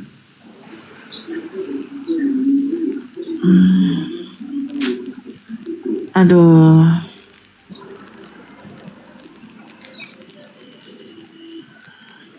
Iya, kenapa ini Markus 5 nomor? Coba baca. Ketika ia melihat Yesus dari jauh, berlarilah ia mendapatkannya lalu menyembahnya. Ya. Nah, siapa yang menyembah Yesus di situ? Sebentar, saya baca dulu sampai habis ya. Ya dari 1 sampai 6 baru tahu. Sampailah mereka. Saudara Yesus turun dari perahu, datang seorang yang kerasukan roh jahat dari pekuburan menemui dia. Orang itu diam di sana dan tidak ada seorang pun lagi yang sanggup mengikatnya sekalipun dengan rantai, karena sudah sering diberang-berang di rantai, tetapi rantai dipuskan dan belum dimusnahkan sehingga tidak seorang pun yang cukup kuat untuk menjinakkan. Siang malam di dalam pekuburan bersama teriak-teriak dia dengan batu ketika medis. Dan kasih, apa urusanmu dengan aku, hai Yesus, anak Allah mati? Ya, ini seorang yang kerasukan roh jahat. Oke, seorang kerasukan roh jahat, dia menyembah Yesus, betul? Iya. Iya, apakah Lucky menyembah Yesus? Iya. Iya, emangnya kenapa? Sama atau tidak? Sama. Kalian kan ditanya baik-baik kok marah. Siapa marah? Saya tidak marah. Saya tidak marah. Ini kan orang lagi kerasukan. Memangnya abang pikir saya ini ada kerasukan? Itu menunjukkan tidak tahu, bahwa sama-sama menyembah Yesus. Abang itu menunjukkan bahwa Yesus memang adalah Tuhan, karena setan saja tunduk menyembahnya. Iya, tafsir sendiri. Dia tidak baca. Ini kan setan, coba baca sampai 12. Ini kan setan yang berbicara sendiri dengan keras. Apa urusanmu dengan Tuhan Yesus, anak Allah yang maha tinggi? Dia sendiri yang bilang bahwa Yesus itu anak Allah maha tinggi. Itu ya, setan sendiri yang bilang. Iya toh. Kalau abang bilang begitu, saya malah lebih yakin lagi. Dengar dulu. Malah saya lebih yakin lagi kalau Yesus itu adalah Tuhan kalau abang kasih ayat ini. Iya, makanya baca sampai ke 12 biar paham. Mana kemudian dia bertanya pada orang itu, siapa namanya bernama? Iya, Legion ini. Karena baca sampai 12 saja. Iya, memohon dan saat. Terus dia mengusirnya ke babi kan? Makanya kami makan babi. Nah, iya berarti setan di dalam babi di dalam Lucky, betul? Kita yang makan Berarti setan-setan setan, babi, itu. dan Luki adalah satu. Kita lah. Yesus pindahkan roh jahat ke dalam babi. Iya, iblis Luki aja pindahkan kita babi ke makan. dalam perut. Iya, berarti Benar kita tidak? mengalahkan iblis. Berarti kita mengalahkan iblis. Kita Iya, mengalahkan berarti setan, berarti iblis, kita babi, dan makan. Luki adalah satu. Betul? Udah jadi tai dia itu. Iya. Beda. Kevin, Kevin, Lah kan tolong udah aku Kevin. makan. Lah kan Kevin, udah aku makan, silakan. terus aku berak. Menolong. Udah disepiteng itu roh-roh jahat itu. Gimana sih abang? Oh, jadi begitu alur Iyalah. Kristen makan babi. Oh, iya. Iyalah, itu kan kami makan. Makanya itu kami Kevin, berak, kita kenapa? makan sepiteng. Kenapa begini Kevin? Kalau kita baca seterusnya ayat itu, ketika orang yang kerasukan roh jahat itu kan dia mendapati Yesus, lalu dia menyembah Yesus. Dia menyembah Iya. Yesus itu dalam kerasukan. Ketika Iya. itu Yesus pindahkan roh jahat itu ke dalam babi, ketika dia sudah sadar, dia tidak menyembah Yesus lagi. Bahkan dia mau mengikuti Yesus, Yesus tidak mau. Nah, roh jahat yang Yesus pindahkan ke dalam babi ini dimakan oleh orang Kristen. Makanya sampai sekarang orang Kristen kerasukan menyembah Yesus. Padahal di Lukas 4 nomor 8 Yesus mengatakan, sembahlah Tuhan Allahmu. Tetapi mereka ikut orang kerasukan menyembah Yesus. Nah, itu ceritanya. Itu abang tafsir sendiri saja abang nih.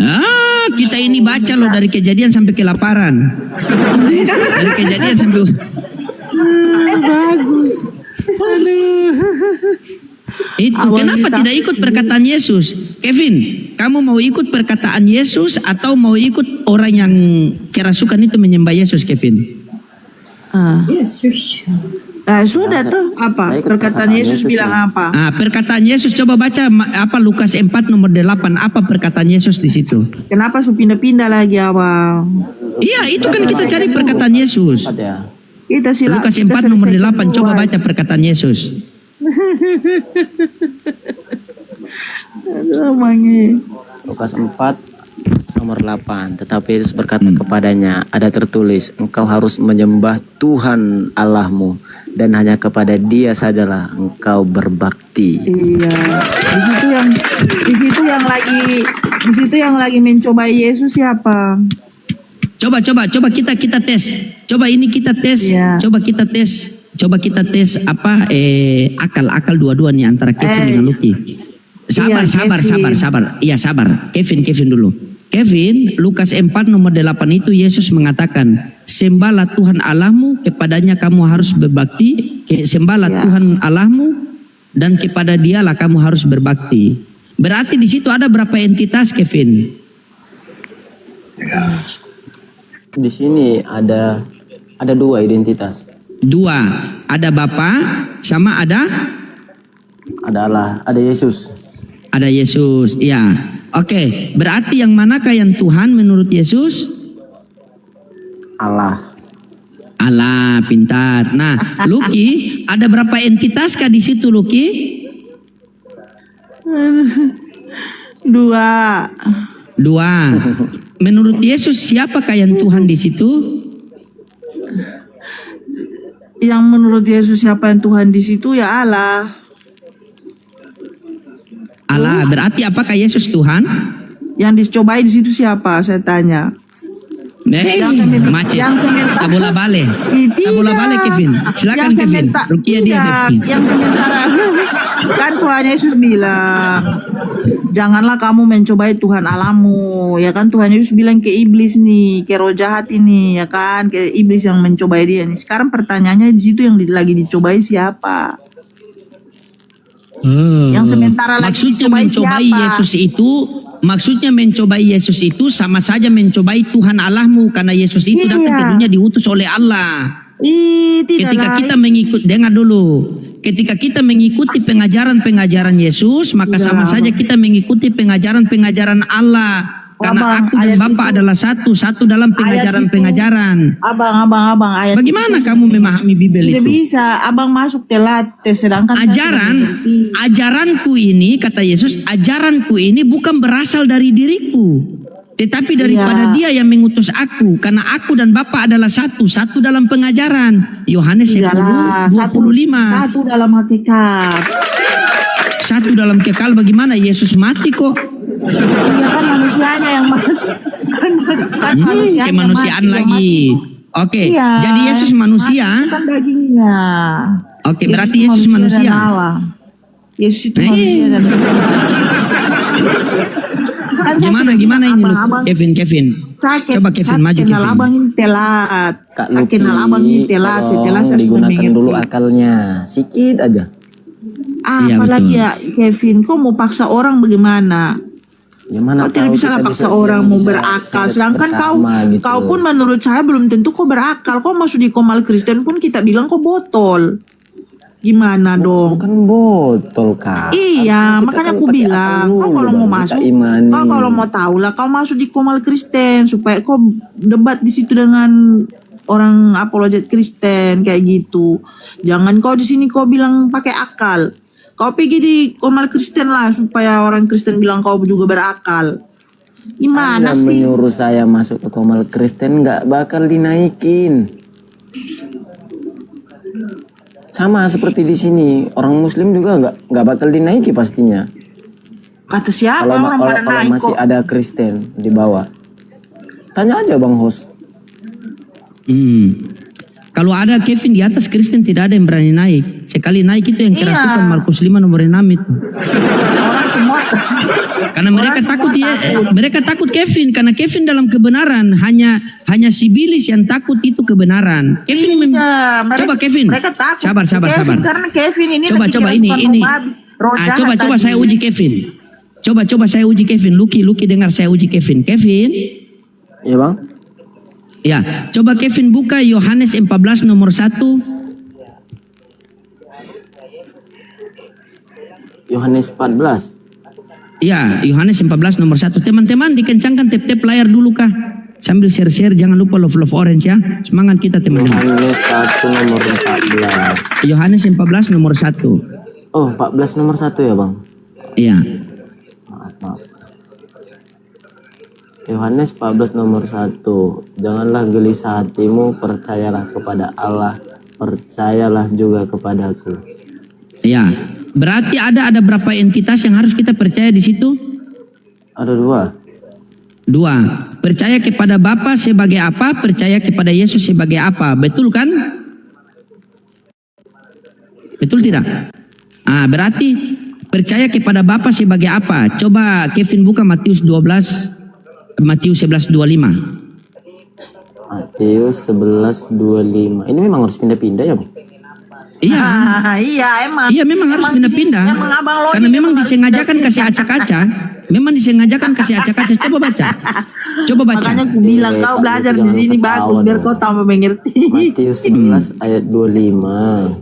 Oke, apa itu perkataan siapa di Matius 11:25? Yesus. Sebentar Bang, saya baca dulu Bang. Iya, baca. Pada waktu itu berkatalah Yesus, Aku bersyukur kepadamu Bapa, Tuhan langit dan bumi, karena semuanya itu engkau sembunyikan bagi orang bijak dan orang pandai, tetapi engkau nyatakan kepada orang kecil. Nah, Yohanes 14 nomor 1, Yesus mengatakan janganlah gelisah hatimu, percayalah kepada Allah, percaya juga kepadaku. Kalau kita tanya kepada orang Kristen, percaya kepada Allah sebagai apa? Tuhan. Percaya kepada Yesus sebagai apa? Tuhan. Berarti ada 2 Tuhan, 1. Sini kita mutar-mutar. Nah, coba kita kaji pakai ayat. Sabar Luki. Percayalah kepada Allah, janganlah gelisah hatimu, percayalah kepada Allah. Percaya kepada Allah menurut Yesus bagaimana? Ada di Matius 11:25. Ya Bapa, aku bersyukur kepadamu Tuhan langit dan bumi. Berarti menurut Yesus percaya kepada Allah sebagai Tuhan atau bukan?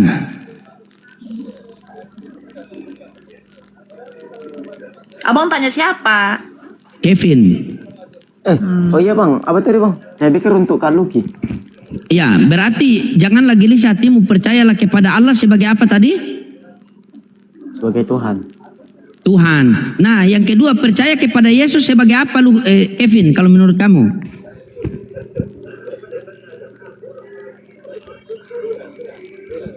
Nah, saya kasih dalilnya.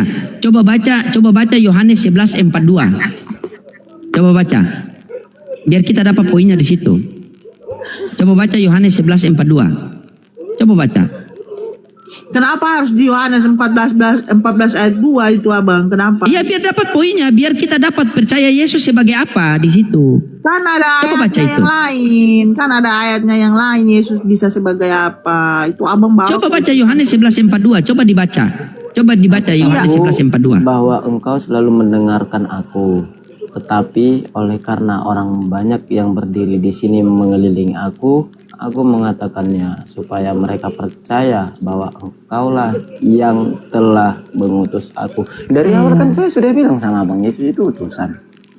Nah itu kan. Jadi janganlah dikatakan begini. Janganlah gelisah hatimu. Percayalah kepada Allah sebagai apa? Sebagai Tuhan. Dalilnya mana? Matius 11:25. Percayalah kepadaku, kata Yesus. Percaya kepada Yesus sebagai apa? Utusan Tuhan. Dalilnya mana? Yohanes 11:42. Apa kata Yesus? Janganlah gelisah hatimu, percayalah kepada Allah, percaya juga kepadaku kan? Di Yohanes 11:42 dikatakan, ya Bapa, di sekelilingi orang banyak ini aku pengen agar mereka percaya bahwa engkaulah yang telah mengutus aku. Jadi Yesus ini percaya sebagai utusan Tuhan atau Tuhan, Kevin? Utusan. Utusan. Berarti bukan Tuhan. Yesus itu utusan Bang, bukan Tuhan. Nah, bukan Tuhan. Selamat datang di kebenaran. Itu. Iya, Coba kamu tanya sama Lucky, coba. Coba Kevin, kamu tanya sama Lucky. Coba Lucky jelaskan. Kau tambah pusing, coba. Coba kau tanya sama Lucky. Iya, coba. Tanya sama Lucky, coba. Coba tanya sama Lucky sekarang. Coba. Lucky yang jadi ibu pendeta sini, ibu gembala. Bu gembala, Iya, coba saya kita berdua gembala sebagai ayam-ayam. jemaat mingguan. Coba Kevin, kau tanya sama Lucky. Coba. Yohanes. Iya, Yohanes 14 tadi tuh, Yohanes 14 nomor 1. Iya. Coba tanya dia. Yohanes Bagaimana dia 14, menjelaskan. Oh, dibacakan dulu. Dibacakan lagi. Iya. Yohanes Bacalah. 14 ayat 1. Ya.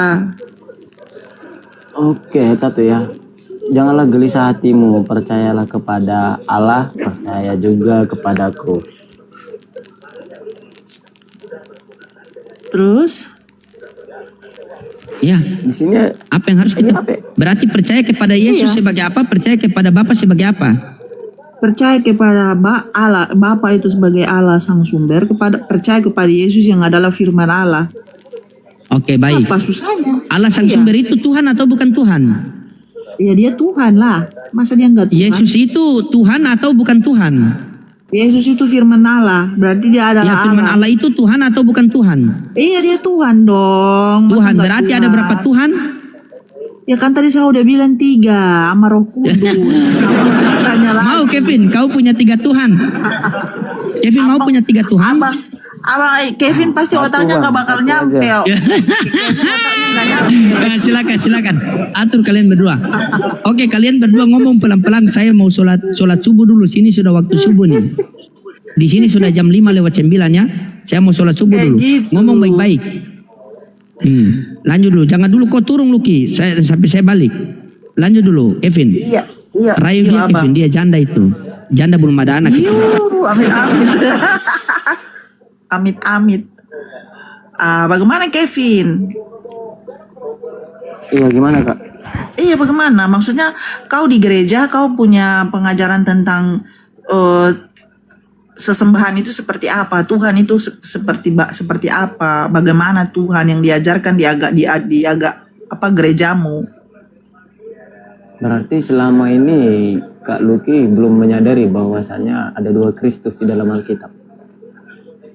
Ya emang gak ada 2 Kristus lah. Nah itu dia yang jadi masalahnya. Apa itu dia gimana? Itu dia gimana? Nih oke. Kevin, pemahamanmu ini kemarin tuh udah dibahas sama apologet lain dan orang Kristen yang rata-rata nonton tuh mereka udah pada ngerti. Kayak gitu, termasuk saya juga sudah mengerti. Makanya saya bilang, Anda sudah saya menjelaskan bukan lagi. orang pintar yang bisa menjelaskan. Cuman saya kasih Katanya pemahaman sudah kamu. mendengar. Ini gimana? Iya, saya mendengar. Tapi kan kita Udah, tolong mendengar, kita dijelasin. mengerti. Tapi kan kita lupa mereka punya cara penjelasannya seperti gimana. Oh lupa. Kayak gitu. Iyalah. Masa kau bilang di Alkitab ada 2 Kristus? Itu kemarin tuh udah ada di debat debat RK sama siapa itu Bang Zuma. Itu udah ada, kita semua udah tahu. Kayak gitu. Udah dengar tapi lupa, sama seperti Anda mendengar khotbah dari Iya, gereja, karena kan keluar ada dari di ayat pintu gereja lupa. Enggak, karena kan ada di ayat Alkitab lah. Emang kau ingat? Oh, ingat? Ya Aku udah kira kalau perlu. kau Apa? Gimana? apa maksudnya? Apa maksudnya kau bilang? Ya udah kalau kau ingat, terus apa yang kau dapatkan kalau kau ingat? Kan saya bertanya, Anda belum menjawab. Apa? Nih, apa? Ya apa yang kau tanya? Apa yang kau tanya?